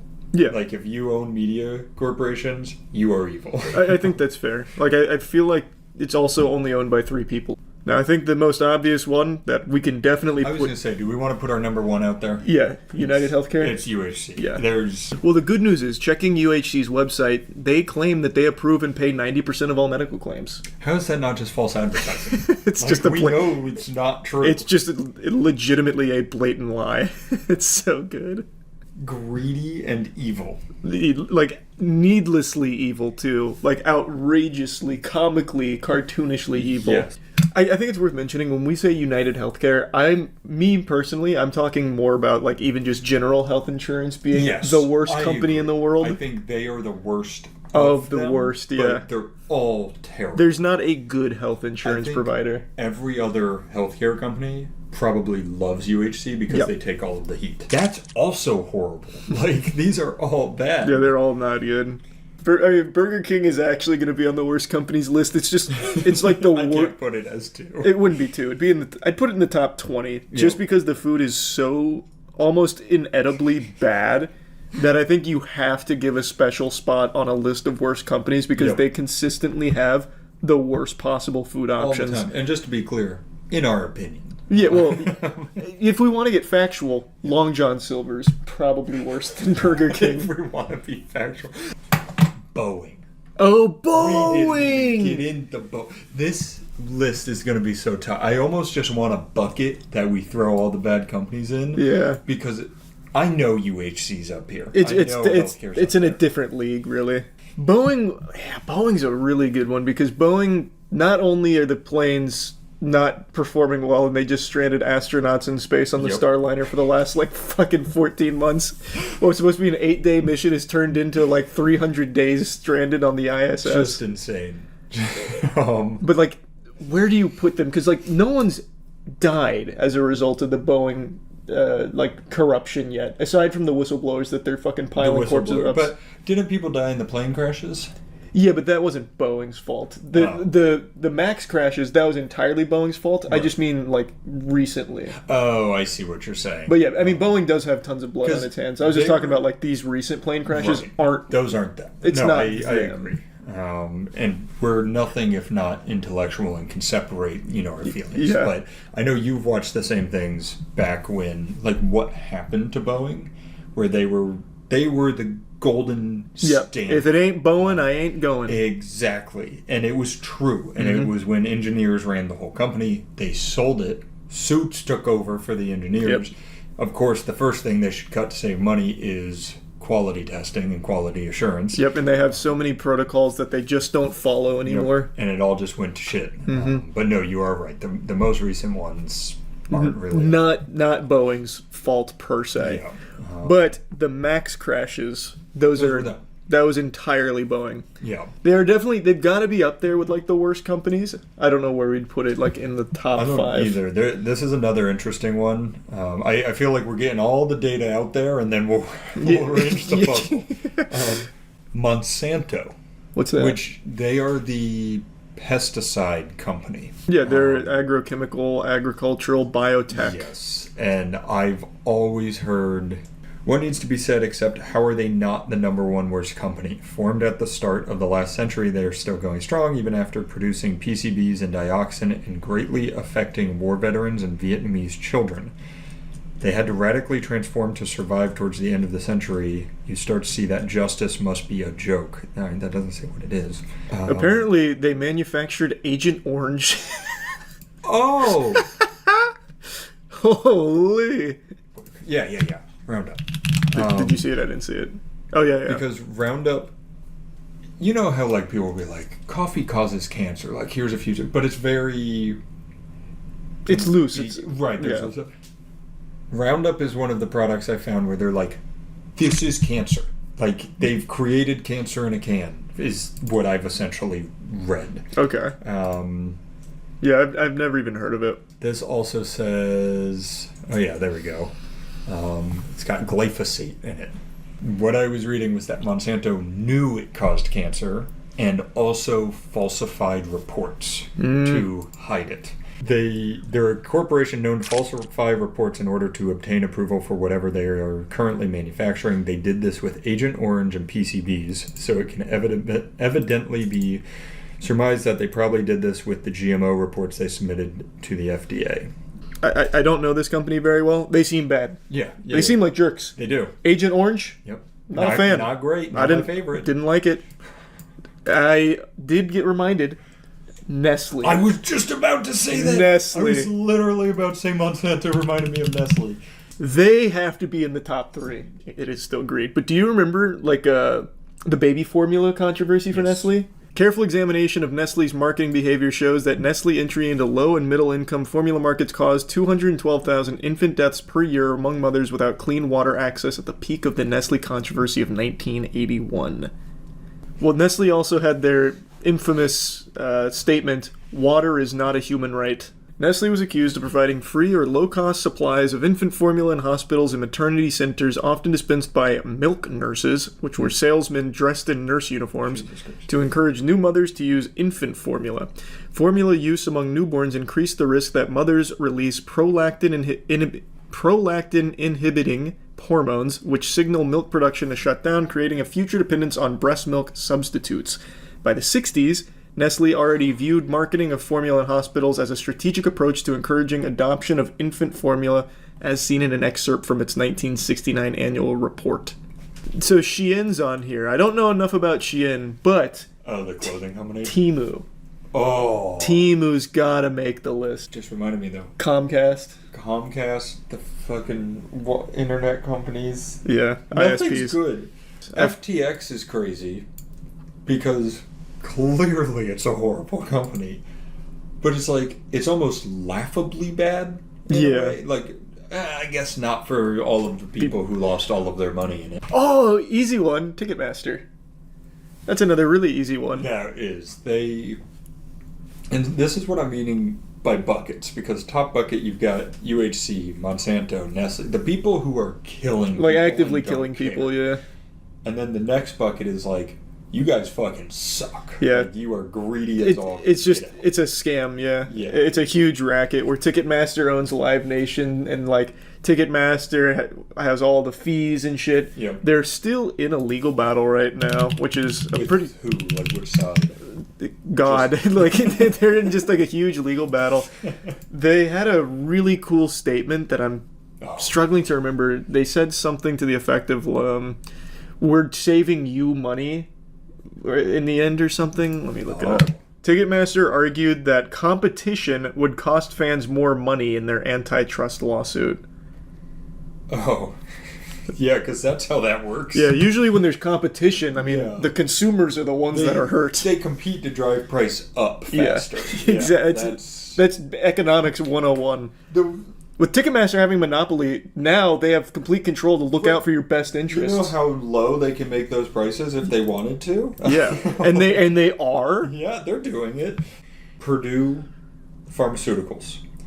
They are the ones behind the Oxy crisis. How so?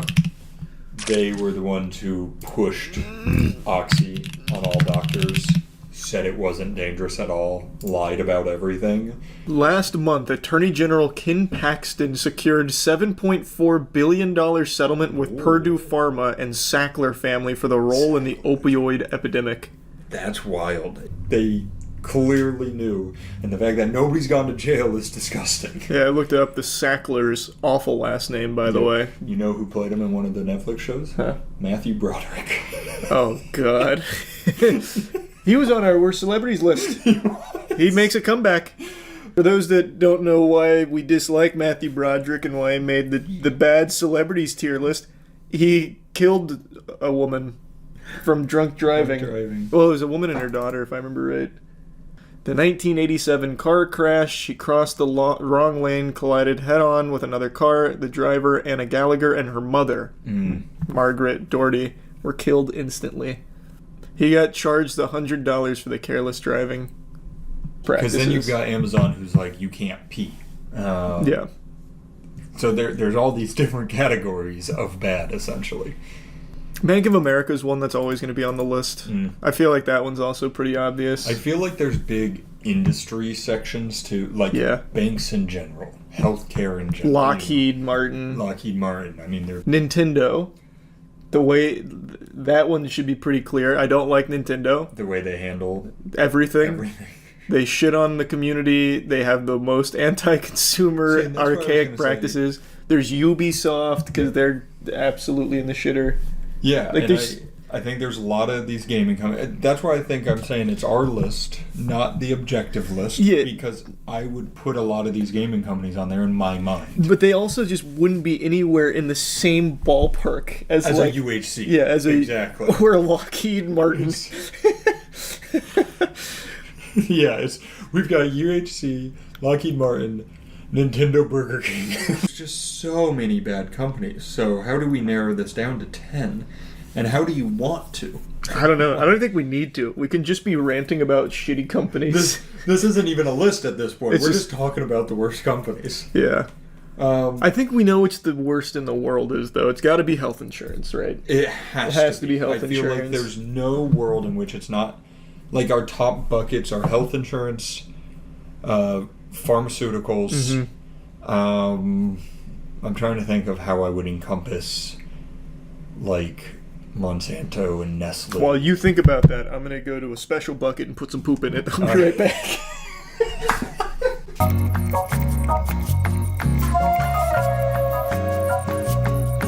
What'd you find?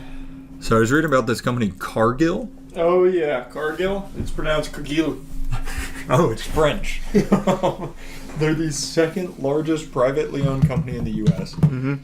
From what I read, they're bad. Yep. But doesn't seem like, I don't think they complete. My whole thing was like people died from Salmonella, E. coli, all this stuff. Let me show you one thing though.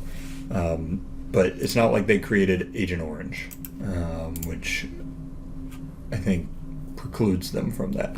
Read this. I said this sounds like fucking Hydra. We are the flour in your bread, the wheat in your noodles, the salt on your fries, the corn in your tortillas, the chocolate in your dessert, the sweetener in your soft drink. We are the oil in your salad dressing and the beef, pork, or chicken you eat for dinner. We are the cotton in your clothing, the backing on your carpet, and the fertilizer in your field. It feels like a threat. It feels like what Chucky Finster's mom wrote him before she died. That's such a different way to look at it. Wait, do you remember her note? No. I'm the wind against your hair. Oh, no. The flower in your garden. So I think Cargill, I don't know enough. I'm not saying they're not bad. I'm just saying I don't know enough to put them on my list. Yeah, I've never even heard of Cargill, but it says they're destroying the planet, so it looks like big deforestation. Gotcha. All right, not good. So not good. You know what? Just because this stuff says it, we'll put them on there. Put them at the bottom. Cargill's there. They're there. They made it. So we, like, would you say above all else is healthcare? Yep. I think that's my number one by a landslide. For sure. I think so as well. I think the category of doing really bad things and knowing that you're doing it, and once again people are dying, but just not to the same level as like a UHC who's just denying sick people help. Yeah, so that'd be pharma, the Purdue Pharma, Pharma. Nestle. Yep. Yeah, I don't think... I think there's a lot we missed, for sure. We can keep digging through. No, we don't need to. I feel like there's just so many it'd be hard to pinpoint. Like, I think there's so many that are obvious, like Apple, Yeah, and that's the human rights violations, I feel like, which is Amazon maybe towards the top of that.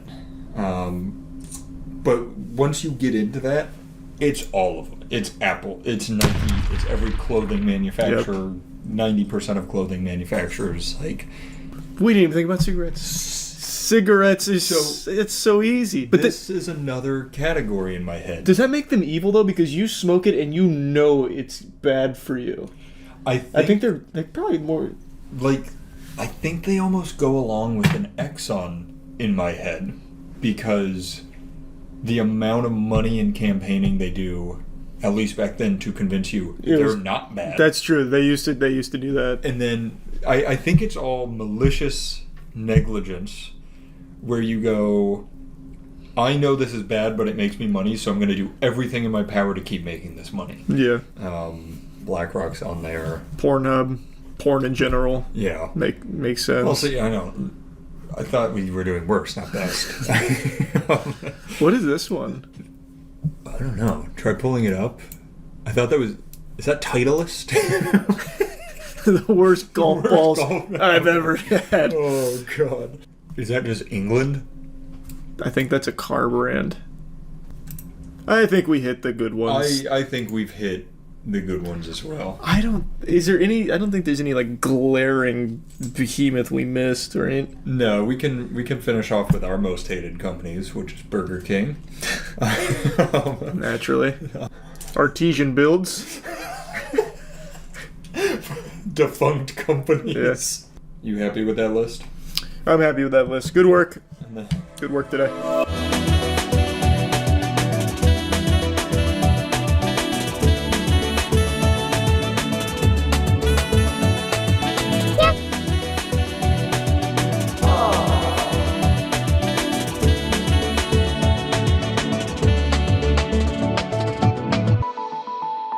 I reviewed a video of a guy playing games online. His name was Penguinz0. He was a short guy with a funny voice and an unusually large head, but he was good at what he did. So now, a decade and a half later, I'm told he's doing really well for himself. And so I came to check up on him and see how he's been doing.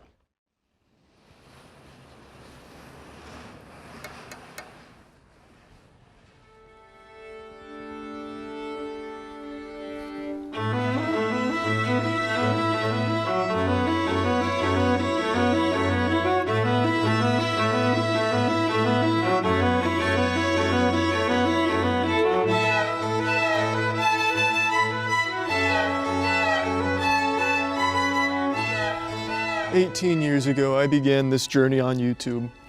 Over half my life I've spent making silly shit online, and I've loved every second of it. And I can only hope you've enjoyed it as much as I have. But it's time I step away. Don't cry because it's over. Smile, because Season 2 is going to be even better. I'm leaving you all in great hands. That's about it. See ya."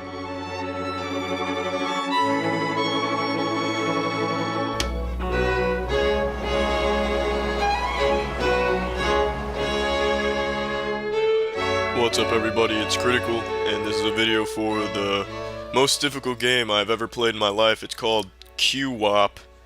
What it is you are an Olympic runner by some incredible feat, but apparently this guy has no bones or cartilage, and you must somehow control this weird ass to a 100-meter finish line. Oh, I was gonna kick this shit off the hinges. What is this? Oh my gosh, what's he doing? What's he doing? Oh, good, he stopped. He probably tore a hamstring. He was hauling ass. Thought he was gonna grab my wiener. Chef Vortivask, this court has seen you accused of terrorism and heard your defense. Why the fuck is Bill Clinton reading an encyclopedia? And what the fuck is wrong with this dude's mouth? Well, fuck you, you tuxedo-wearing son of a bitch. Are you really off balance after one cocktail? You're a fucking lightweight. And you call yourself an alcoholic? You should be ashamed. Okay, the controls are extremely unresponsive. And I don't know if it's because the game is not well made or because of all the alcohol.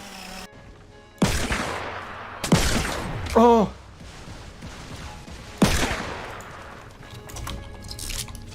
Oh, he rifted that little bitch. You think that's gonna save you? From the revolver god? Woo! Hey there, I'm Bo Riles, Glory Hole Virtuoso. If you're trying to shut down operations on a glory hole, look no further than the liquid drywall. Just spray our whipped cream on there and bingo bango bongo vanishes in seconds. The portal to the dick dimension may be closed, but those cherished memories of sucked wieners will live on within you forever. Our shaving cream requires no extra tools, no mess, no repairman. Fuck this repair guy in particular. Give me that wall, bitch. This is her Colorado cases. Okay, listen. Smoking device with suspected marijuana in the pipe bowl, small red hot tin containing used syringe, 3 Ziploc baggies. Kill him, I'll give you money. How much? What's the bounty on me team killing this guy and looking at his reaction? 200k GP. We're talking in GP, I'm on it. Stop fucking shooting me! What the fuck is wrong with you? Chill! It was a misinput, calm down! You calm the fuck down! It was a misinput! Oh my fucking god. I was an extra in the Hunger Games Mockingjay Part 1. I know, no autographs. I'm just a normal person like all of you. I put my pants on one nipple at a time and wipe my ass crack after a hard shit with both hands.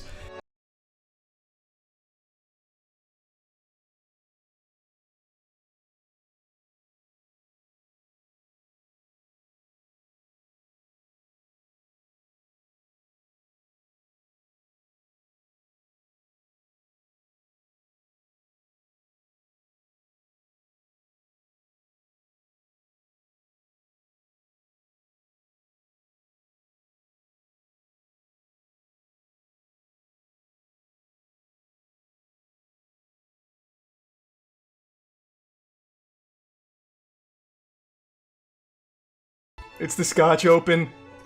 It's the Scotch Open. Fuck, this is exciting. Fuck, this is exciting. This is exactly what we practiced for. I can't believe it. I can't fucking believe it. He just lost. Yes! Yes! Yes! Yes! Exactly what we practiced for. Yes! Bang! Oh my fucking god, yes! Woo! Yeah! Oh fuck yeah! Yes! Woo! Woo! Oh my fucking god! Bro, that was a lower bracket run for the fucking ages! Hey Charlie. Hey Charlie. Hey Charlie. Hey Charlie. Hey Big Moist. Hey Charlie. Hey Huge Charles. Hey Charlie. And Drew Gooden's here. What's up? He's like over there.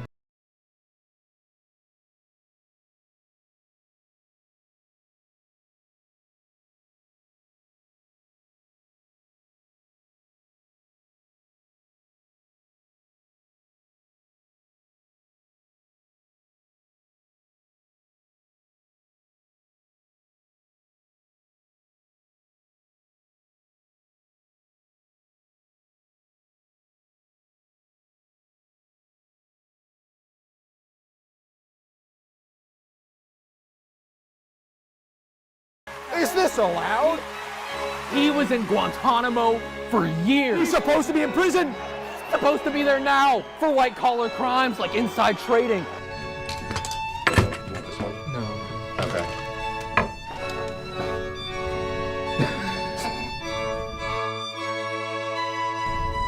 You're bringing shame to this warehouse. I'll just finish it. Yeah! So Charlie always has a fear of his balls hanging out. That was awesome. How close was I? Okay. All right, you ready? Ready. Oh yeah, that's nothing. I get that worse at the. Yeah, I'm not worried. What you have there is not clips. These are mags. The same way that this is also a mag. Well, that's the end of this video. Remember to rate the video, comment the video, and subscribe if you want to see videos similar to this one. See ya.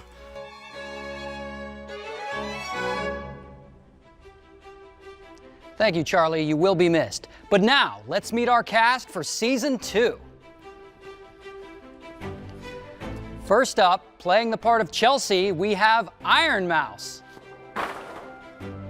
Hello? Is this thing on? Hi! It's me, Iron Mouse!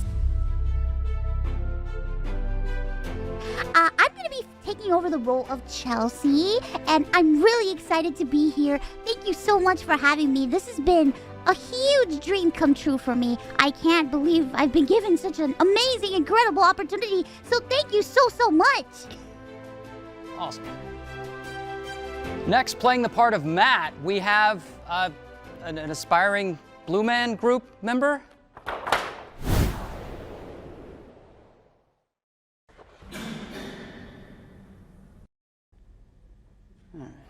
Okay.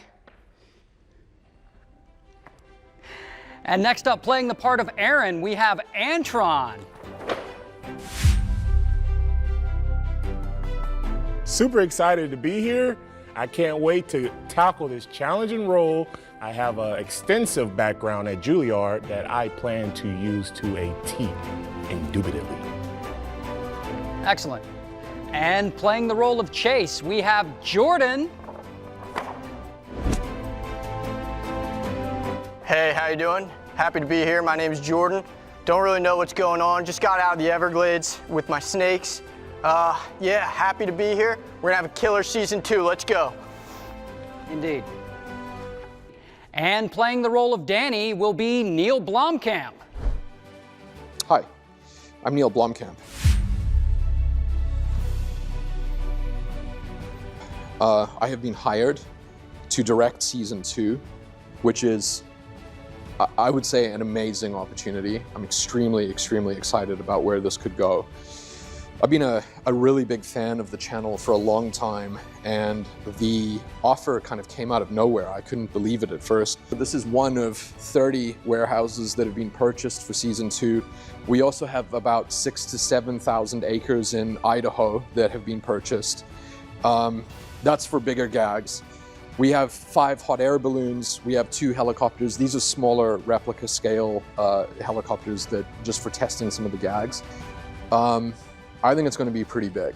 I mean, like pretty big. Oh, but we're not done yet. We've got one more big reveal. And now, the moment none of you have been waiting for, the man who will be replacing Charlie. You might know him from Twitch, the one, the only Mr. T-Pain!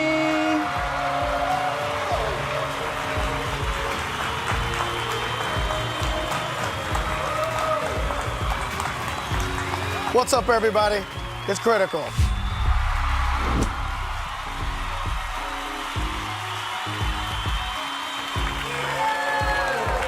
Woo! I'm a 40-year-old Libra, and my blood type is Ozempic. Who's ready for Season 2? I said, who the fuck's ready for Season 2? We have so much in store for you. We're gonna do movie reviews. We're gonna play some video games. We're gonna talk about current subjects. And then we're gonna play some more video games. We're gonna do more shit than your creepy uncle at a Turkish bathhouse. This is gonna be the biggest thing I've ever done in my career, and all of my exes are from Florida. I've done some big shit. And now, let's get Season 2 underway and this party started. In 5, 4, 3, 2, 1.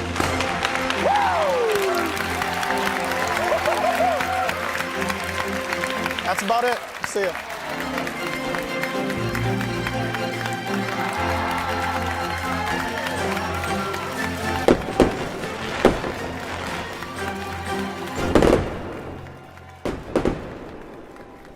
Alpha male who has one-on-one courses for up to like $3,000 or something like that, but he also has video seminars for the low price of $200, given the keys to the Bugatti basically for free. And he teaches you how to be a chick magnet, how to walk down the street and just get pelted by sodden panties from women finding you irresistible using his seduction techniques. And I was making fun of him for some very silly shorts that he was posting, and he didn't like it very much, and swore that if I'd give him a chance, he'd blow my mind because he has a harem of women. He touts that he's had like 100,000 Tinder matches in 2 years, which is a stat that, I mean, not even Wilt Chamberlain's 100-point NBA game can come close to. Dude allegedly gets more ass than a toilet seat while looking like he spends most of his days just moderating subreddits. He also claims to have 7 active girlfriends on his roster, so he basically lives the anime harem lifestyle, all according to him. And then one video he posted on TikTok where he has girls like dancing with him and he's like doing this, hitting like Fortnite emotes while they're hanging out, and then he kisses one of them. That's his like, you know, dunk on the haters video. So I got my friends together and said, boys, let's elevate our pussy game. So we purchased his course just to see, you know, maybe he's telling the truth. Maybe he really does have it all figured out. He's living life on recruit difficulty. He's got the cheat codes activated and he cannot stop slamming ham. We're about to find out.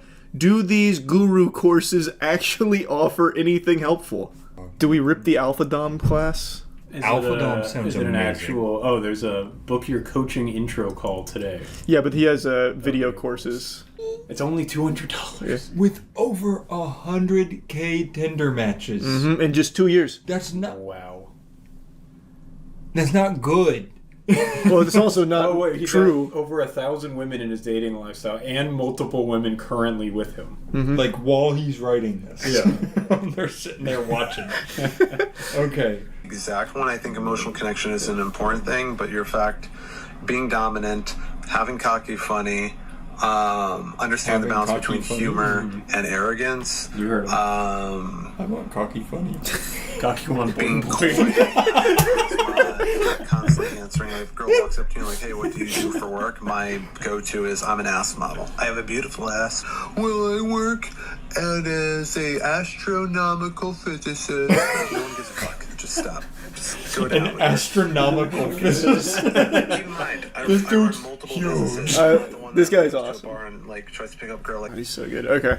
Did you accept the registration? Why did we even buy it? I just learned everything. Well, so I'm so curious what his course is. So he swears that the people that pay him $200 are getting laid out the wazoo. All right. He swears it. You gotta beat him off with a stick. And then no caps, password 1. We're gonna let everybody... But no, we're giving them access. Shit, There's gonna be no women left. Oh no, my wife. All women are bad. Conflation. Physical... Well, you're jumping the gun, Sorry, Matt. I just want to know what a first-class woman is. Sorry. Intro. Intro. We have to see the intro. Brain. What she was doing was putting her shoe back onto her foot. Okay? That is a very big sign because now she's not soothed at all. She's a little uncomfortable and she's getting ready. She's preparing for if she has to flee. Okay? He's talking about stuff. He's talking about signs that a woman's about to flee. So we haven't gotten there yet. But I'm excited for that chapter. Couple videos in my car. I'm hoping that by the end of this video course that I won't be doing it in the car. But hey, you're used to me. Spoiler alert, he looked at him and he never gets out of his car. So, it is what it is. I might switch these out eventually. Might make much better versions. You're always going to have access to it, especially if you are. I kind of want you to visualize this giant stone like bowl, okay? Maybe it's like the size of the Grand Canyon. That's all your relationships, that's all your jacking off, all that, your porn habits, all that stuff, all the beliefs you've heard about Put them in relationships, the bowl. every single ex that you've Do had. It's all in this huge pool. And the pool is just rancid, right? And the society really makes sure that most guys pool. In order to get to the place where I am at currently, you need a little trickle to come out of that bowl, okay? And then it needs to cut through, and it needs to make a stream first, and then it'll make a river, and then it'll make This is so canyon, stupid. okay? And once you're at that All canyon, right, I'm ready to stop with it. I have a quick question. Let's move on to the next one. About his set here. Where do you think the car is, first off? And second, why is his seatbelt on? He's not going anywhere. Safety, Danny. Come on, Danny. I can't believe you would question an alpha male like him. It's because I haven't established my bowl yet. I'm not. Your rancid my pool. jizz bowl is still full of nastiness. My cup runneth over. I need him to come trickle in the stream and fresh A water. trickle and then a stream and then a river. Yeah. rip it out. The belief that women are all bad, or even Western women are all bad. That is incorrect. Whoa! Plenty of men who are just like me that, well, maybe a little bit less than, because I go pretty hardcore into this, but that get as many women as they want. Other things. When you have this viewpoint that all women are bad, you are going to... What's the best way for me to put it? The other reason why this is bad is because if you what the fuck? believe that in your mind, if you believe what happened? The car's starting to light on fire. We're not She's going to feel that, right? Oh, sorry. There we are. It was like a puff of smoke just happened. And this is one of the big things I'm scared about with my program is I'm going to teach so much psychology and so much power that some guy may possibly abuse it, and I'm worried about that. That's how powerful psychology and body language and facial expression and everything is, okay? Cocky funny, how to use it. He's really got to stop acting like that's real grammar. Well, that's what he calls it. He calls it. He uses cocky funny. Yeah, he's a cocky funny jutsu master. Yeah, we can learn about hoflation. Yeah, hoflation's important. We can learn about that. This is like going to school. Yeah, but for pussy. To attract women and to keep women. That's just how we are, let's be honest, okay? It's one of the things that I had to work on because I get in a relationship, get really good, get really busy, and then I would distract, like I would switch my viewpoint on either one of the new girls that I was trying to train in my ranks, or I'd switch it to my business. It's about balance. One of the new girls I was trying to train in my ranks. Whether it's going to the gym, whether it's building a business, whether it's building, ranks like the girls that I have, because I have multiple, or it's just one girl. You have to put effort. And that's what I always tell people. The issue is, with the internet, with computers, with phones, a girl has a shit ton of options. So what happens is, she'll meet somebody like your great-grandfather, and then she'll meet a guy like me. Your and a guy like me is grandfather going to like girls. not really my great-grandfather. Okay. And once you're done with learning from me, you'll know what works too. So that's the big discrepancy. It's not that all women are bad, it's just that girls are looking for the best that they can get, and if you don't know how to attract a woman, and you don't know how to create feelings, and I gotta tell you, being able to do what I do outpaces money, outpaces looks, and everything else. Have a guy that teaches her how to make her own money and build something like a business or something like that, and the guy still has the connection and build attraction in her, then she will ever like a guy who just pays her shit, okay? Does anyone This think... is how it is. Almost all my... Is there anyone out there... Like, I guess I'm not a huge hoflation conversationalist. Is there anyone out there that thinks, hey, to get a woman, I just keep giving her money forever? The thing is, I think yes. You think so? The answer to that is yes. But like, this isn't new stuff. It's like, No. if you just keep giving her money, she doesn't really love you. I was going to say, Like, this who's that feels news like to? a guy who realized girls like emotions and and love. Like being attracted to saying somebody. girls is even better. Like, just people like emotions, and he's starting to be like, I got a cheat code, guys. I've got something crazy. Told my girl she's beautiful. And she smiled. She liked that She more liked than me that. giving her a $20 bill. I feel like he's... You said it. Like, he's almost on this fence where you're like, come on, but like, you're almost there. Well, you're almost getting it. Like, Also, girls I'm going to say it. This video wasn't about hoflation. It wasn't That's at a all. misnomer. I You think- mentioned the word and then you just went off on a money tangent. Look, we've seen the smoke rising from his pants. This is all in the same sitting. He's just kind of ranting and then cut it into part. We paid I paid $197 for this. Yeah. They didn't get to see that. Charlie put it on my credit card, but I don't even know how. That's hoflation. That is hoflation. My great-grandpa didn't have to worry about that. Very clearly undergone red pill I was gonna say, coaching. I feel like he took other classes and was Yes. like, wait, this isn't working. That's exactly what happened. And then he like got a girlfriend one time because he was a human being to her, and he's like, "Hang on, I know how to actually do this." I think he's so close to understand. I'll say what he says, that females, which anytime somebody calls that's girls always females, rough to hear. He's almost there to understanding females are human beings. Yeah, it's like on the cusp. Yeah, like he's so close, and I'm proud of him for almost getting there. Yeah, as far as $197 courses go, could have been worse. Could have been worse. And we're only... The girl of your dreams is rare. Nope, it's not. The girl of your dreams is not rare, and here's why. There are plenty, and I mean plenty. I mean like literal metric shit tons, and they're tilted off center or off orbit, and they're not quite right, but they're good girls inside. They just need to enter a frame that's correct, and then they immediately fix. And that's most girls. Sorry to let you know. Here's the thing. Most girls like being disciplined, being corrected, and like being put in their place. I will tell you that just right. And maybe this will be on NBC one day where they're crying and saying I'm abusive and taking it out of context, but that is the reality. That's what girls like. And when they enter your frame and they step out of it, or they shit test you, or they get really super disrespectful, and you snap them back into line, whether it's something like, hey, if you do that again, I'm done with you, or I won't put up with that. Or Dude, let's pause real quick. I feel like there's a lot to dissect here. here. I feel like he goes through these episodes. So like when he was in the smoking car with button-down homecoming gown, he was more relaxed. Like women like love. Yep. And being treated like people, and here he's like, women like to be put in their place. This morning he woke up to find out one of his 7 girlfriends left. Yeah. And he was like, well, no, she exited his frame. Right. Oh, the Did frame. we miss the part where he described what a frame is? I was about to say, there's a lot of stuff. He's talking about shit testing and entering frames. That's in the blue lesson. Ready, go. On the butt.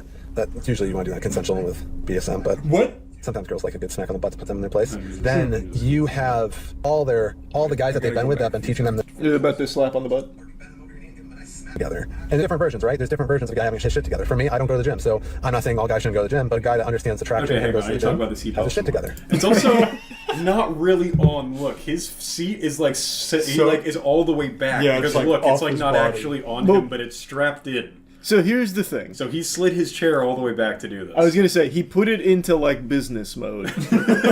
So I feel like you could have just taken the seatbelt off too. That's what I'm saying. Like why? Why is it? Also, we're clipped entering in? the section where he's saying. So he was like, guys who have their shit together, and he was like, and there's many different ways. Like me, I don't go to the gym. Yeah. Well, when you're this psychologically powerful, he's like he's Professor X a pussy. Like this guy, he's like in the female mind. He's worked out his brain. Yeah. You know, because he's all about being different, and all the other guys go to the gym. You have your emotional control. Girls can't poke you and hit your buttons and shit test you, and you're just a silly little brat. Like that, to most of the things that they do, you stand out. You're a rarity. Because most I'm getting a call. Spam risk. Let's see if I can get scammed. Maybe too. Hello? Hello? Hello? Hello? Hey there, this is Chloe. You're doing all right? Yes. How are you, Chloe? That's good to hear. Do you currently have Medicare Parts A and B? No. Unfortunately, you don't seem to qualify for the plan that we Wait, have. I want to. I do have it. Oh, what the? I can't even get scammed. That's hoflation.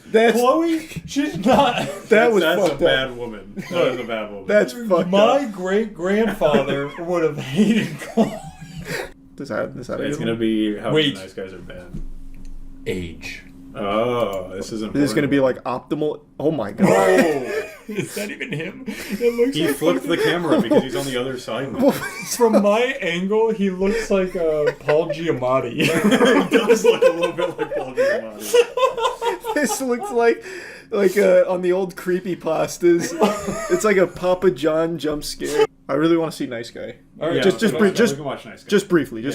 Oh, and look how we're in a different outfit. Look how nice he looks. He does look like a nice guy. That's a nice guy. Like he does look like a nice guy. All right, I'm changing speed. That maybe it's only the colored hair that gives you the sense that they might be unstable. But if you behave the way I do, you bust their balls, you're cocky, but you also have a mixture of funny in there. You fucking don't give a fuck about them shit testing you. You push it right back and give it right back to them and put them in their place.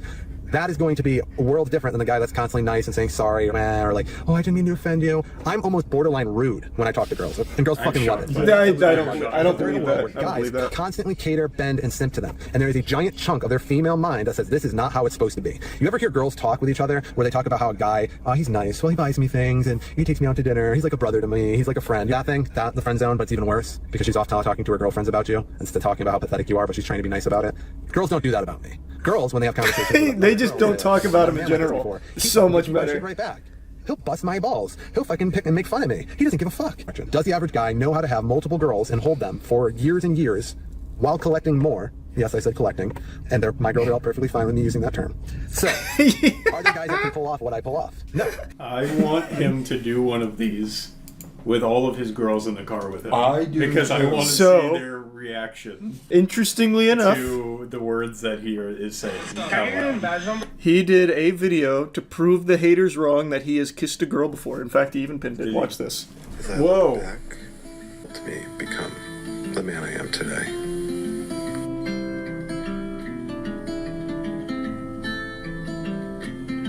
I would say I lived a lucky life if I didn't know how much work. This sounds like he's about to die. It is. Being able to do this. What? I don't know. That was really creepy. It's getting creepier. What? Because you've been pipe fed down your throat. All this bullshit about women and dating. Maybe in 2025, you'll see it differently. Merry Christmas. That couldn't have ended any better. That was incredible. Wait, let's see. That. I'm going to go to feet and legs part 1. Yeah, we can go to Does feet and he legs. give examples? So this first section was all about limiting beliefs, and I was actually very surprised because the way he talks on TikTok is very different than his courses. So he was saying, like, thinking all women are bad isn't good, and hoflation isn't real. And then in the same breath, in the same section, he would still talk about like how you need to put women in their place and discipline them and don't let them into your frame, which I never really fully grasped what he meant by that, like talking about his frame. Like when a woman tries to get in my frame and I'm in this frame of a woman, like I don't really know what he's referring to unless he's really just a huge fan of fucking Warframe or some shit. And then he would also like make it like these huge eureka moments where, you know, women like talking about emotions, so we should listen to that sometimes. And then also still like be like, and then we have to put her in her place. So he kind of like teetered on this edge of almost understanding that women are human, but he'd get close. He'd like poke at it a little bit, tickle it, like these female creatures, they're almost like us. They're almost, you know, sentient beings that like to talk and like to communicate with us, and sometimes it's worth to listen. Conflict resolution. Well, he's big on putting women in their place. Is his resolution like, all right, come over my knee? I'm curious. Let's listen to conflict resolution. So we're telling that 4. Active listening. The one that I had a lesson about this, right? Listen attentively to your partner's perspective, show that you value their viewpoint by actively engaging in the conversation. You know that one. I had a whole lesson on it. But it ties in here, so that's why it's here too. Number 5, avoid the blame game, okay? I talked about it a little bit in the last lesson. Focus on what you understand rather than this isn't bad. This is very normal. Very normal way to handle things. Now what does he say for the next 15 minutes? Yeah. How does it go for 15 minutes? Because this is like way ahead. Because this is very normal, solid stuff. Childhood on, we're taught to lie with our faces, okay? So there's a reason why the face is not the most truthful one. That being said, hey, nobody's taught you to lie with your legs and feet. Things like stress, fear, happiness, joy, nervousness, subservience, awkwardness, confidence can all show from your feet, right? Your feet and your legs, okay? Even anger, you think, right? So he's talking about how all of your emotions, deceit, anger, and everything show in your feet. Thoughts? I've never looked for them there, so I can't disprove that. Yeah, I guess in his defense, I cannot say no.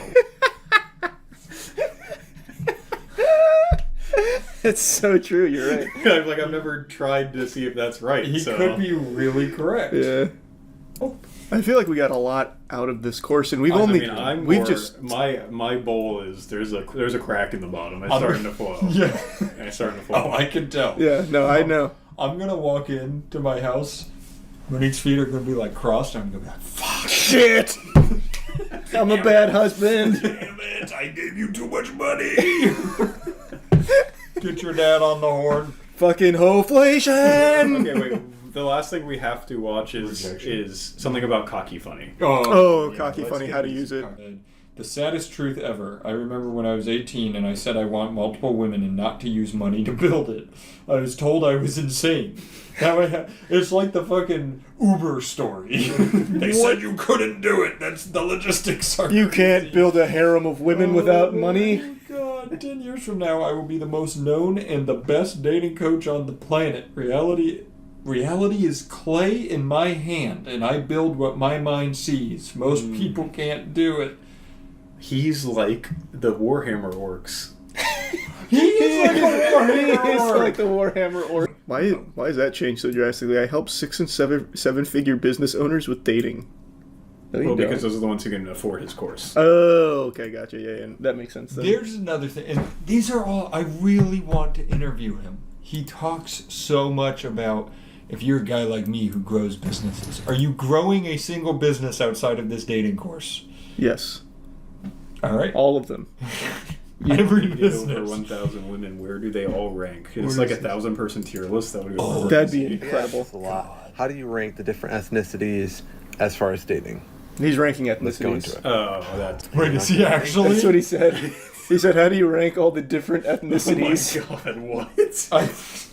How I'm going to rank them the way I'm going to rank them. Maybe we... At the absolute horrid fucking worst tier, well, it's going to be... What's his number one? Western culture, white women.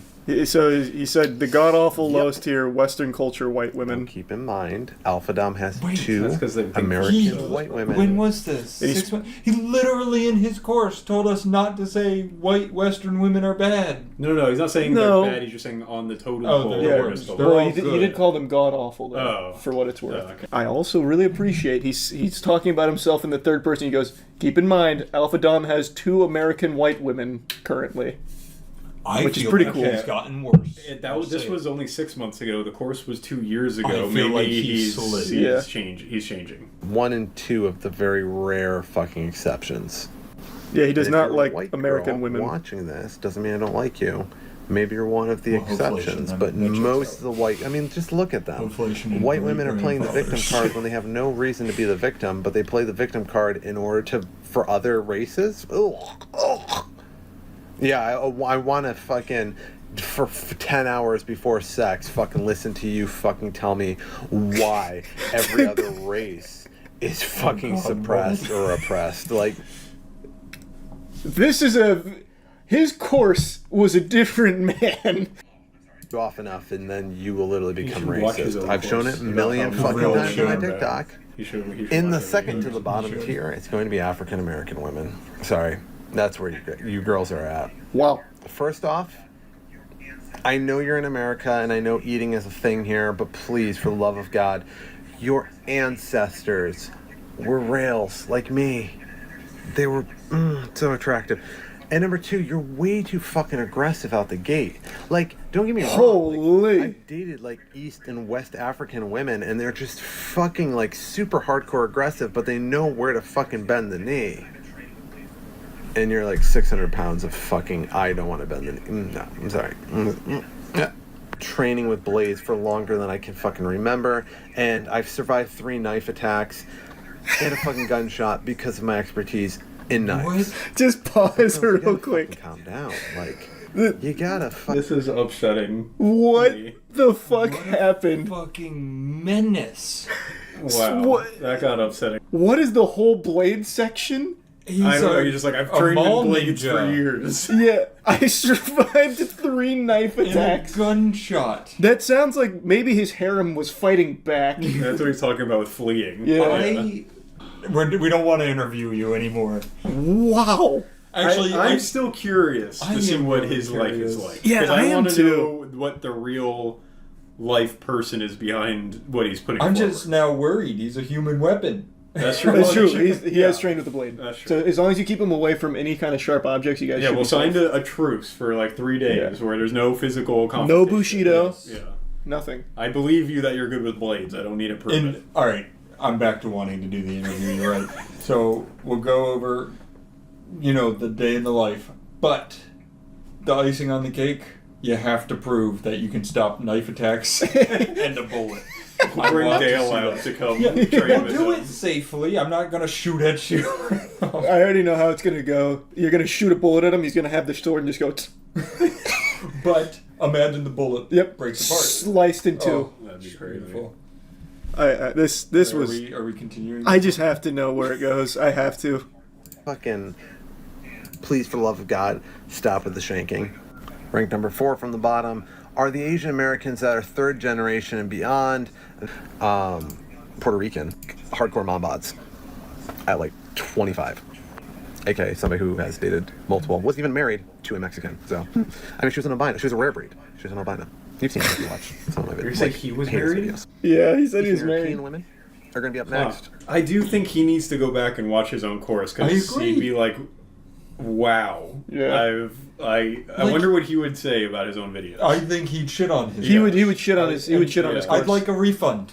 Oh. On the video where I talked about this, where I was landing a Victoria's Secret model, don't fucking come in my comments if you never landed a Victoria's Secret model, because I did with that line. Now a lot of you who are dumb. All right, I can stop there. He's talking about the Victoria's Secret model that he's landed, which we all know. We met her. We know her.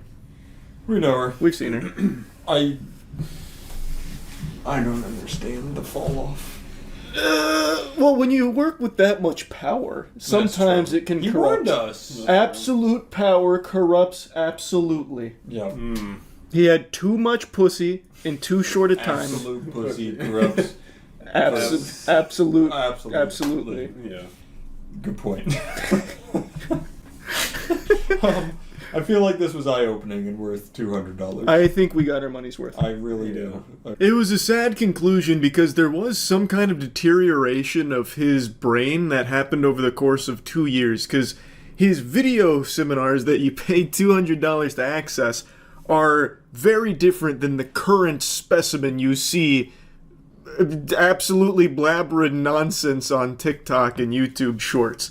Because right now his big thing is about being the big ticket alpha male and like ranking the ethnicities of the imaginary women he's dated over the course of his life. And his courses, he actually does talk about normal stuff sometimes, whereas when we were going through like his modern TikToks and YouTube Shorts, none of that DNA is there anymore, at least not from any of the ones that we saw or found. It almost feels satirical to a certain extent, but he does it earnestly. So like that whole discussion that he talked about with his mastery of the blade, that is the epitome of the Reddit fedora wearing meme. The Discord moderator, Discord super shinobi, that kind of thing. Like, he embodies that, and he unironically discusses shit like that. Because we did a bit of a deep dive to see if he was making, like, a joke, if he's just playing a character. He's not. This is him. Now, I would be very curious, as would Danny and Matt, to see what he's like in real life. Because I get the feeling he is just jumping from trend to trend, because 2 years ago, these pickup artist guru courses were flying off the fucking shelves like it was the sequel to the Bible. People were desperate and purchasing these things. Now, not so much, so he's pivoted into doing kind of like almost rage-baity content for TikTok and YouTube to, I guess, put on this front of being like, yeah, women are so easy to fuck, and that's kind of like all they're good for. I got like so many fucking women, I collect them like Pokemon cards. Like, that's his new thing. So, as Matt and Danny said, we'd really love to, like, have a day in the life of Alpha Dom. Would love to see the master at work. Because he talks about how easy it is for him to just collect women and put them into his ranks. Supposedly has 7 women currently. Would love to have the keys to the kingdom, have access to that harem, and interview them to see what they say about this whole ordeal. But the last time I proposed this, he said that I need to sign an NDA or some shit. I'm foggy on all the details because it's been almost a year, which is still the dumbest thing, to sign an NDA with Alpha Dom where I won't talk about the women I see him having, which almost sounds like a criminal enterprise, like he's locking them up as prisoners of war. But you know what? This time around, we'll all sign the NDA. Let's see an action, Dom. I am so fucking curious. I can't promise I'll be, stay true to the NDA, because I would love to be able to discuss the things that we learn, but we'll at least toy around with the notion of your stupid fucking NDA. So anyway, $200 down the shitter for sure on this experience, but had to know what it was like. I haven't actually purchased one of these courses from these goofballs, and now that I have, it's been pretty eye-opening stuff. Like, the course, a lot of it was just him saying normal things sprinkled in with brief moments of insanity and lunacy, but it wasn't egregious, not like he, in his current state, his final evolution here, his digivolution. Like, back in the courses, he was a lot more normal than he is now. So it wasn't even, like, the worst advice in the world, especially when it comes to, like, conflict resolution. Like, the way he talked about it, for the most part, was pretty solid. I don't know what the fuck has happened to him. That'd be something very interesting to explore. But anyway, yeah, overall, not worth $200 at all, by any means. A lot of stupid shit a lot of times, and sometimes I accept. The Rock does excel at a lot of things. Being super big, commitment to being super big, getting bigger, eating like a big person, and being big. I do like a lot of The Rock's movies. I do like CIA was one of my favorite movies from The Rock. Jumanji, that was very cool. That was very cool. He's laid out a couple stinkers. He's laid out some stinkers, but I have faith in the man. And it seems there's no exception for Dwayne "My Rock" Johnson. Mr. Johnson has decided to release what I would believe is something that he didn't know he was releasing, and somebody just kind of told him, show up for a photo shoot, we'll get you set, and that's pretty much all you need to know. Ladies and gentlemen, Dwayne "The Rock" Johnson is coming out with a hair product. You heard it right. The bald guy is coming out with a hair product. It's called Papa Tui. Now, here's the thing. I actually heard it's not bad. It hasn't really been locked down on what kind of hair it's for. But look, I'm guessing there's going to be different formulas. There's going to be, different situations for different... I'm not sure. I'm really trying to give this a fighting chance. I just want the bald man to explain what's happening here. One thing you have to think about. We like to hold people to a certain... No, we don't. You know what? I don't want to lie to you guys. We're bad at this. We're bad at this. This shit is gonna hit. It's gonna hit. You're gonna buy it. I'm gonna try it. Everybody's gonna see what it is. Nobody's gonna look at it and be like, well, look how many people bought Goop. The backlash and the complete shit he's getting on Twitter is it's about as much as you would expect. Ever since Twitter turned into X, it's pretty much just a place where shit grows and where you just go to get shit on. It's a downtrodden place. His hair is getting posted about like an old ex-girlfriend, and he misses it so much. But that's just something that we can never bring back, and I don't think we ever should. Do you remember what it looked like?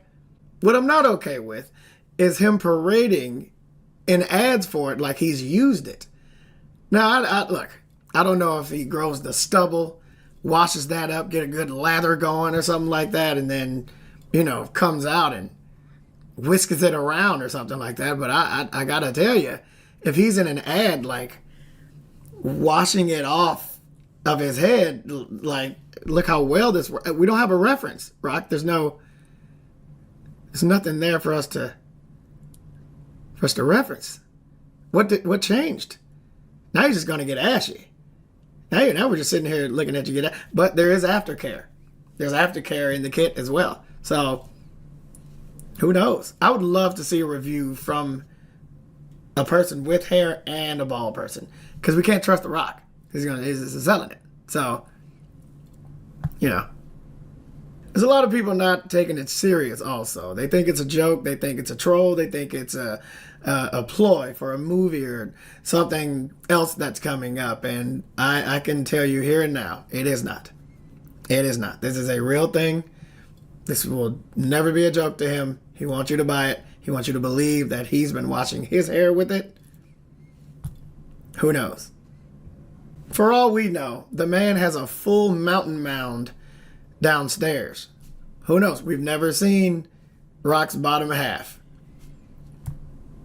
You never know. Maybe he has a real polyfro down there. That's possible. Could be possible with Papa Tui. What a great name also. Papa Tui. Whoo! That's almost like sock it to me. It's just easy to say. It just rolls off the fucking tongue. Could be a pube thing. That's not something we're ready to find out. He's trying to let everybody find out on their own. You wash your hair with it, soap runs down, and you go, oh man, that worked out. That was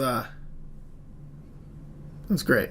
But look, Papa Tui is the Rock's care line for men, backed with science and formula that performs well. It helps men develop a skincare routine without being teased or mocked by other men. Now, on hair care products, his Papa Tui Nourishing Shampoo and Conditioner works not only for guys with full-on hair on their heads, but also for bald men because of its scalp-friendly formulation. Not only that, but it will keep your hair and scalp hydrated and healthy. So that's what it is. You know, as much as we want to shit on it all day, the man knows what he needs for his bald head, and he knows what he would want if he had hair. I think this is a win-win for everybody. We're not going to not buy it.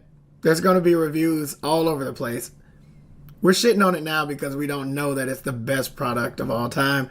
And he's been holding this down in his secret lab under his $43 billion house that I'm sure he has. Because he's fucking Moana. No, he's not Moana. Oh my God, he's not Moana. Oh no, they're getting sued. I can't say that. Okay, don't say anything about them getting sued. He's not Moana though. He's Maui. Jesus Christ. I like how they're saying it's science backed. Like, all right, we can't check that. You know what I mean? I'm not smart enough to check that. That's not something I can go and you know, actually, I guess I can ask ChatGPT. That's, yeah. Well, look, I'm not smart enough to fact check the science on this thing. I don't know what ingredients would make it safe or not, or for bald heads or for scalps and hair. And what am I going to do? What am I going to do? You want to check? Take the Papa Tui to a scientist and say, hey, can you tell me if this is good for hair or not? What does it say on the back? Yeah, this is good. That's fine. I'm not spending money on checking this. I'm sure there is going to be somebody that checks this that thoroughly because people just want to prove The Rock wrong. He's done great in his life. This may be one of those hiccups that he's going to have to get over, much like the DC movie, to not be named. Let's keep that out of this. But I think this is going to be one of those hurdles, Rock. Good job. But good news is, man never skips leg day. So jump away, my friend. The Rock has a hair product. You guys, tell me what you think. Don't tell me. Don't tell me. I kind of already know what you think. Just want to talk about that a bit.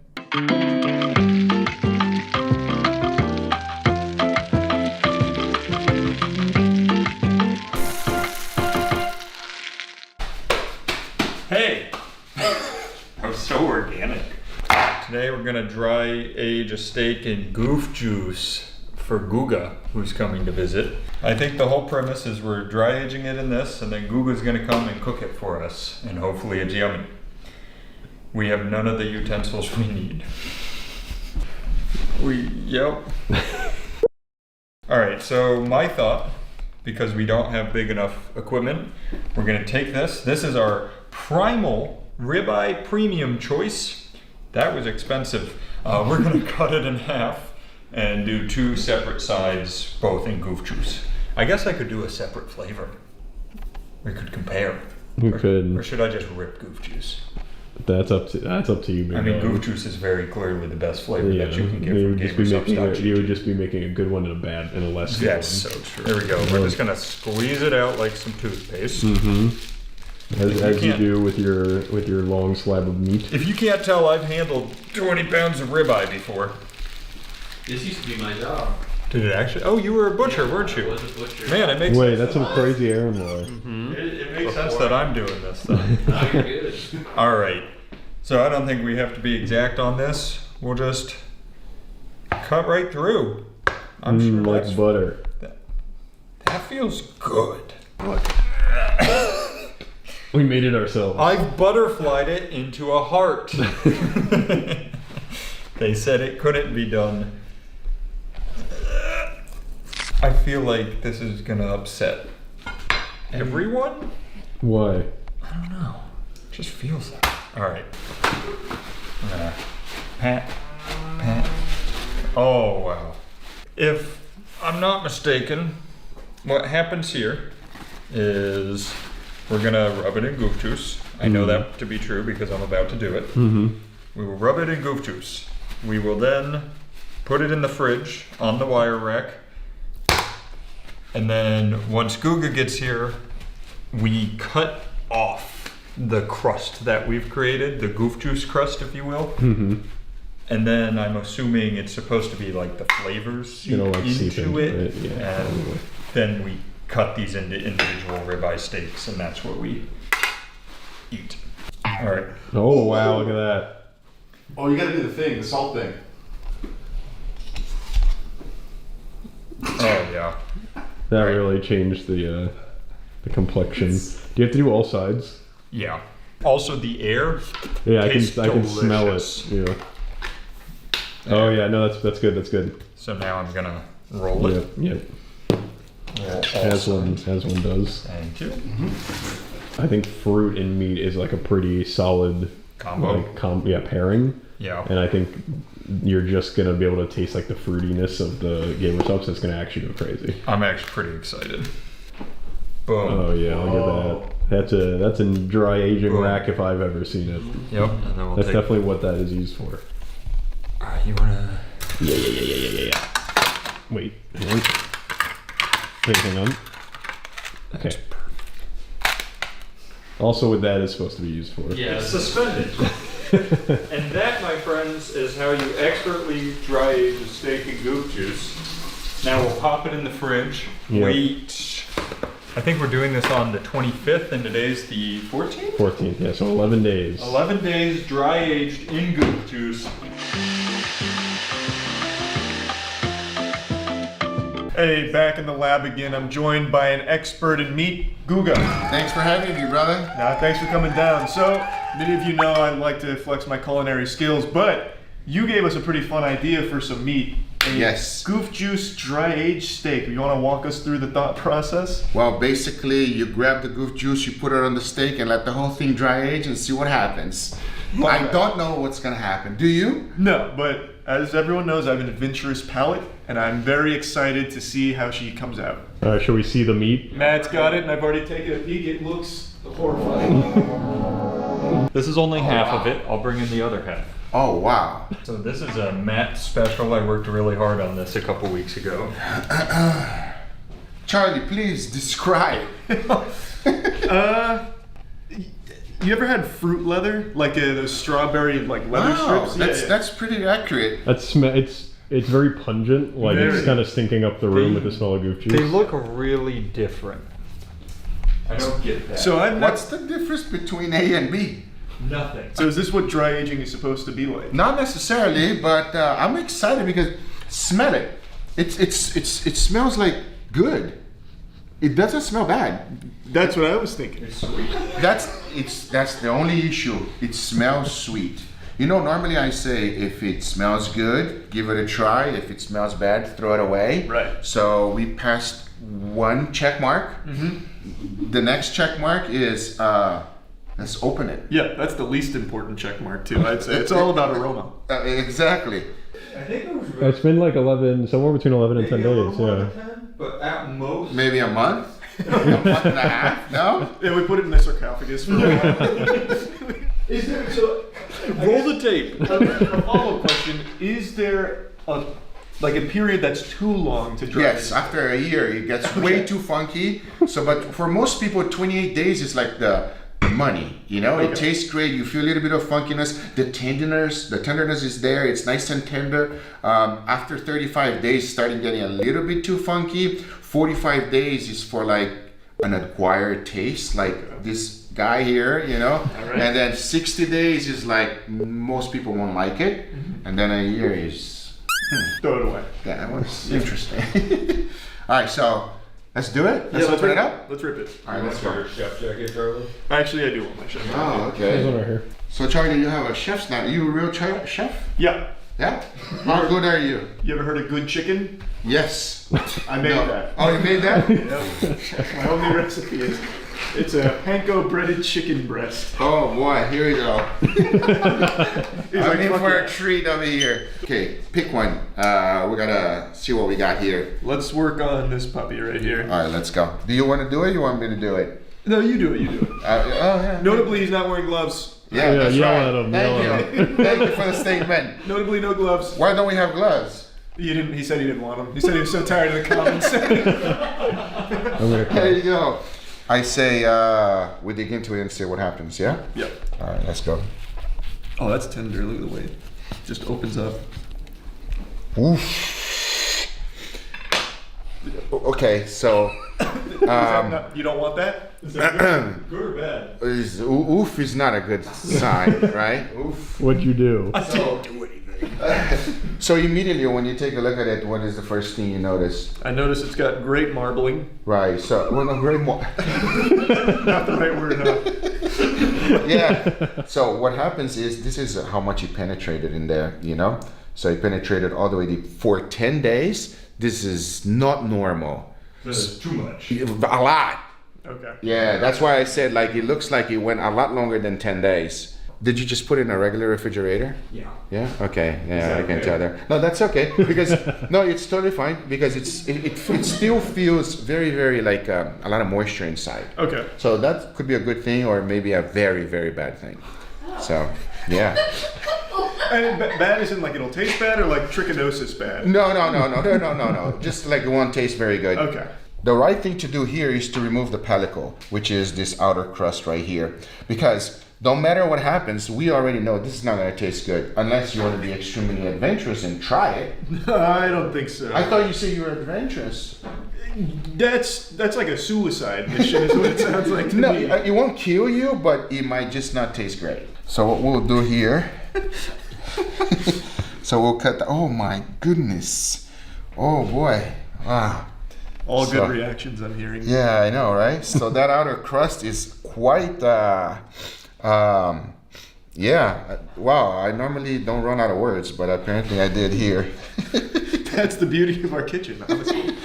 So I'm going to remove all of these pellicles right here to make sure that we end up with a good product. But the problem is, I don't want to touch it. Try to explain it better. I don't want to touch this part right here and then kind of like contaminate the actual good part because I have a feeling this is going to be good. Yeah, it looks good. Yeah, especially if we're removing all this outer pellicle, you know? I'm just glad you're considering it edible. No, I think it's no problem now. And if it was bad to eat, I would definitely say you went too far. But you didn't, so it looks... We take those. You take as a compliment, I guess, right? What would be the worst piece of meat you think you've ever, like... Everybody asks me that question, but... you know, it's always the most recent video that you remember the most, the most memorable. And do you know what durian is? Yeah. Oh, we actually just did something with durian, like isn't it like 6 months ago? Yeah. Let's be respectful. An acquired taste. Yeah. So I dry aged that thing in you know with durian, and it was probably the worst experiment of my life that I could remember. Damn, that bad? No. Did the smell persist like after the months of aging? Yes, and do you notice that here we don't have penetration so much inside, so the durian went all the way in. I want to see that. I'm curious. I want to see that one too. Yeah. Let's throw it on the table. Oh yeah, that feels like a winner. Oh yeah, really? That's great. Charlie, should we keep this one just so that you do a little taste test? Put that puppy right there. All right, I want to see how it goes. You try, not me though. No! Yes, you should do it. If that's getting eaten, it's going to be a shared experience. Oh, no. Yeah. If we didn't tell you how long we aged that for, how long would you think it? I would say maybe 30 days. That's how much. Why that one is so different from the other? I think the reason here is because there's no fat cap, so you can tell more. That's why it's there. But the reason I would say is because of the color. Did you have anything else inside the refrigerator besides the meat? I think it was actually just the two of them. Like some beer bottles. That's it. That's not bad then. That shouldn't happen. All right, let's see. Yeah, try to eat your steak with Yingling bottles around. And then, so take a look at this one. Interesting here. Same. What is in that stuff that penetrates deeply inside the meat? It's the goof. I was trying to think of like an Italian word, but 10 days? 10 days? Maybe people should be putting that on the marinade, so make sure that goes all the way in. Well, that's what they started making goof juice for, actually, marinades for high quality Wagyu. Impressive. Yeah. Which Charlie loves, by the way. He loves high quality Wagyu. I heard you've heard my take on Wagyu. We're not a huge fan of it. Tell me why. We is a strong word. Tell me why you don't like Wagyu. Yeah. What does it feel like to you? I liked the drunken Wagyu. Mhm. That was a good blend of meat and like fucking fat butter, and it was wonderful. Yes. A5 Wagyu is nothing but oil. Like there's no meat to it. Like that to me is like something that would go good on like top of something. Like you'd take A5 and you'd put it on top of. The only example I have is that thing we had, this rice pilaf, and it like works really well with that. But if you're just eating A5 Wagyu, you're just taking bites of like fucking butter. It's overpowering for a lot of people. Yeah, and everybody feels the same exact way as you. So A5 Wagyu, yeah, everybody feels it. A5 Wagyu, it's more like something prestige. You take one bite of it and you savor it in your mouth and you eat it. Versus this, you eat the whole entire steak. Damn right. Yeah, that's why. Huh? Mm-hmm. Why are you slapping the meat? You love slapping meat? Yep, I do that on almost everything we cook here. I give it a little slap. You give it a slap? Very good. Such a gentle tap. Though. Well, I wanted to slap it harder, but I don't want it to. You can slap those ones harder. Those are nice cuts. Here, Charlie, it's gonna make you feel better. Go ahead, slap it. Give it a little. Oh my God. Did that feel good? Call it a bad girl. That felt... How do you want to season it? I would like for you to take on. It's your steak experiment. Oh, here we go. Okay. Oh, why are you saying that? It sounds like something went wrong in the past. It doesn't go right usually, but I think for this, what you want is a little salt, a little pepper. No, why are you saying it? You do it. Let's do it. Let's do it together. Right, let's do this. Do we have salt? We have salt, right? You've been in this kitchen for like 4 years. How do you not know where the salt and pepper are? It's always moving. Yep, there we go. You have everything you can want. I see you're the sous chef. Yes, that's a great way to put it. That's what we're gonna go with. Yeah, I think we got to use the coarse one for this. Very good. All right. Is that yours? Are you salt baying it right now? What's happening? This is my. Nick told me to do this. Nick told you to do this? He said, Charlie, when you're salting it, make sure to do it just like this. Really? Just like this. So what's gonna happen is when you start cooking this, half of this will get stuck to the pan. True. So if you don't season it properly, and this one is a little bit thicker, you want to go even a little bit heavier. There you go. And then you never want to season it like the way you're doing it from low, because what happens is, look, so if you season from low, it's just like it spreads very little, but if you season from high, it spreads more wide. You see what I'm saying? So you want to spread it like that. It's crazy how much of a difference that just made. How do you like your steak, by the way? So I used to be a medium rare guy, but as I've gotten older, I've preferred medium. Really? Mm-hmm. Why do you think it changed? I don't know. I think it's kind of just because I don't eat as much red meat as I used to. So now when I get it, I just really like it being a little bit more done than I used to. I don't know, it just tastes better to me now. This looks great, by the way. Good job, brother. Thank you. Okay, you're taking my job away. Do we have oil or anything, or no? Yes. No. Yeah, Do you want butter too? Or? Sure. I think normally I would say yes, but how we're gonna, we don't want to mask the flavor, the amazing creation of Mr. Chef Charlie over here, Luckily, it was on the top shelf, So olive oil is very, very pungent on the flavor. Can we have they have avocado oil? Is that avocado oil? What is that? Oh yes, much better. Yeah, grapeseed oil, avocado oil. So what happens is, olive oil is fantastic. I love it. But for a true taste test, it will mask the flavor a little bit. Okay. It will do some ways. So I don't know if you guys ever tasted this. It has no flavor. Yeah. It's flavorless. So for a taste test, this is better. And we're gonna let Charlie cook it. I was gonna say, I'm sure you've noticed, but it's not quite the flattest pan in the world. Yeah. I noticed, but I wasn't gonna say anything, but now that you did it. What do you think it's gonna taste like? I think I really think the goof juice is going to be the most prominent flavor. Like, I feel like that's going to be the main thing you taste when you bite into it. That's just a hunch. You think so? I really think so. I think it's going to be slightly sweet, but not overpowering. All right, we'll see. Not overpowering. I don't think so. Because I'm hoping, Also, did I use caffeinated or caffeine free? Do you remember? I think you used caffeine. Yeah. Yeah. So this is. It'll wake you up. Yeah. Isn't that in like Zelda? Are we gonna die? No. I don't know why I'm doing it. I want you to do it. Why am I doing it? You do it. All right, let's go. Everyone just takes these paternal instincts when I'm in the kitchen. It's like, that's good enough with the oil. Sorry. All right, let's go. All right. Put that thing. So let's both. Yep. Do you feel it? That's hot. It's not. We can still wait a little bit more, but we don't got time for that. No. So let's go. So let's do both, and then put one on one edge and then the other one on the other edge. Bang. Slab. Wow. I love how wobbly it is. Those are quite exciting. Yeah. Awesome. It's supposed to kind of rotate while it's cooking, right? Oh yeah. it's for the meat's enjoyment. Yeah, perfect. Look at that. So what I like to do sometimes is what I'll do is that oil is nice and hot, and I'll just grab it and I'll put the oil on the bottom. You see, and I'll just, you know what I'm saying, so it gets a nice crust. And we'll go from there. Thank you. This thing here. You just get that oil nice and seared. It smells fantastic. It does smell pretty good. It smells amazing. It's kind of like concerning how much oil it's keep absorbing. So I don't know what it did to the meat. So I think you should flip it now. Put the oil before you flip. Wait. Yep, there you go. And now flip it right. So you want to flip it like to a hot part. So put it where it wasn't before. Like right there? Yeah, like I would say like right there. Kind of like. Oh, even more. Yeah. Okay.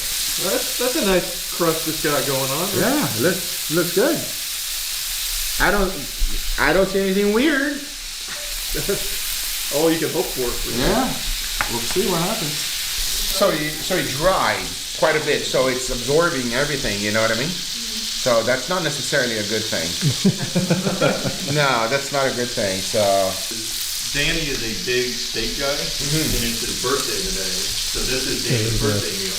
I didn't even know it was your birthday. Yeah, that's what I'm saying. Hey, happy birthday. Thanks. I appreciate that. Let's do a few flips. Oh, look at that crust. Oh, wait a minute. Look at you, baby. Let's go. You know why that happened, right? If you put it on the hot side, so if you keep flipping on the same side, and it won't do anything, it will just like keep boiling the meat. But we're not boiling any of the meat, we're just frying the crust. That's a perfect crust. Yeah, I love Nothing burned, beautiful. I think that one's done. We don't want to overcook it. Okay. So let's just put it right here. Voila. Look at that crust, huh? Look at this man. Chef Charlie for real. Crust looks great. Smell is very important. How does it smell to you? It smells good. Right? I do fuck with the smell. I thought it was going to be like much more like strawberry-esque, but it just smells like sweet meat. Sweet. It's a beautiful thing, isn't it? Meat is always better than chicken. Oh? Steak is always better than chicken. You disagree? Sound like you disagree. I've just always been more of a chicken guy. Well, you haven't had my good chicken. That's probably why you think that. Probably. Yeah. We'll have to go to their studio and Charlie can cook him good chicken. You are very welcome. I want to try your good chicken. That'll be fun. And let's do a round 2 here. Oh, they look great. All right. The time piece of de the sugar. resistance. Don't put the sugar part first. Do it the other side because I think the sugar will burn immediately. Yes. All right. And we're gonna get to try this one first while we rest. Yeah, good. That'll be exciting. This is like the cherry on top of your cake, Danny. You're gonna like this with me. Yeah, no, you're trying. Oh, That's gonna be really cool. Yeah. Bro, you're messed up. All right, now when you flip, be careful because it's gonna burn. So the sugar will burn right away. So go ahead, flip it, and then we're gonna keep a real eye on it. You know what it looks like? Char siu meat. You know char siu, like a Chinese barbecue pork. No, I've never even heard of that. You know, Like spare ribs? kind of like spare ribs, like char siu. So it's like red color like that. Normally they use a dye when they make that, They but should just use goof juice. Yeah, I don't know why they don't. I know. Flip it more. I'm not gonna lie. I'm not very scared about the steak. But this That scares you? terrifies me. Yes. Terrified. Flip it again because I know what it tastes like without the goof juice. Yeah, this is scary. Wait till you taste it. Okay. Put it right there. Let's. All right. Let's. So you said it tastes like shit even without like. Yes. Okay. It tastes very strong, very funky, very weird, undescribable. Let's take a peek inside. Oh, it's beautiful. Oh wow. That's what we're calling it? Beautiful? So it's like safe to eat, right? You just wouldn't want to. I honestly don't know if it's safe to eat. Do you have good health insurance? Good enough, I think. Good enough? Like how bad we talking here? So as soon as you take I just had to see what's going on over here. No way. Okay. Cheers. Cheers.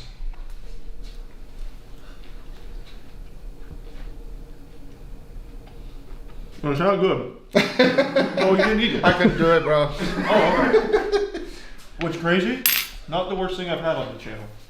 Really? Yeah. You had worse than this? Much worse. What But is I'm not gonna finish what it. is the worst thing you've had on the channel, Charlie? See, I can't. So, I don't know what the worst would be, but it's not bad. Well, hold on. Mmm. That smells horrendous. Well, take a bite.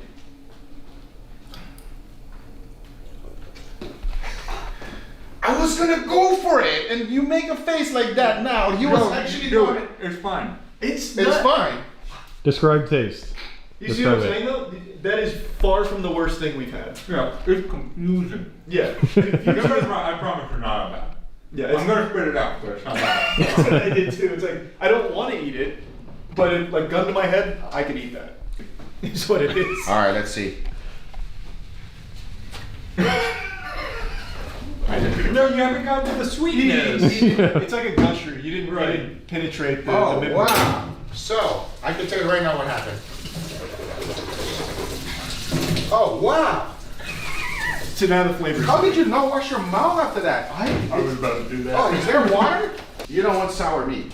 Mmm. Nope. What happens if you eat sour meat? Is it something to agree on or something? It's a little bit of the sourness there. That means it started actually spoiling. So that's what happened there. So, yeah, I'm glad you did not swallow. Now I'm excited to see what will actually happen with the inside. Smart. That's actually really smart. Oh, there you go. That will take all the flavor out and probably kill everything else at the bottom too. No, I'm good. Are you guys just gargling? Gargling vodka, yeah. You can probably drink it and also kill whatever's in your stomach. That's actually a really good point. Yeah. Right. You want a little sip? Yeah, I'll take a little. Shot. Hey, thanks for coming on the channel. Of course. How shocked or surprised will you be if it tastes good? I wouldn't be shocked. Like I think it'll taste good. I really do. I think so too. Yeah. I really do. Like I said, the outer crust, even without anything, it's bad. So the inside, let's see what happens. Nice medium rare. Is that too rare for you or is that okay? That's a little more rare than I would normally eat.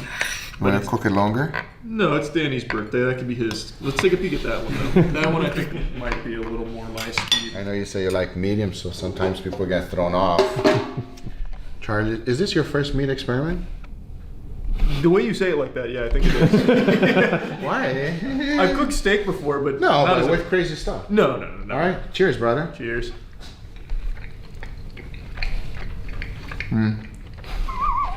I think it's good. Yeah, but you feel the sweetness? Yeah, I think that's good though. It's good. Well, a lot better than that. A lot better than that. I'll eat this one. I actually think that's like actually good. It's sweet though. Which is cool. That's like Very a cool. really cool flavor. It's not bad. It's slightly sweet. I think what has to be done is you have to fight the sweetness. I don't by know. adding more salt. I like embracing the sweetness. Like it's You enjoy it? It's trying to be nice and playful. Let it. You know. There's nothing wrong with this steak, by the Yeah. way. It tastes actually okay. I'm so excited for the second video where the three of us are in hospital beds. No, not at all. Not at all. I actually think it's going to be totally fine. I'm cutting this so that you guys try it, by the way. I want to know what you think. Huh? You see? Not bad. It's sweeter than I would have expected. It is sweet. Even though, so that's why most people don't understand that. If even you remove all that crust and everything, it goes inside deeply, and you can feel it. You know what I mean? Yeah, I did not expect that at all. You definitely get the like strawberry flavor. Yeah, it's less sweet than I expected though. I thought it was gonna be like fucking strawberry meat. Danny, take a little nibble. That's good. It is. You feel the sweetness? I'm on his side. Without that salt, it would have been too sweet. I agree. That's why I say put a little bit of this. So if you try it with this one here, it's like it almost feels like you put a sauce, like a sweet sauce, Like a marinade or something. Yeah, like a little tiny sweet. It's not bad at all. This is a great success, especially if you enjoy something sweet. Yeah. If you enjoy like sweet meats, kind of like teriyaki sauce or something like that. It reminds me of that kind of sweetness, but not bad. So this one cooked for a little bit longer. It's a little bit more medium rare. That's probably what you'll like. Yeah, that's more. This is your jam right here. Yeah. Okay, so let's cut this one here a little bit more towards the end. Thank you. All right. I'll wait for you. Let's see, brother. Cheers. Cheers. Much better with the salt. Yo, that's good. That has no sweetness. No, yeah, that's good. Put the salt, is delicious.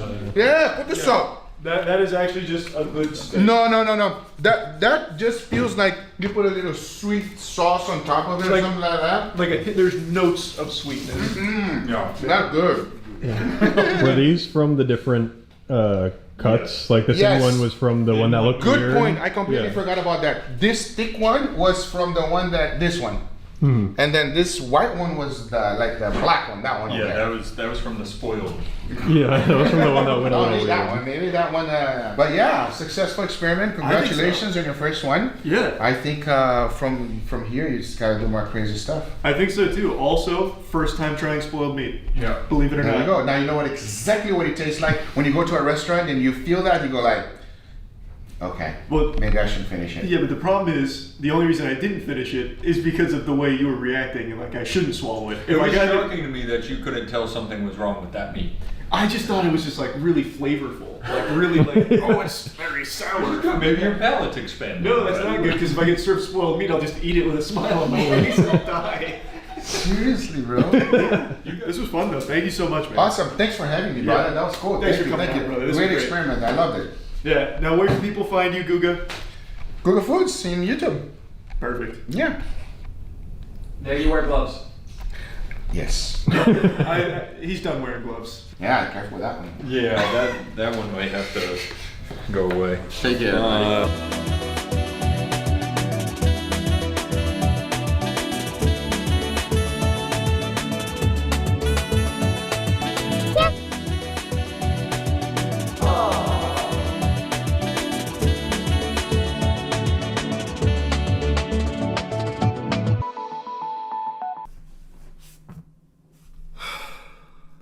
I'm back. Season 2 ratings weren't as high as the network was hoping for, so they've canceled it. I'd say it's gone too soon. We never even made it to the farm arc, mo-capped kaiju fight, or the live-action remake, but it is what it is at the end of the day. It was out of our hands, so I'm home. Season 3 is beginning now. No huge video for this one. We blew our budget for the Season 2 pilot. But I think it was worth it because Season 2, while it may have been short-lived, I think the star that burns brightest burns out quickest, as I've said 3 times this week. And I think it'll be looked upon fondly in the grand scheme of this program. Kind of like Season 2 of The Walking Dead. I think people will look at Season 2 of Charles and say, the writers weren't afraid to take risks. And was he even there in the first place, or was it all AI? You know what? I think the question probably boils down to what the fuck was Season 2? And that's a difficult question to answer because it depends on who you ask. Right now it's certified fresh on Rotten Tomatoes, but there's a handful of critics still scratching their heads trying to figure out, well, what was this journey we went on? And what does it all mean? So I'll do my best to break it down for you. Just like getting an I love you from a stripper, it was meaningless. You see, Season 2 was an offhanded joke Aaron made one time right before we were filming something at the warehouse. I don't even remember what we were filming, but Aaron said after this, it's probably like a tier list, and he said, like, when we're done with this, we should announce Season 2 of your channel. The first 18 years was just Season 1. And we all really liked that idea so much that we decided to go kind of hog wild with it. So we made that video announcing, all the casting changes, just playing off of that trope where every character gets replaced and shit. And we actually had, even bigger ideas for it, but unfortunately we kind of got kneecapped by the fires in California. Even God didn't want Season 2 to reach its full potential. But we had, some crazy celebrity guest appearances that we had lined up for the, huge cast reveal type thing. And we initially really wanted to commit to it to stockpile 10 or 12 videos to last X amount of time and actually have T-Pain do streams here for a little bit to actually convince people, oh, this might be something serious. I don't think anyone would ever actually fall for it. Like, wow, T-Pain just replaced Charlie. But just kind of to plant that seed of doubt, well, what if he did? But unfortunately, T-Pain is a very busy man, so we weren't able to do that. And I actually think that's better, because I like the idea that Season 2 had 1 episode and immediately got canned. Which is some shit Netflix would probably pull if, Season 2 of Charlie hit that platform. Now, interestingly enough, T-Pain did actually film an additional video here in my swamp. But I decided not to post it just for the sake of having 1 episode and that be it for Season 2. Though I was thinking about maybe posting it eventually as some kind of the lost tapes of Season 2 type shit if we ever try and play off of this dumb concept again for whatever reason. Like how SpongeBob had that huge event way back in the day, and Patchy the Pirate and friends are like, we've got to find the lost tapes, laddies! Patchy didn't talk like that, but, and then they had that huge thing with, the SpongeBob fucking forgotten treasure, the one piece of SpongeBob. And then it was kind of just a normal episode. So yeah, be ready for that hot drop at some point when you least expect it. But anyway, at the core, Season 2 was just nothing. Actually nothing. Legitimately, it was the friends we made along the way. It was just a really fun experiment. And I guess, actually, it was something.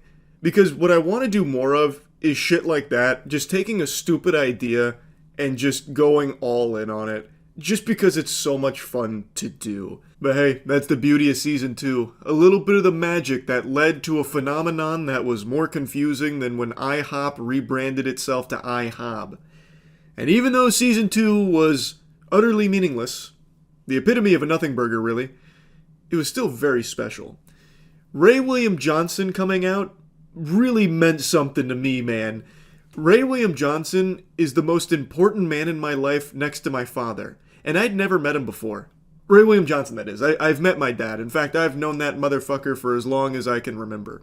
But Ray William Johnson, he'd always been this enigmatic presence in my life, like this being who actually changed the entire trajectory of my time on this corporeal plane. 15 years ago, he covered my Q-Op video on his channel when he was the biggest on YouTube with Equals 3. And overnight, it changed my whole universe. It was a second birth for me. But instead of being covered in amniotic fluid, instead this time, I was covered in passion. And I'd never met him until he came out to do this. We never exchanged any emails or DMs, no communication in any way, shape, or form until he arrived in person to the set.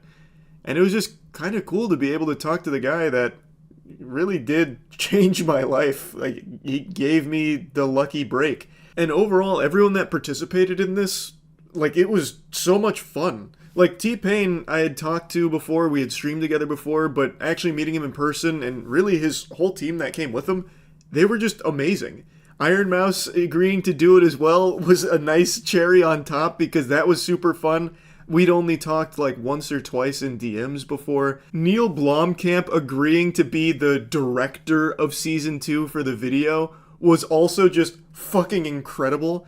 I have gushing grannies over his work on... Wow, that was a hard sentence to string together. I have admired Neil Blomkamp's work since he did the Halo 3 live action short. I have followed everything he's done from that, District 9, Chappie, even recently Gran Turismo. Like, having Neil Blomkamp say yes to being the director, I thought was so fucking cool. And, like, everyone that came out for this, I really enjoyed. The orchestra that put 2019 Guy to strings, what a beautiful fucking symphony. Like, that shit, that should be winning Grammys. That's up there with some of Bach's best pieces. Just a huge thanks to everyone involved. Antron and Jordan, you might have seen before. Jordan's been on quite a few videos on the other channel, and Antron's been on a few videos here. They're friends of ours, and they were nice enough to come out and do this on a very short notice. And keep in mind, this wasn't even its final form. At one point, we had a birthday magician lined up who was going to do a bunch of, like, illusions, David Copperfield style, to, you know, reveal T-Pain is me. We had Matt Mercer, who was lined up to replace Matt, but then the California fires obviously made that impossible. So, Matt, I'll explain that Matt being the aspiring Blue Man Group performer. Well, when Matt Mercer couldn't make it, I reached out to the Blue Man Group because they're somewhat local. They're not far from Tampa. At least, you know, one branch of the Blue Man Group is. I don't exactly know how the Blue Man organization works per se, but they have agents in Orlando. So I reached out to them, and they were down to just come play Matt, but the timing didn't work out, and we had already locked in a shooting date, and we were starting to scramble for time a little bit here, because that's not exactly something flexible. There were so many moving parts, we couldn't just move it. It was a hard date, and you can't go flaccid on it, otherwise the whole thing falls apart. So Matt just said, fuck it, I'll do it live. I'll just be a Blue Man performer, which ultimately doesn't make any fucking sense at all, because he didn't even get replaced. We just changed his skin color in what I imagine would be very offensive to Smurfs. But Season 2 doesn't care about your fucking feelings. It came in there with the gloves off. It was some hard-hitting shit, that premiere. Man, R.I.P. to Season 2, but what a premiere, am I right? That pilot. Woof! Hooey! Anyway, though, I just wanted to kind of just come out here and explain this a little bit, because I saw a lot of people theorizing that all of this was just, you know, fun, but it was because I was going on vacation and I wanted to do like a little fun send-off for like a week or two vacation. No, not the case. There really was no reason for it at all. Not going on vacation or anything. We just dropped this just to do it, with no greater purpose in mind, even slightly. So yeah, that's really...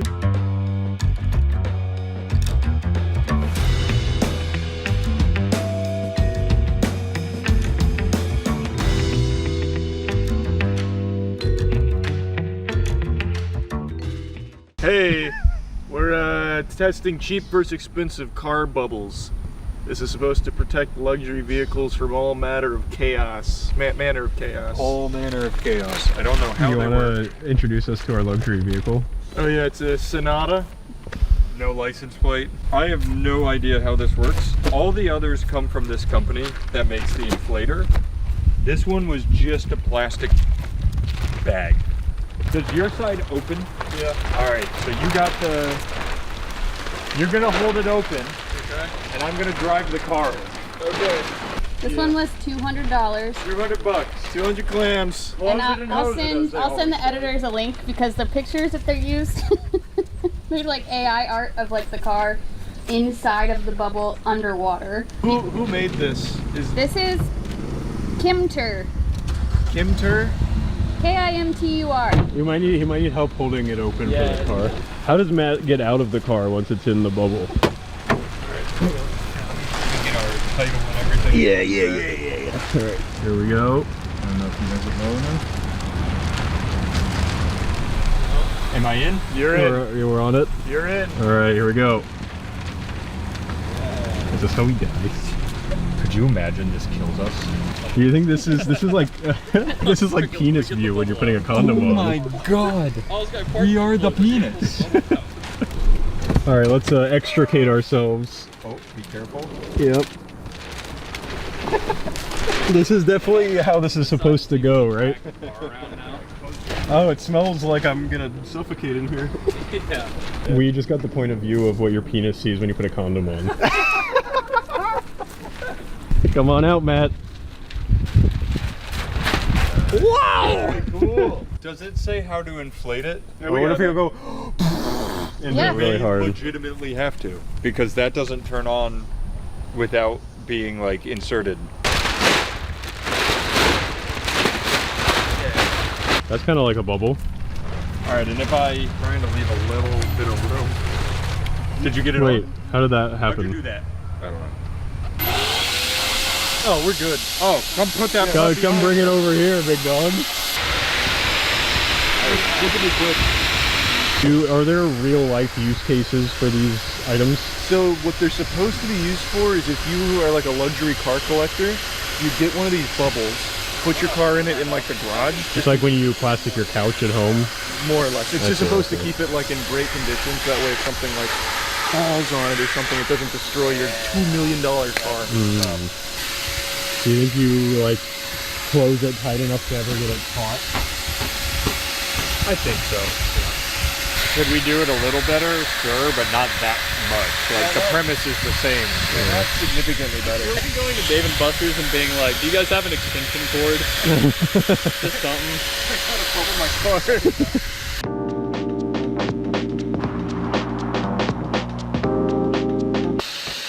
Oh yeah. Oh yeah. It's a full impervious body armor.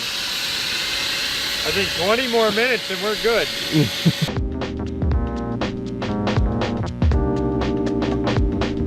All right, nice and secure. All right, so is it retaining air is the question. There's a hole right here. Give me more tape, more tape, more tape. Because I think I see it deflating. That hole's covered. Throw things. All right, we're gonna test this durability. Yep. Okay. There's a wrench. Yeah, let's start with the wrench before we bring out the huntsman's axe. So this is just like you park your car in the garage, it's under the toolbox, and then a wrench falls.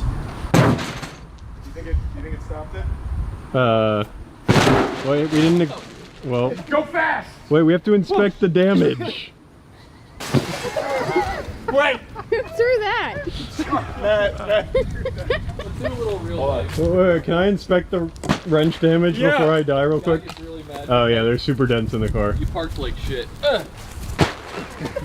Hey, you protected from that. Stop that. Go ahead. You gotta challenge it to a duel. If your local samurai's upset. The Bushido arts. If your car has to commit harakiri, I think you'll be okay. Do it. It's a little This bit one's more. rubbery. Be careful. Yeah, the doctor was testing your reflexes and looked for your car. Yeah, no, I think this bubble's a bust. Damn, it didn't even protect the I'm mirror. starting to think Charlie just wanted to hit the car. I just wanted to hit the mirror. Oh. The strengthened blade. I rolled it 1,000 times. Everybody start tearing.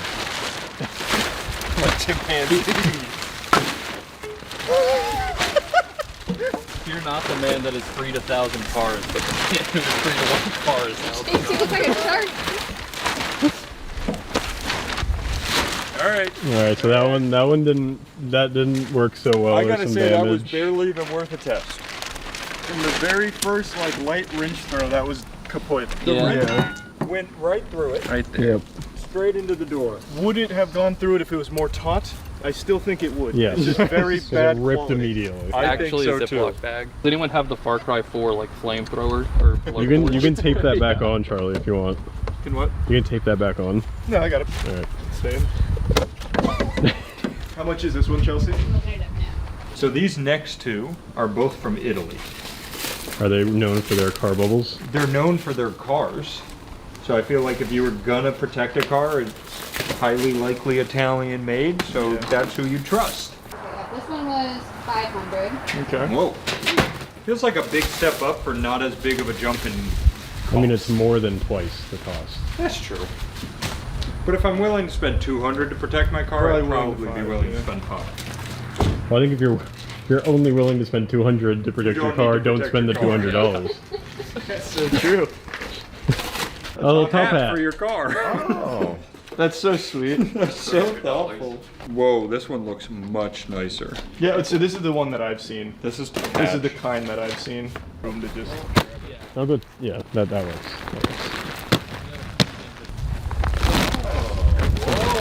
This one looks like a big air mattress. It's really hot outside to be working with just pure plastic and rubber. They gave us all the different like international types of Oh, gloves. yeah. That's really nice.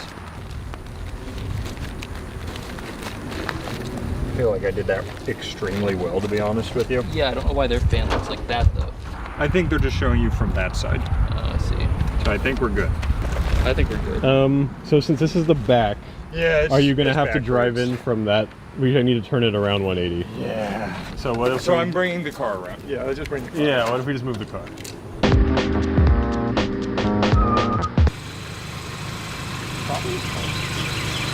I don't know if it's gonna quite reach over the back. I think he needs to go a little forward. Okay, all right. That's good. I think that should be fine. Melt? A little bit, yeah. Maybe. That's pretty close to being good on this one. So what's the next price point, Chelsea? The next one was 1,200. Whoa, that one better be a steel box. It actually is kind of boxy. Wait till you see it. All It's right. kind of weird. How as new this as you are. I've heard a foot's way too much. It didn't start. Oh, it started. I will say, that sounds like the fan in my computer. Yeah, that is very weak. Oh, but wait. No, it's working. Now we do Leave have. it to the Italians. I'm gonna guess it's meant to be plugged in permanently. I agree. Yeah. I think the inflation. I mean, it's going pretty quick. Yeah, I thought it was going to take a lot longer with the inflation. I could also turn the car on and fill it with exhaust. Oh, fumes. that's true. That's true. Yeah, yeah. Puff it. It just melts the plastic. That's called Uka. I know this one's way better. That's better than I expected. Are you a Jersey Mike's guy? I don't remember. You put some stuff between bread, I'll eat it. Unless it comes from Jimmy John's. And I agree with that wholeheartedly. Jimmy John's doesn't know how to make shit. No. They used to be good. They did. Went downhill. And they went down. You know who else used to slap? Subway. Now Subway's ass. Yeah, instead of trying to make everything a foot long, just make your subs good, man. It's so easy. Well, it was cool how they were like, we're the eat fresh thing. And then that guy did those things and they were like, well, now we have to make a foot long cookie. Now we can't do that. Actually, we're the non-pedophile guys now instead of the eat fresh guys. Yeah, you're parked at a basketball court, gaming with the boys, and you decide to put your bubble on. Jimmer. Whoa! That'll protect it. That did protect it. Same thing happens with a golf club. He loses control. Whoa! What a swing. Whoa! And then terrible shot. Oh, wait a second. Whoa! And then some kids playing roughhousing nearby. Wait, the mechanic? The wrench falls off the shelf at the top of the garage. Wow. Oh, I didn't want to let it go. What if someone's trying to throw the wrench as hard as they can at the car, though? Whoa! That kind of made a mark on it, though. No, on the bubble, though. That not didn't on make the car. a hole, did it? No, I think it just made a mark. But Yeah, just a mark. News. Is it a hole? It made a hole. Oh. Is it an actual? Let me see. Puncture- Oh yeah, two puncture holes. room. Two holes. But look at how I good will it's tell staying you, inflated. it comes with puncture repair kits. Clear. You'd also rather it puncture the bubble than hit the car, though. Exactly. Oh my goodness. What's up? Oh, it made a big noise, but. One sec, Charlie. Wow. Wow. Oh. Did not get into it. No. Even with the prongs. Oh, we got the hammer. Heads up. Oh, wait, that was already broken. I want to see if this will break it. Oh, that definitely hit the car. I think if you, I was gonna say, I think if the hammer came in from above, it would bounce off, but there's less padding down there. Thor accidentally drops his axe. Okay. I could get on that roof. Big. Oh! That stayed up there. Yeah, it did. Axe Too is far. too far. Guys, I've just been working out too much. Oh! This is good for $500. Yeah, this is pretty good. Now the puncture test. Wait, before you puncture it? Wow, that's good. Let me do one thing before you. Wait, he's gotta drive the ATV. It's not a fast collision. It's just, I'm not paying attention. Did it stop you? It honestly did. It didn't. Your wheels are touching it. That's what stopped you, is the wheels are touching the car. How are you gonna? Yeah, it doesn't reverse, does it? Yeah, I fixed the reverse. Oh, you did? Yep, he fixed the reverse. You really thought a lot about this one, huh? Yeah. Yeah. There we go. Double strike. Now you can pull me. Okay. Yeah, no, that one got straight through. You traded paint on that one. It took the door off. You can tell there's a little bit of dent damage down there. But could have been worse. Imagine if it was unprotected. That's true. It would look ridiculously similar, I would have to imagine.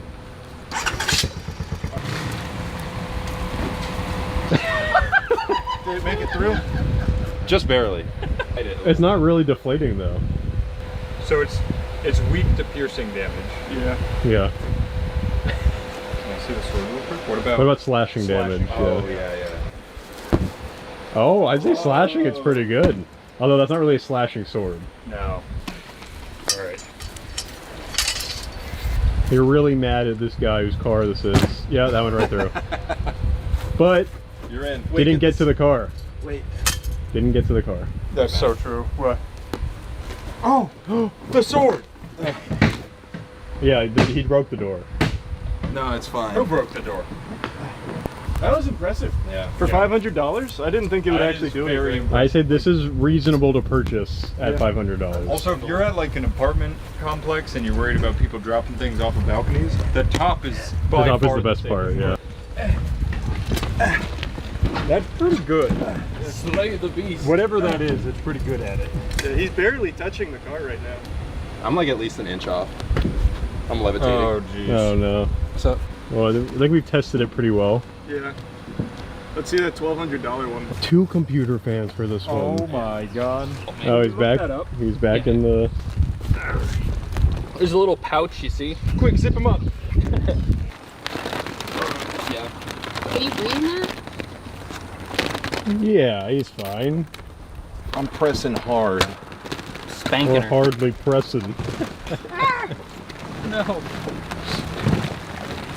He's emerging from his cocoon. He's crowning. Holy shit. How do babies do this? No wonder they take hours. It's hot in there. I would imagine. Wow. I had a suspicion. That felt like a Vin Diesel plot in a movie. Wait. Oh, I get it. This What? bubble protects the car like I protect my family. And then he gets the strength to break out of it. Yeah, there are these here. Is it moving? Yeah.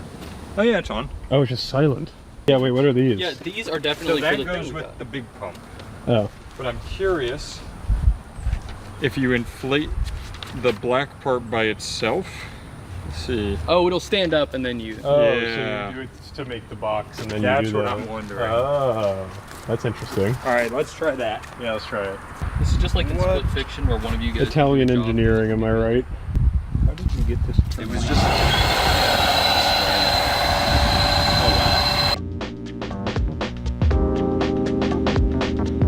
It's genuinely just like an office room. Like it's just a room. That's what I'm saying. This is just square footage. This is We actually should take this camera. Can you imagine? Just leave it up. The Stargaze. That's it's such it's a new moon, so it'll be insanely cool out here. That's such a good idea. Our $1,200 cow bubble. The crazy thing is that cost out as much as this car did. Yeah. It has the zippers on the side like a tent. This actually doubles as a tent. Yeah. Yeah. Yeah. This is really nice.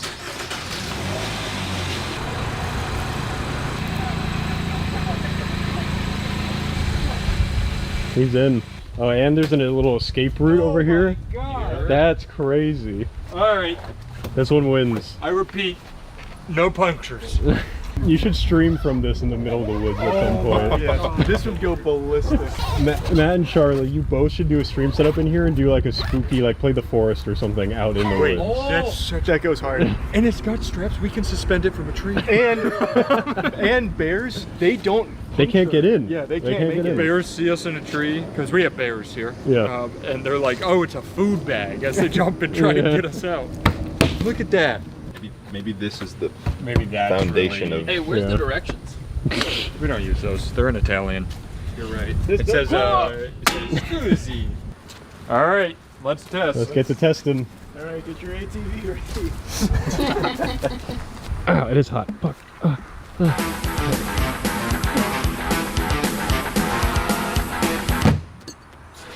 And then a hooligan playing basketball. Oh, that comes back. Oh. That's not even getting close. Yeah, it's not even making an impact, really. We have golf balls. Karate, Mom. Oh. Shit. That's pretty good. I'll try and throw it on like the scary side.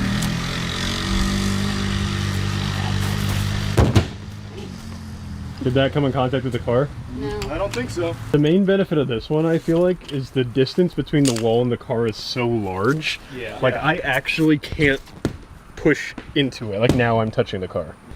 Yeah. Oh, yeah. I don't think there's anything heavy enough that would actually, like, cave that in to hit the car. Piano.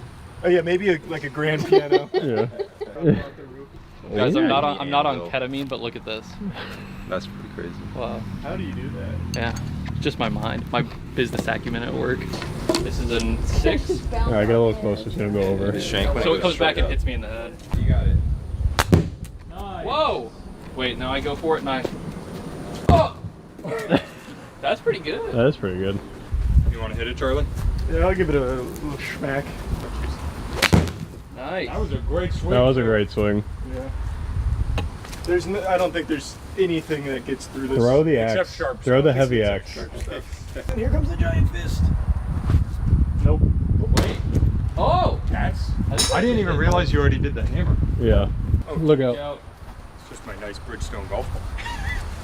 Do you want me to? No, go ahead. Let's see how high I can get it. Oh, wow. That was a wonderful That was a great swing. Yeah, Have you been practicing? I haven't played in a while, actually. All right, I'm going to try to really... Do a real toss at it. I was going to try going here and like that. Sure. I don't feel safe up I here. feel like, yeah, you could just do it between your legs down here and get just as much air. Everybody watch out. Yeah, look out. Watch it. Here we go, here we go. Yep. Oh, I think that's it. That was a great toss, Matt.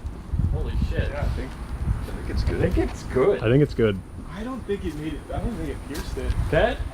Did it hit on the back? Here, I'll go check from the inside. Yeah. Oh no, there's a little hole. I see it. I see the hole. Little hole. Tape. Tape, quick! This is a disaster. It healed itself. Oh yeah, it's one of those self-healing garage. Ow! Oh, no. Ow! Sorry. Can you like effectively climb on this? No. I honestly think you could go sit up there. Yeah, I think so. Do it. Yeah. Oh, Jesus. You got it. Yeah, let's walk up the car. Nice.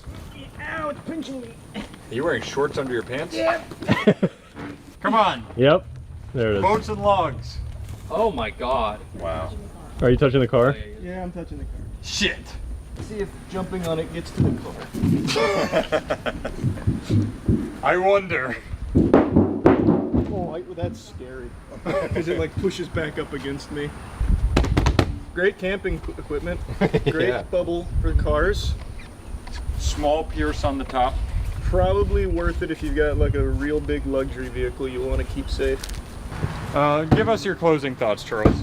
I like it. I didn't like $200 option. Yep. $500 option's good if you're balling on a budget, but for $1,200, this is the works. Yeah, it's just a garage. I also don't know why you'd ever buy it though. Just Yeah. put your car in a garage probably. Yeah. It's actually called In the Garage. Yeah, because I think this goes in a garage. Yeah. So my thought is why? Maybe the elements. I think but you're in a garage. Yeah, but still there's heat and stuff. Maybe that's why the if fans. Yeah, I mean, I guess if you're well, the only thing I can think of. Check this: you are a mechanic and you're getting cars, luxury cars, to work on, and while you're working on them, you park them in here just to make sure they stay super safe. Like, it feels like such a weird in between, yeah, where the person with 11 Ferraris in their lineup that they run out of space probably buys a different house. Yeah. With a bigger garage. Or just build a second garage. Yeah, build a space.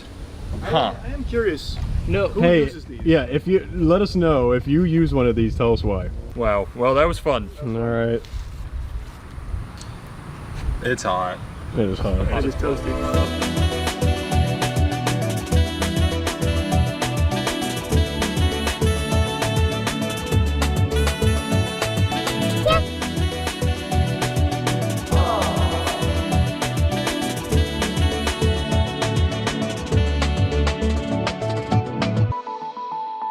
I feel like I'd have an easier time with the top 20 worst games I've ever played. Number 1's super easy, but I don't think they're gonna have half of these. Well, they got it. Super Fight's the worst game I've ever played. It's not even close. It's a $200 game. It's just a scam. It's a single level, which happens to just be a Unity asset. You play as 2 characters, which are exactly the same, just assets. They have 2 moves. It's an actual 45-second game. The worst game ever made is objectively Super Fight. Second place, Big Rigs Over the Road Racing. This game was like not a AAA game, but an actual studio released it as opposed to one lobotomite with Super Fight. And this game also just doesn't work at all. Are we counting games anyone can upload to Steam? No. Super Fight's the only one I'm making an exception for. They also just re-released Big Rigs Over the Road Racing. But this is actually probably the worst, like, real released game. Oh wait, this is the Steam one. Look at that, 14 years ago. Good shit. This is where the "Your Winner" meme comes from. It's actually just nothing. It's empty. And you can gather infinite speed if you go backwards. If you reverse it, you can break the fucking speed of light. There's also no physics or anything, you're just magnetized to the ground, and there's nothing to stop you from just going out of the map and over the hills. Over the road racing, as the name advertises. I think this is handily the second worst game ever made. Third place. This is where it's going to get a little complicated. This isn't a recency bias thing. I think it has to be Concord. A monumental failure the likes of which the entertainment industry has never seen before. A colossal flop that died in 2 weeks, lasted less than a mosquito's lifespan, and has become the actual gold standard go-to insult for any flop since. So I think it's got to be Concord in the top 5 worst games ever made. No doubt in my mind.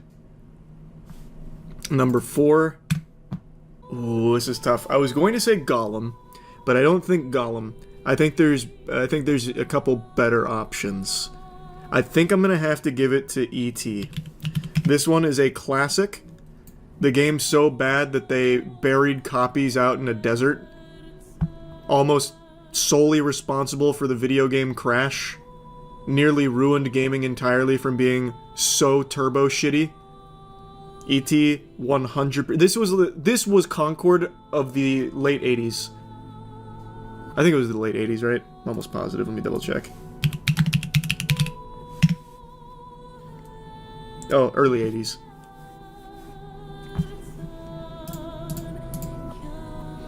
Classic bad game. It is. It's a miracle gaming survived past it. Also made a video on this puppy a long time ago as well. I'm literally like a fucking archaeologist for dog shit gaming. I played pretty much all of them, even the ones no one's ever heard of, like Super Fight. I remember you have Gene Rain at like a 2% on voice meter. Yeah, that's definitely gonna go in the top 20, but not top 5. And probably at the number 5 slot would have to be Superman 64, I think. Another classic bad game. This one, I think, was most people's first foray into poop. Like, this came out on the N64. Everyone loves Superman. Kids are big Superman fans. Here comes a Superman game. Everyone's excited. Turns out, it's unplayable. It is just horrible. I think this is probably a lot of people's first time being actually disappointed by something. Like, since the day you gained sentience, this was probably your first experience of just being, like, actually let down. It's, yeah, most people's first awful game. What I will put this high, though, is actually Gollum. I think there are worse games than Gollum, but Gollum is a pretty special one. I think Gollum was also ahead of its time. Now we get shitty games that flop catastrophically every couple of months. When Gollum came out and embarrassed itself, that was pretty special. Everyone was shooting spitballs at it. It is mind-numbingly boring. It is actually a chore and torturous to play through. And it was so bad that the studio shut down before they ever even got the chance to try and fix it or expand upon it. And it was a studio that, prior to Gollum, actually made pretty well-received games. But this one was such a blemish on its record, they terminated the studio. Ride to Hell Retribution. Yeah, I think you're onto something with that. Ride to Hell Retribution, I think, was YouTube community's first experience with, like, a trendy shitter. This was a game that a ton of YouTubers made content on solely because of how bad and silly it was and how cringe it was. It is a horrible game, and I think it was kind of the start of people, like, playing bad games for the sake of them being bad as, like, the entertaining factor for it. Like, outside of Angry Video Game Nerd. The Day Before count? The Day Before absolutely counts. Redfall and Duke Nukem Forever. Ooh. Duke Nukem Forever before Redfall.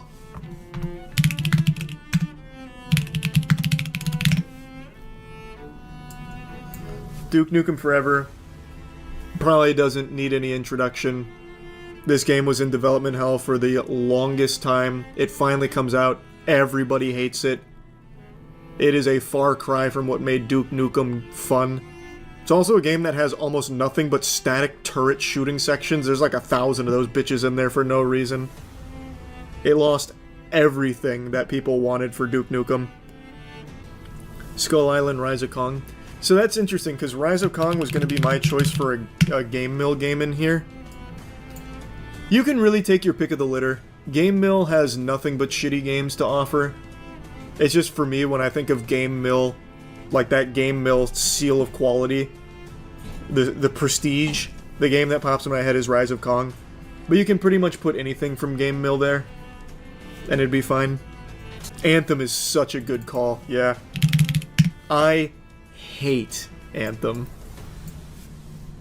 I still remember playing the beta, not being able to get into the beta, making fun of it for that, getting into the beta, being bored by it, criticizing it, saying this game's not very good, I'm not expecting much for this to come out, getting absolutely annihilated by the Anthem defenders on Reddit, only for the game to come out and be exactly how it was in the beta. And yet we still haven't moved on from this. Like the frontal lobe has still not developed enough over this period of time where people still think when a beta releases 2 months before the full game that somehow all of the problems in the beta are somehow going to be fixed in the full release. Motherfucker, 2 months is not nearly enough time to make a bad game like Anthem good. It never stood a chance. Babylon's Fall. Babylon's Fall should definitely be in the top 20. I agree. I'm one of the few people that ever even played this game, Dankin and myself, and Scoots. Scoots hopped in with us as well, I believe. This came from one of my favorite developers, Platinum Games. It's a live service game, or at least it was supposed to be. It only lived for like a month, and what was its peak player count? Let me pull it up. Its all-time peak player count was 1,188, but within like the first week it was down to like 20 players. 3 of them being me, Dankin, and Scoots. It was just a really bad game. Across the board. There was nothing good about it. The Culling 2. Culling 2 100% has to be here. This is a game that actually just didn't work. This game flopped so in such like a big way that you couldn't even play it because there weren't enough players to fill the lobby, thus the game wouldn't start. I love the story of the Culling 2. And that one's also pretty special. It's a shame too because the first Culling game was actually really good. It was pretty ahead of its time with the whole Hunger Games Battle Royale style. And then Culling 2 rolls around. It's unplayable. Nobody wanted to play it. You couldn't get a game going. Day before, used a bunch of fake trailers and fake gameplay to become the #1 wishlisted game on Steam. Game eventually comes out after a lot of hoopla for a long time, and it is absolutely nothing like it was advertised to be. Not even the same genre, looks completely different, barely functions as a game. It's fraudulent, borderline criminal, and the rest is history. Probably Skull and Bones. I don't think Skull and Bones is the worst. Like, it's not a top 20 worst game ever made. I think the only reason I would put Skull and Bones here, and I'm not confident I'm going to do it or not yet. Right now, it's just lingering. But the only reason I might do it is because of Ubisoft calling it the first quadruple A game when it is actually probably the worst ship combat game on the market. But there are significantly worse games than Skull and Bones. I don't know if that'd be a top 20 worst game. I think we have to go for the, like, actual landmark dog shit games, like Sonic 06. Easily the worst Sonic game. Barely works. It's just a downgrade of everything Sonic up until that point. Bad game. Hunt Down the Freeman. Oh my god, I forgot all about that.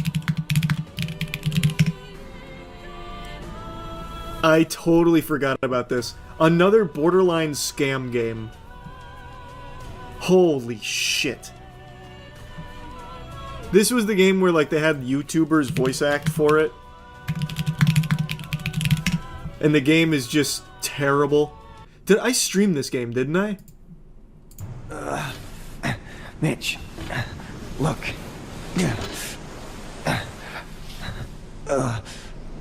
Mitch, please. Mitchell, look, I can explain. You lied to me. No, that wasn't the deal. He told me.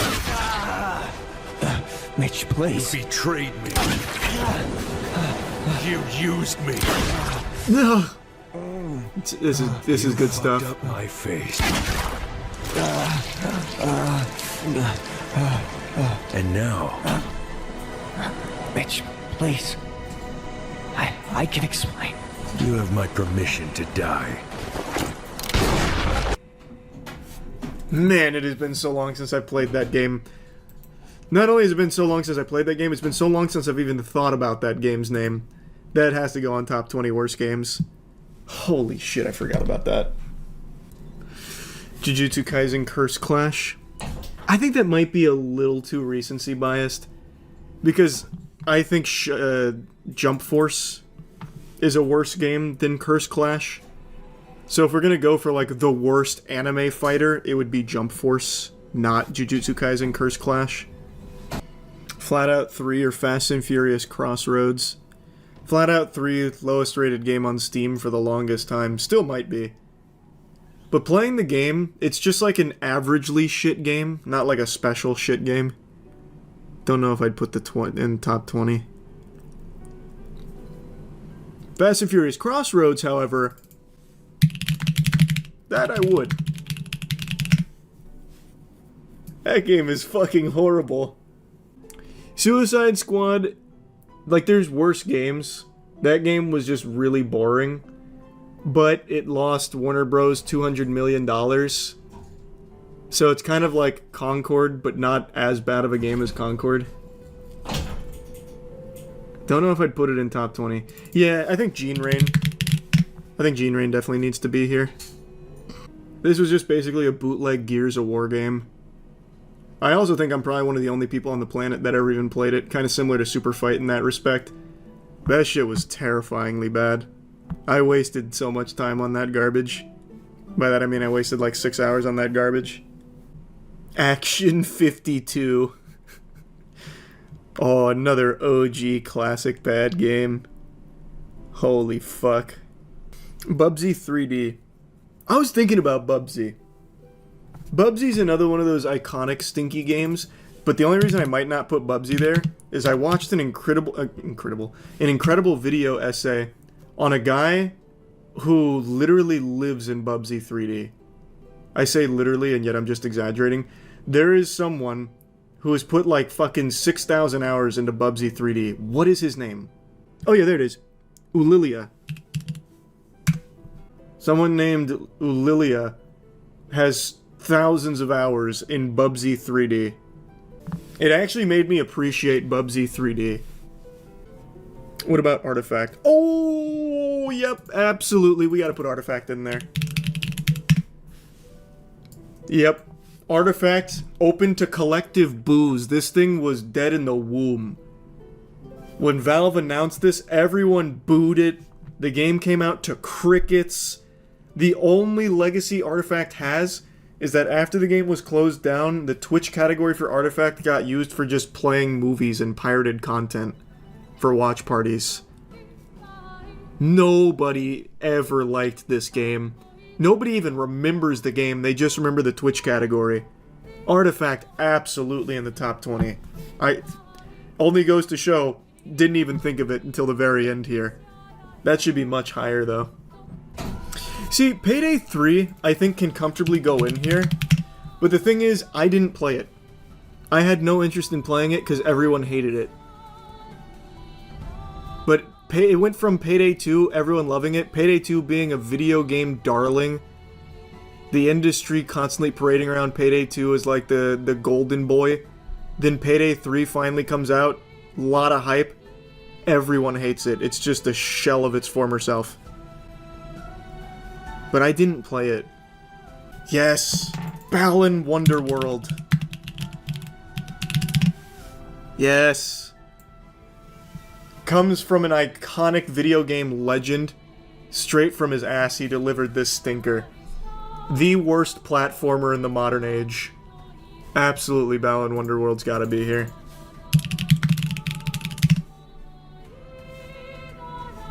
We got one more spot, and it's gotta be another, like, really meaningful shitter, I think. Because I feel like we're definitely missing something. Connect Adventures. We cannot have this list without Connect on there. Can we all agree the Connect in its entirety would be the top, like, the number 20 worst thing ever made for gaming? That is actually such a good call on that. I think we have to have Connect as like a whole product here. What a fucking disaster. Umbrella Corp's gotta be there. You're gonna hate me for this. Which one is Umbrella Corp's? Beloved horror brand. Its mechanics contradict each other. I don't remember this. Controls are clumsy, and it does almost nothing with Resident Evil's lore. Umbrella Corps simply feels lost. I will say though, watching that made me have to shit. That put a whole poop in my butt. I'll be right back. Give me one sec. You forgot Daikatana. It's the first game that really overmarketed itself. Oh! I did forget Daikatana. Yeah, that was the first game that had a huge marketing push and everybody hated. You're right, I did forget to put Daikatana here. Hey Chase, this is the top 20 worst games list. My top 20 worst games list.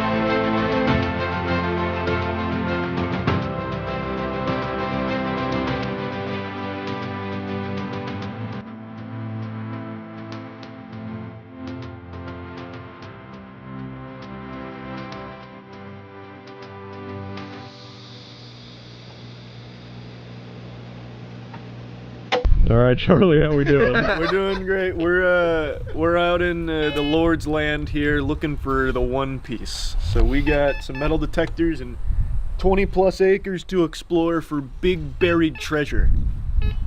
All right. Yep. Mine thinks it's found a dime. Well, start digging. It said iron. Wait, do you think you found something like cursed or haunted? that the rot jewel that Jesse was talking about? This is gonna be the most over. A bunch of iron. You know, we're going into the deep dark. You ever played the game The Forest? Let's see what it says if I put it on actual metal. It says iron. What does it say? But its depth is wrong. Yeah, the depth is way. Well, maybe it's actually right and just like through the ground there's something there. I saw it the last time. I think 3 might mean it's really close to you. I think it's just weird and backwards. Like the more filled up the bar is, the closer it is to you. Oh, like hey, here's a crazy yeah, concept. when it Do we fills have all the way instructions up. for this? Hey, I'm gonna trek back here. Okay. Let's leave these losers. Okay. Is that mic on? I think so. All right, cool. I don't know how I'm supposed to hold this. Like, am I supposed to be touching the ground or No, not? I think you just hover it. Where to find iron? Where to go? Because I think you're right. If it picks it up from hovering, that's better. But if I drag it, all right. Maybe the iron was a false alarm. Whoa! Oh. Iron. Oh. You see that? Oh yeah. 10 iron at a depth of 3. What does my PP button do on my metal detector? What are you finding in there? This is made of foil. This flower. It says foil. It's a hollow. Flower made of That's how you foil. get exact. It's a foil flower. Whoa. It's a pinpoint button. Selling foil flower. It's targets. Good price. So when you hover over something, then you hit pinpoint. Probably is my guess. Because then it'll probably recheck depth. Have you discovered the PP button? No, what's PP do? It means pinpoint. Oh, wait. Wait, don't get too close. Okay. It'll freak out. Oh, no. It could have been detecting literally nothing. It ran away. Yeah. Iron. Oh. All right.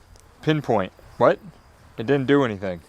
Maybe it's got like underground tunnels. The iron. It's got a series. We're on a strip mine right now. So what is the, like it's flashing 5 and 6, is that 5 and 6 feet deep, inches deep? I would guess, right? I think I'm gonna look up the Wow. instructions.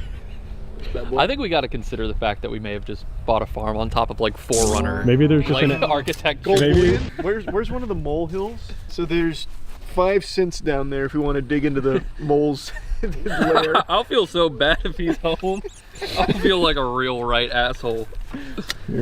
Sees a guy in a Carhartt shirt like, no, he's a victim. I'm gonna set this down real quick. I'm sorry if you're down here, bud. Oh, I caved him in.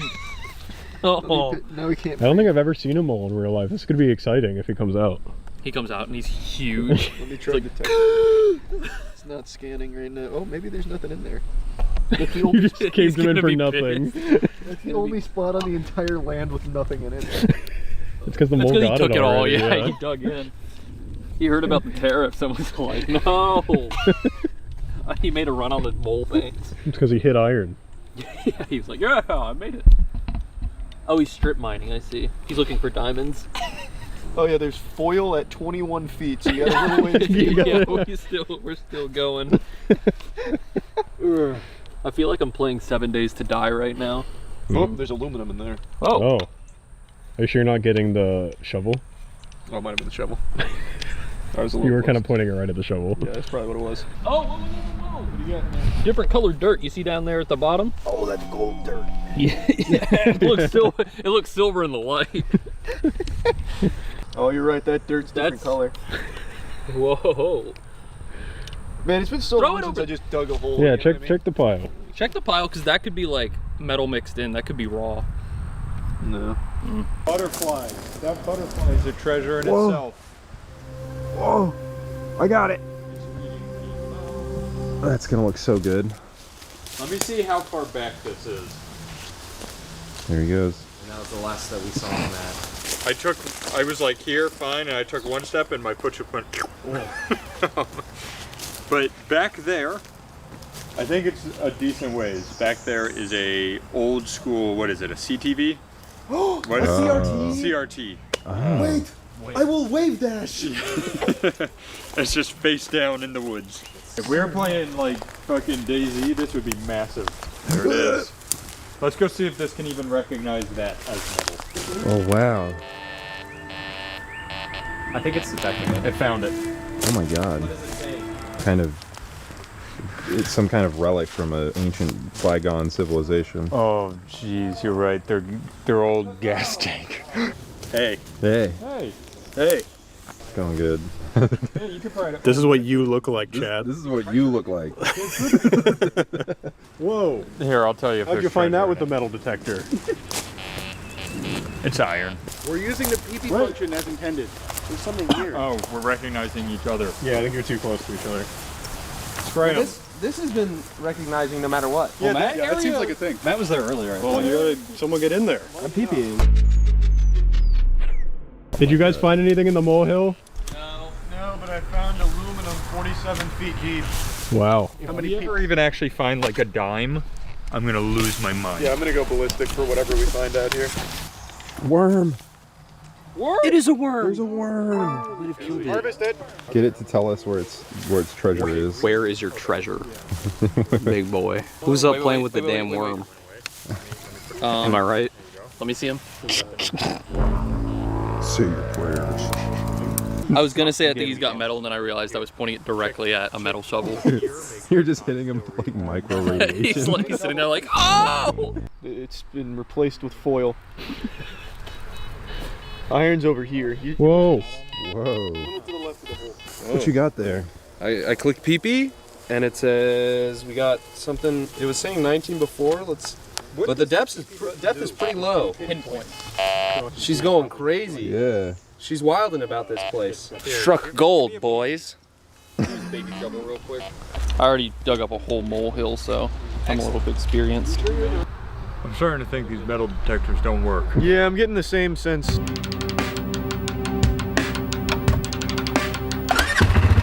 Chase, please watch your head. Okay. Bye. Enough whammy. You could just take an ATV back there and never be seen again. Let's go. Just the boys. That's the end of the lane. That's the end of the level. Yeah. They're loading. I think I'm getting something. Oh, this doesn't fit back here. Oh, it doesn't? We're gonna go into four-wheel drive. You ready? Yep.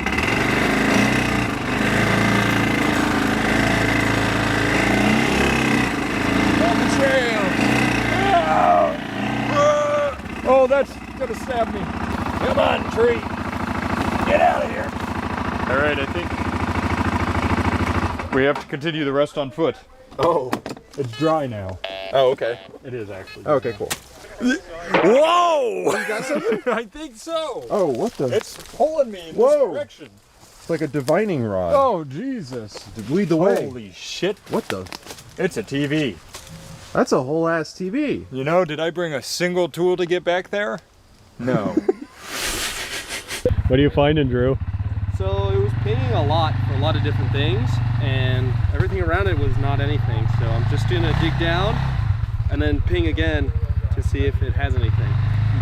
But now my card game player body is I want This is gold. I went that way. No pings. No you got beeps? the only pings here, brother. You're the only saving chance. No we got. peepees? No peepees. God damn it. I did find boar tracks though, which is good. But we can just send Zach down there with his bare hands, with just the shovel, and see what happens. I think I'll fuck him up. Give me the rocket jumper. Oh yeah, I'll fuck him up. There's actually like the lighting today, since it's overcast, is really nice. It's like a pretty shot. Oh. Everyone, make sure to lift with your back. Go tell me what you see. I'll be over here. All right. I'm gonna go with him so it's not Blair Witch. Yeah. I might have just stepped on him. Oh wait, yeah, Super is boar tracks. Yeah. Pretty cool. That is cool. Yeah, I mean, you know, on the internet a long time ago, there was that meme about 30 to 50 feral hogs and needing an AR-15 with like 60 round magazine or whatever. Yeah. Should we pretend that we got like eaten or something? I think they would buy it, considering they can see us from over there. All right, what do I make? Ah! They didn't even care. They didn't even turn around a little bit. Maybe because they thought I was moaning because I was having so much fun. All right, well. Any luck? We're back.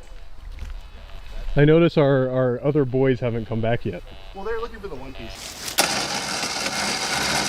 Oh yeah. Oh wow. I don't know how long it is.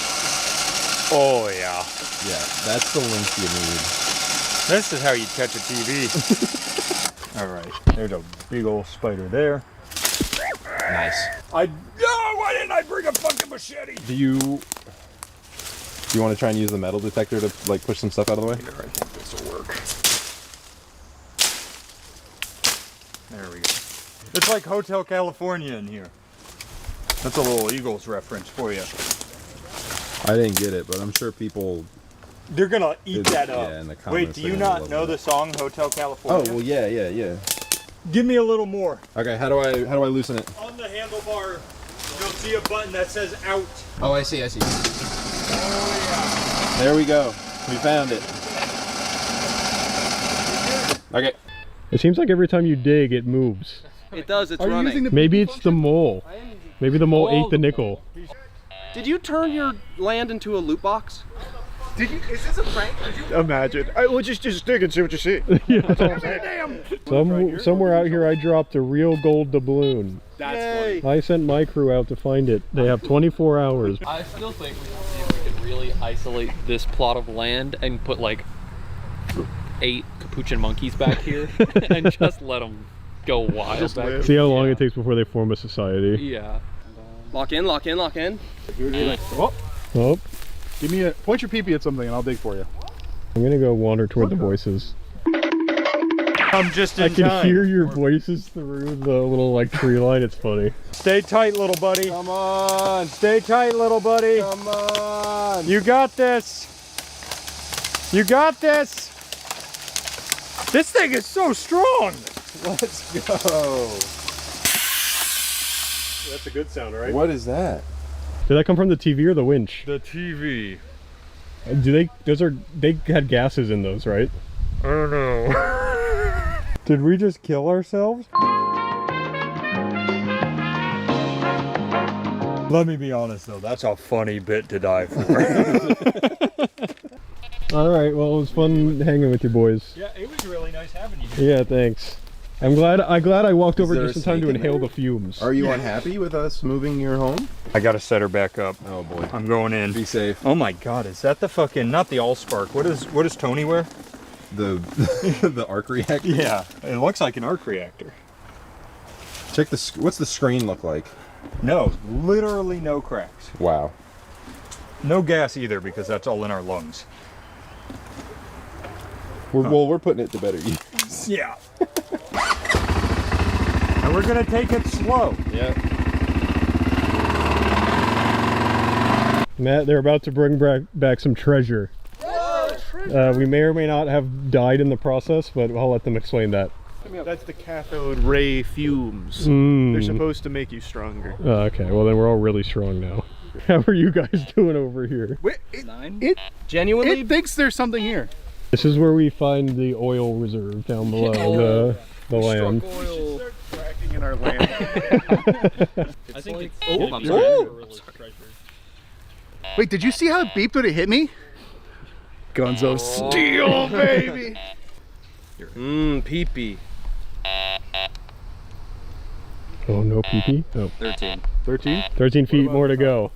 Everyone right now, go outside and dig a hole. Yeah. Don't care where. Like, especially if you live in a suburban neighborhood, aim for the place with the little flags. Yeah. That's showing you where to dig. Yeah. No, we lost it at the last second. 1 sec. Yeah, they're winning. God damn it. Hey guys, come look.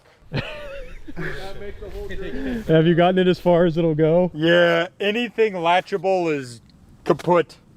Ow. All good, all good. Whoa. Oh, wow, it's a... What the hell? It's what the Rocketeer used in that movie. This is like any collecting game, like any fishing game, where you can also catch like old boots to sell to the store for two gold to get your next upgrade. What is that? I think it's a Sibian. Whoa! Somehow the screen's in great shape. It let out a really Super cool smack. hiss sound when we tried to winch it at first. I think the 3 of us need to go to a hospital.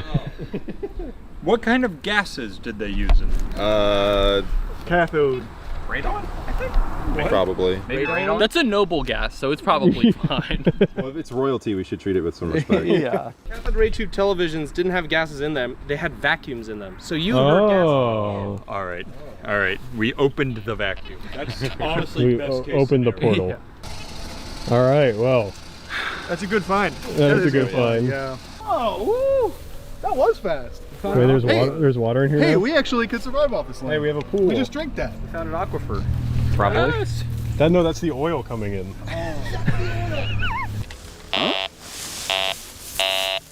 Whoa. I hate that it just farts in our face. I love it. Yeah. I see something shiny there. You see that? Huh? Shiny? Shiny? What is that? Oh, red object. Wait, we actually didn't put that there. What is that? Oh, that's the thing. I think it's foil. I actually dug something up. It looks like a candy wrapper kind of thing. Yeah, it does. I would maybe not. Oh my smell it, god, smell it. Huh. I've inhaled too much weird stuff today. So it looks like it has paper on the outside with like a colored stripe and foil on the inside. That's definitely a cigarette box. Yeah, it could be cigarette. But who would smoke cigarettes? Yeah, but who would smoke cigarettes? That In doesn't make here. sense. I don't know where you came. Another mole home. I think the molehills have a lot of potential for them because I think the moles are hoarding things. I think they know what we find valuable. I think they want it. You're gonna find a ton of copper wire. Yeah. Let's go to a mole hole. How deep? How deep? How deep?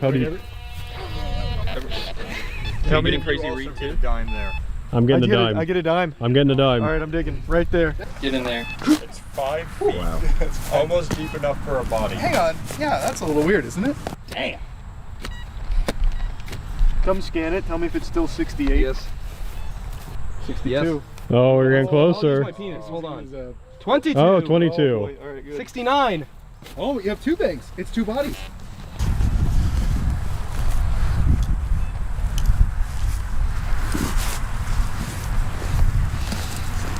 Digging a hole's just nice. That's true. Yeah. I want to see how cool this looks. Give it another one. Give it another one. No, your wish.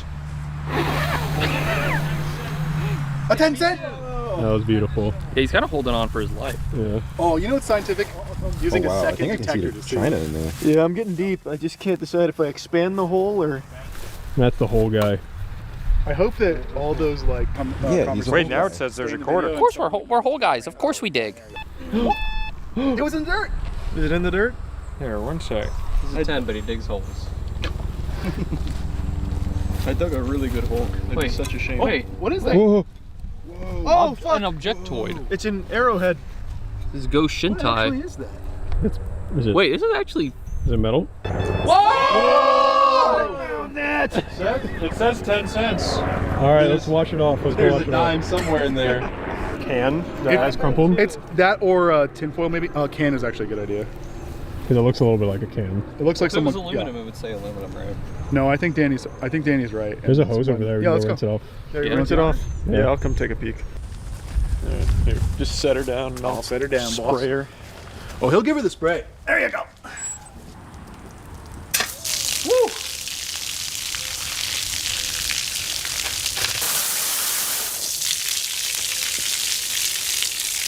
Wow. That's pretty. I mean, it's pretty firm. Oh. That's got to be like aluminum. Yeah. Oh yeah, for sure. You know, it looks like a can lid maybe.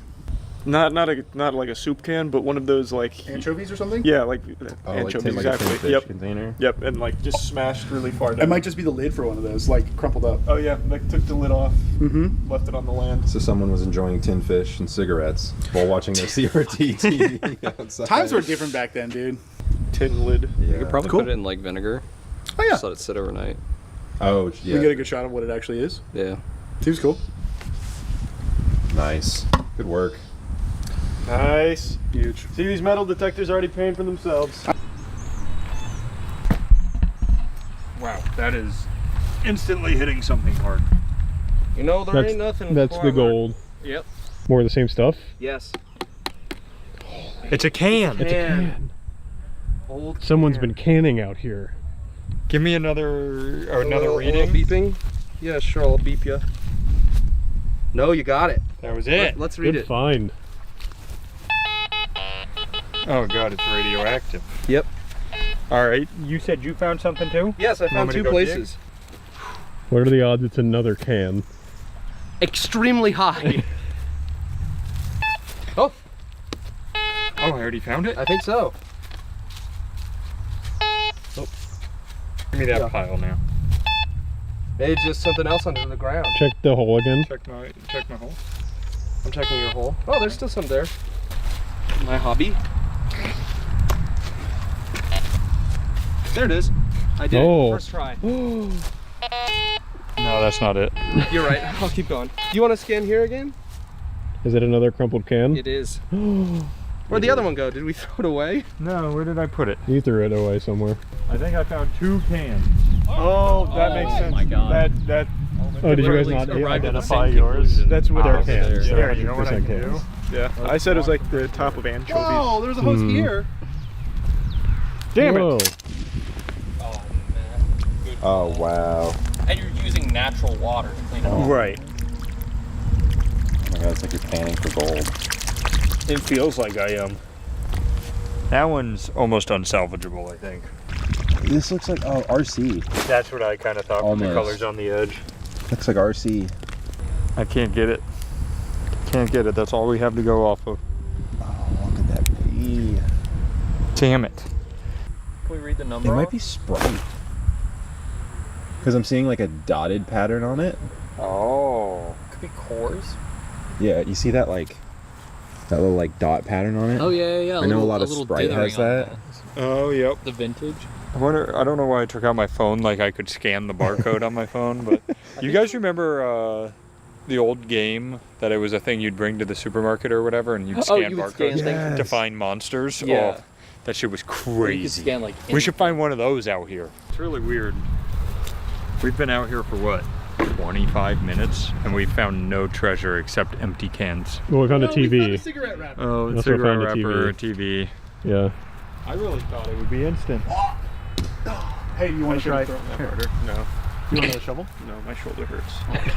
Here, I'll take a shovel. Well, all in a day's work, I guess. All in a day's work. You never know what you're gonna find on the land. In God's country. Today, it was nothing. Where Jesus was born. All right, well, Well, we'll see you again soon.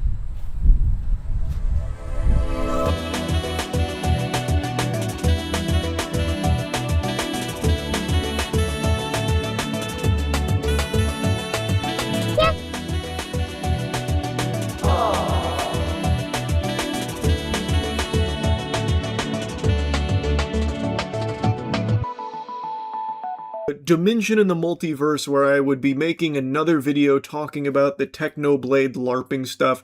I just made a video flapping my gums about how I find it to be weird and distasteful. It's not in good taste, and there's certain things about it I find to be disrespectful, to be honest. The fact that Techno LARPer reached out to Technoblade's father asking permission to impersonate his deceased son, never got a response, and took the silence as permission to just go ahead, go hog wild, hit the gas, and do it anyway until he's told otherwise.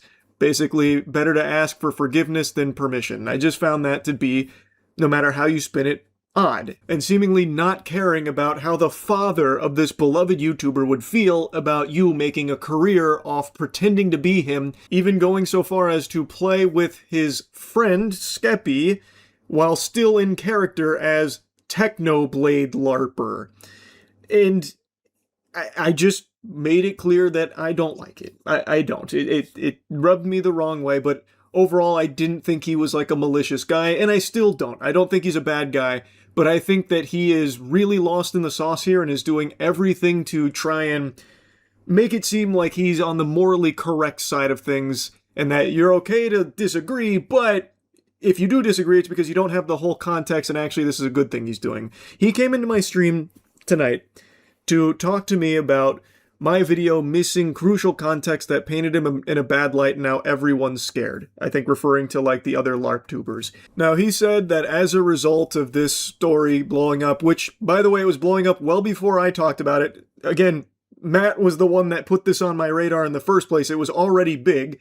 And as a result, he said that he got doxxed and that his family was even getting like death threats and stuff, which obviously is something no sane person condones. I never encourage harassment of any kind.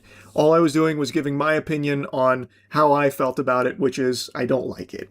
I never would ever advocate for that kind of treatment. Anyway, as for like the everyone's scared thing, like everyone's, chomping at their nails, tinkling their britches for whatever reason and blaming me for it. I'm a little confused there because I made a strong point saying that I am aware of the LARP tubing community and I actually really like it. That it's entertaining, it's silly, it's fun, it's wholesome. So like, I don't know where that's coming from. Techno LARP is an entirely different beast for very obvious reasons. This is like comparing cereal to fucking nitroglycerin. Like, this is night and day differences with the other LARP tubers. Techno LARP is in an entirely different ballpark. Technoblade passed away 4 years ago from cancer, and it has still left a void in the community that will never be filled, obviously. And then Techno LARPer comes in, and he just one-to-one recreates the content, the style, and everything, and then even plays with Skeppy. So it feels as though he is stepping in to try and be like the Technoblade replacement. And even if he denies that, in the context that he's referring to is that Skeppy apparently reached out to him to schedule the collab, that doesn't change things. And I do have the screenshot of that in the video. It's just not something I paid any attention to because that's not what's important. It's the fact that it happened at all. You could have said no. You could have said, no, this crosses a line and I'm not comfortable doing something like this because it feels like now I'm trying to integrate into a community to continue LARPing as your deceased friend, which is not something that is healthy for people that are still very clearly dealing with this loss.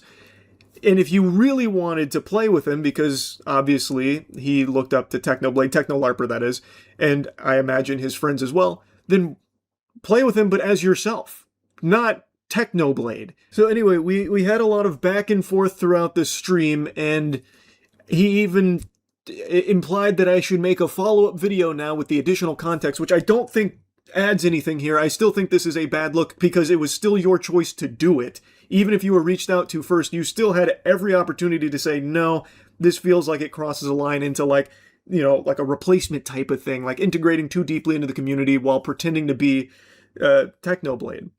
So like, it does, to me, I don't think it changes anything, which is why I didn't make like a strong point about it. But anyway, I wanted to show you how this conversation went.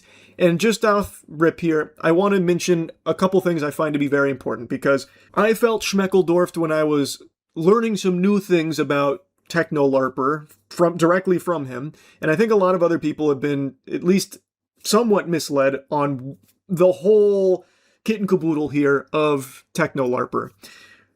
I was under the impression, as well as many others, that there was money going to charity through Techno LARPer making this content. In his description, it said, still deciding charity earnings. So the implication is, the content is generating money that is solely used for charity. That is not the case. And after the stream where we went back and forth in this conversation, he changed it to, I do not have monetization enabled, just full stop.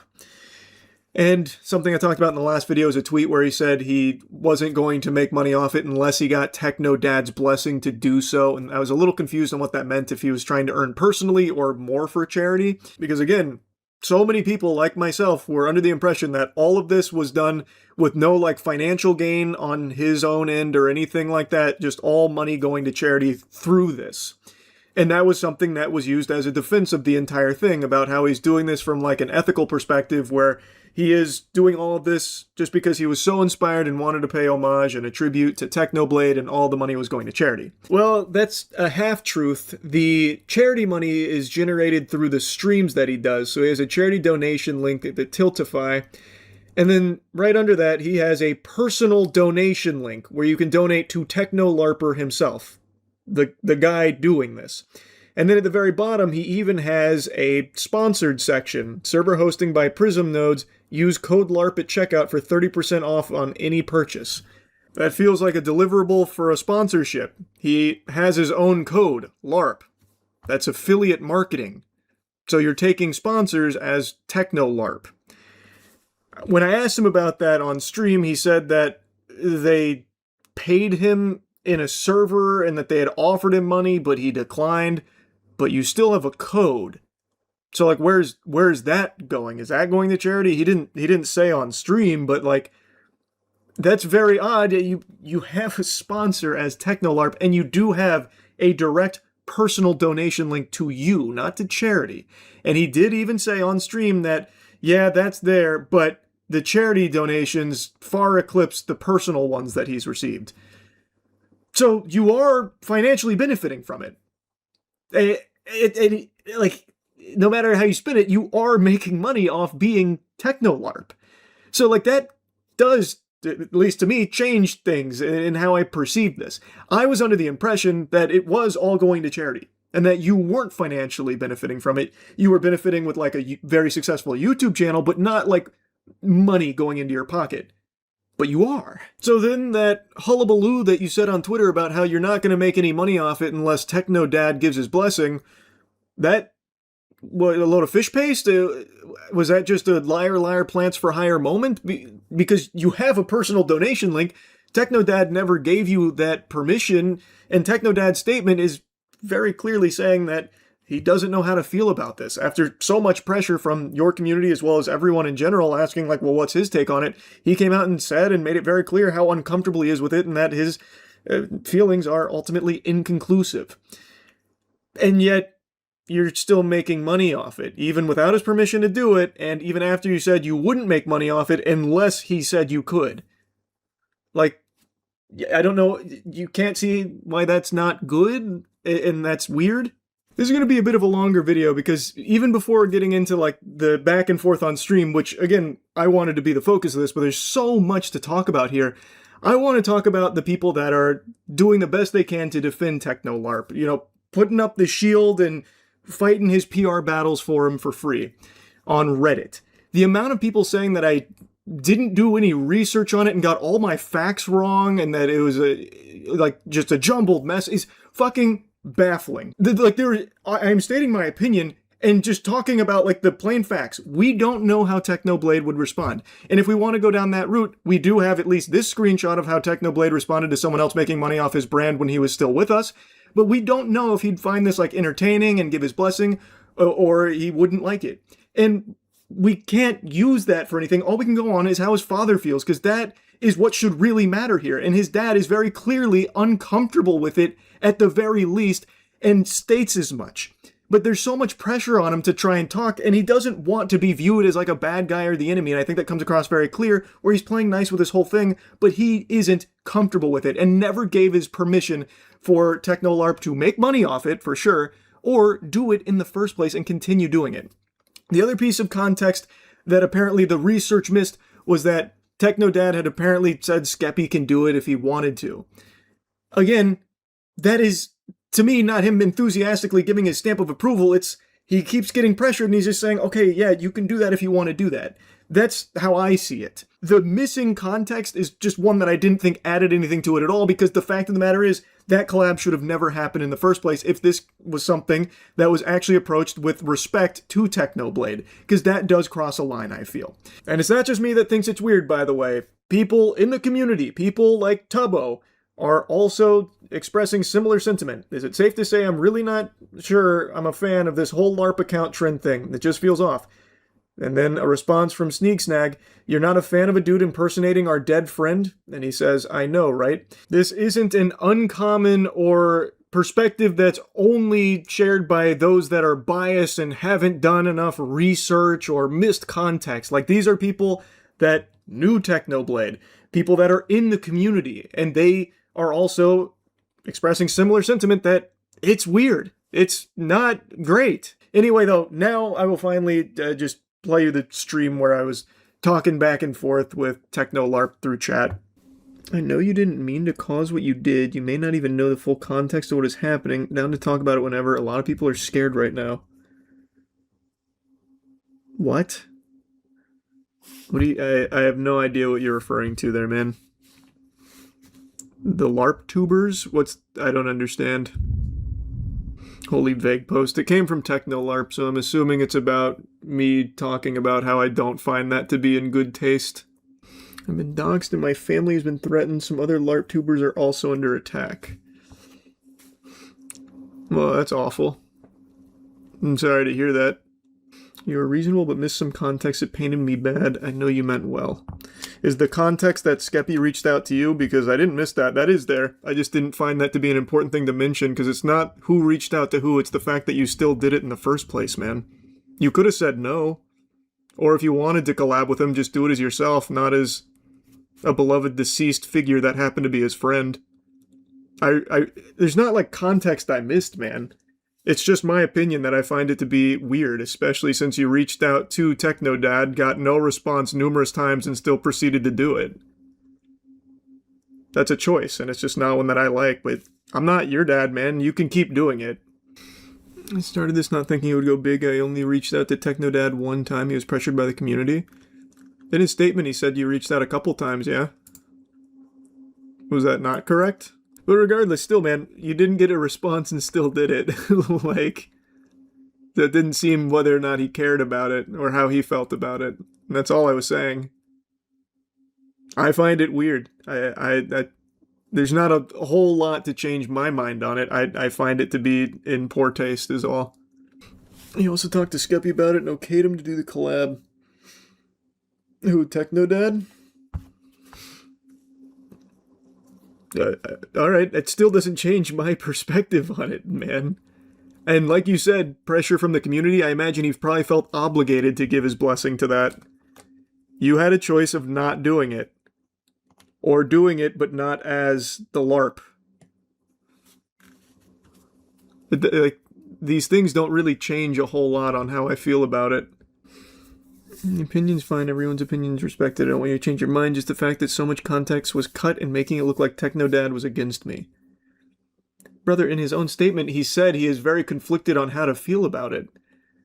You've put him in a very awkward, uncomfortable position and took his silence as permission. And even now, you're doing the same thing. Do you not see how weird that is for him? Like, his statement makes it pretty clear. So even though he's not outwardly against you, because that would probably lead to fans getting upset at him, so he's doing his best to navigate that, he still is very clearly not enthusiastic about it. There's no cut context or anything, man. That was his statement. As for, like, him saying Skeppy can do it, didn't see anything about that. But again, that still doesn't change it. That collab, I don't think was in good taste regardless. I think it's unhealthy for Skeppy, and I think that's a bad look for you. That makes it look like you're trying to replace him in the community. If you're talking about his post from 3 days ago about how much talk there is about Techno LARP, he's just approaching it with a good attitude. Nothing like really being like, oh no, it's all cool and joking around about it. Because it seems like the community that you've built up was really pressuring him to talk about it, as you said. That's the only thing I can find of him even being, like, outside of his statement about how he can't quite figure out how to feel about it. That's the only other thing I see. Which is this. I'm assuming this is what you're talking about.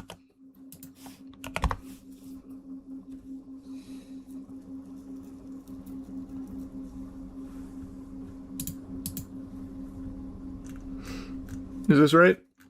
Because this is the only one I can find like it to even vaguely match what you're describing. That and the comment he made somewhere calling it a tribute band. So, you think that this shows that he's, like, cool with it? That's your takeaway from that? So you acknowledge that he was being pressured to speak on it, and then take that as, like, him joking around with it, so he's, like, probably okay? Because that's not how I read that. Not exactly taking it as a yes, fully aware he's still thinking on it, have not posted since then. But you reached out early, right? And got no response, so then still just did it. So it wasn't until all this that you've had second thoughts on it. Hour Penguinz0 also spoke about it. He looks up to you. Brother, I got nothing against the LARPtuber community. I thought I made that abundantly clear. And you're fine to have different feelings on it if the LARPtubers feel differently on it. But yours is a very unique case where you are building a very successful career off of LARPing as a deceased beloved individual and directly integrating into the community, whether or not you believe it, as his replacement.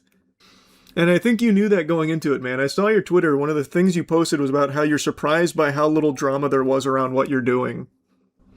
Skeppy sees me as another person, not Technoblade, not a replacement. Then why do you go as Technoblade, as Techno LARP? And why does he call you Techno in that video? And even if that is true, man, you don't think that that's unhealthy? If he saw you as just another person, why not go as yourself? Why go in character? And as I said, I don't think you're a bad guy, but I don't think that you're willing to see where people are coming from and why it's so impassioned, or what you're doing and how it affects people that are directly involved with it, like Skeppy, or obviously Technoblade's father. I'm not going to ask you to make another video with more context, but it would be nice. Some of your fans have taken it too far. Okay, am I... What is it? A nut... What? Brother, you keep saying missing context. And then the two things you listed are two things that I don't think add any further context to change anything, to like justify it. Because again, man, the brass tacks, taking out how I feel about it, the very simple fact is, Technodad did say that it is inconclusive how he feels. He doesn't know how to process it. And you reached out, got no response, and still did it anyway. If nothing else, that feels bad. And you can try and dress it up however you want, but that's an immutable fact. My monetization is and has been turned off. That's one thing that should have been stated maybe. I read your About section. You said you were deciding where the money will go to what charity. That is in your own About section. And then on your Twitter, you said you won't make money until Technodad gives you the okay. And I said I don't exactly know what that means, if that means that you're not making money or that you plan on it in the future, but in the meantime are donating to charity. That is in your About section, that you are deciding where the money, what charity it's going to. So actually, you saying that is a little interesting because the community that watches you thinks that you're donating the money you're making to charity. I have a donation link in my live streams for charity through Tiltify. So you have a donation link for charities? I want to sit on this for just a moment because he said that he wrote that after running a community poll for when the channel was monetized. When the channel was monetized is the verbiage he used in that community post. And in there, he ran a poll on what the audience would be okay with in terms of the revenue split of him and charity. I feel like that's a very different entree than the one that we'd been getting served off the menu, where everyone, including him leading into it, has been saying that, no, it's always been about, like, charity. You know, it all goes there. If any money gets made, it's going there. He has a community post from a month ago where he does outright kick around the idea of, like, hey, you know, this should be worth something and I'm not in the best financial spot. What would you guys be okay with? Like, is there a world where I can start taking some of the revenue that this channel could generate when it's monetized? Like, and that's not including the personal donation link that he has in his streams. We hit 40K. I've been thinking financially, I'm not in the greatest position and this channel makes no money. I would like it all to go to charity when it does start making money. However, hosting these events that I want to make and getting a $250 flight sim to beat Minecraft, etc., I would like to know from you, the community of Technoblade, if I deserve even a portion of the money made. Been thinking about it for a while. While I do have to put effort into making this content, which should be worth something, it wouldn't be watched if not for Technoblade's legacy. And then ran a poll to his community about, should 25% of the money go to charity, so Techno LARP gets most of it, 50%, so he gets half, 75%, so he gets a little, or 100%, he gets none. The community voted mainly for 50-50. So if the channel got monetized, well, and also it's not an if. In his statement, he literally says, I would like it all to go to charity when it does start making money. So it does seem like that was the plan, or at least he was expecting Technodad to grant him his blessing for it. And then he then goes into saying, but, you know, there's a lot of effort that goes into this content, which should be worth something. And then pulls his audience about, like, well, how much can I take from this? You know, like, how much would be okay with you guys? Again, that does feel kind of contradictory to what everyone says about the TechnoLARP channel and what he was saying during stream about, like, well, all of it's, you know, to benefit charity. It seems like even a month ago he was at least kicking around the idea of taking some of the money himself when the channel was monetized. So that's not even from, like, the personal donation link. That's from the channel being monetized. If it got when it got monetized, according to him. So, like, it seems like that may have been something that he was actually exploring. In his streams, he also has a personal donation link as well, which is weird not to mention. Is that true, TechnoLarp? I haven't seen the streams. Do you have one for charity and one for yourself, then? I wrote that a while back when I made a community vote. Should have cleared it out. Haven't made money off ads. Is there 2 donation links in your stream, though? I didn't see anything on that. Yes, I have a personal one that I barely ever mention that people can optionally donate to. I feel like it's pretty obvious why you would barely mention that, man, considering a big part of the identity is that it was for a positive cause, which is something I highlighted too, about how I thought, and your community thought, you were donating all of this to charity. So you do have a personal donation through there as well? As TechnoLarp? I think it's pretty clear why you wouldn't mention that, because that's a very different look. The community wanted to donate to me personally, I only talked about it on stream. You don't see why that's an issue? You don't see the conflict there? I see the concerns for sure. So then why do it? I also wonder if he was paid for the sponsorship in the description for Minecraft server hosting. What? Server hosting by Prism Nodes. Use code LARP at checkout for 30% off of any purchase. That's in your most recent stream. That's under your personal donation link as well. Was that a sponsorship you took as TechnoLarp? Prism Node gives us free server to host LARP on if we promoted them. I made nothing from it. You have a code with them. That's affiliate marketing. You don't see anything from that? They said that I could get 20% off it each time, but declined. Said if I did, I would go to the developers of this. It would go to the developers of the server. So I'll take your word for it. But again, you don't see how that's weird? That you are now doing business as TechnoLarp? Like you keep saying that this is all just supposed to be in like good fun. They're just fun little videos to pay tribute to him. But you have a personal donation link. Your about section is entirely wrong about like the charity money, because the perception that I and everyone else had is that you are sending this money that you're making as TechnoLarp to charity, which is a positive thing. And you also are working with companies as TechnoLarp. I'll take your word for it that you didn't get paid for the affiliate marketing, that you declined it, so you did it for free to team up with them as TechnoLarp to promote them. But do you not see why that's pretty unsavory? Like, it's not... You say you see the concerns, but, like, it should be pretty clear that this is very different than other LARP tubers. So, like, again, you saying that people are... Like, everyone's afraid now that I talked about TechnoLarp in a negative way. Like, again, that's not true. I think LARP tubing is totally fine. Yours is very, very, very clearly different. We got a server, you can count that as payment.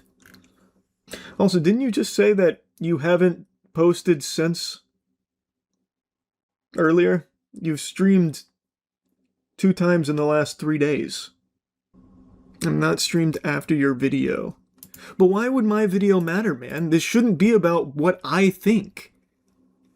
Like, it shouldn't have any effect on whether or not you stream because of my opinion. Like, the whole thing should be about how the people actually in Technoblade's life feel about what you're doing. And I think Technodad made it pretty clear how uncomfortable it is. He didn't go live on his own, but he did a live stream with Hour Penguinz0. What? When? Yesterday?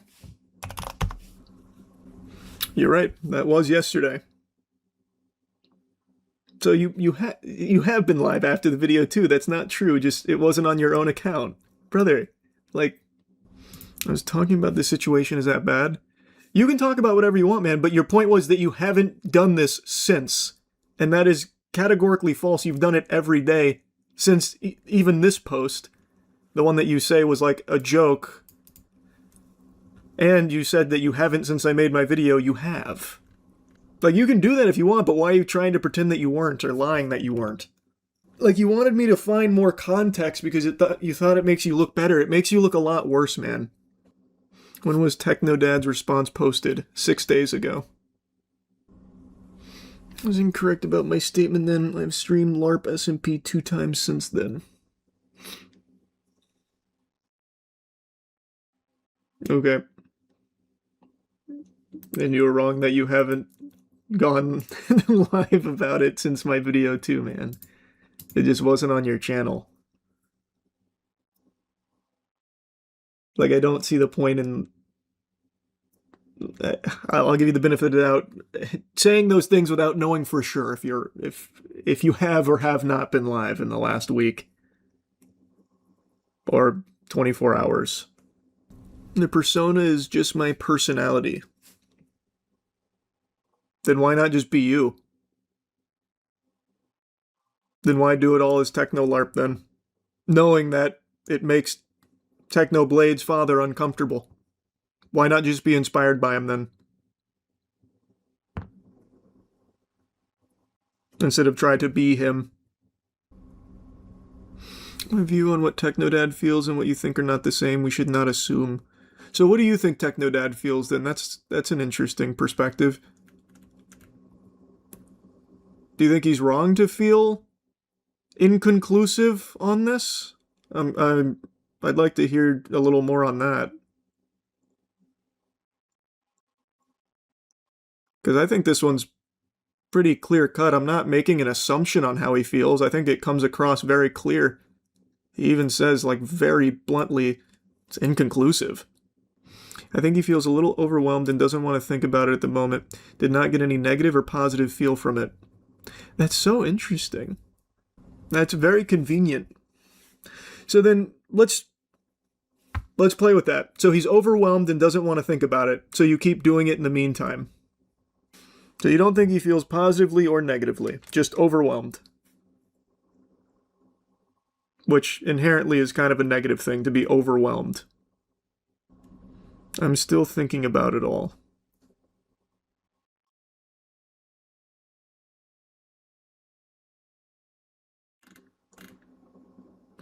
When?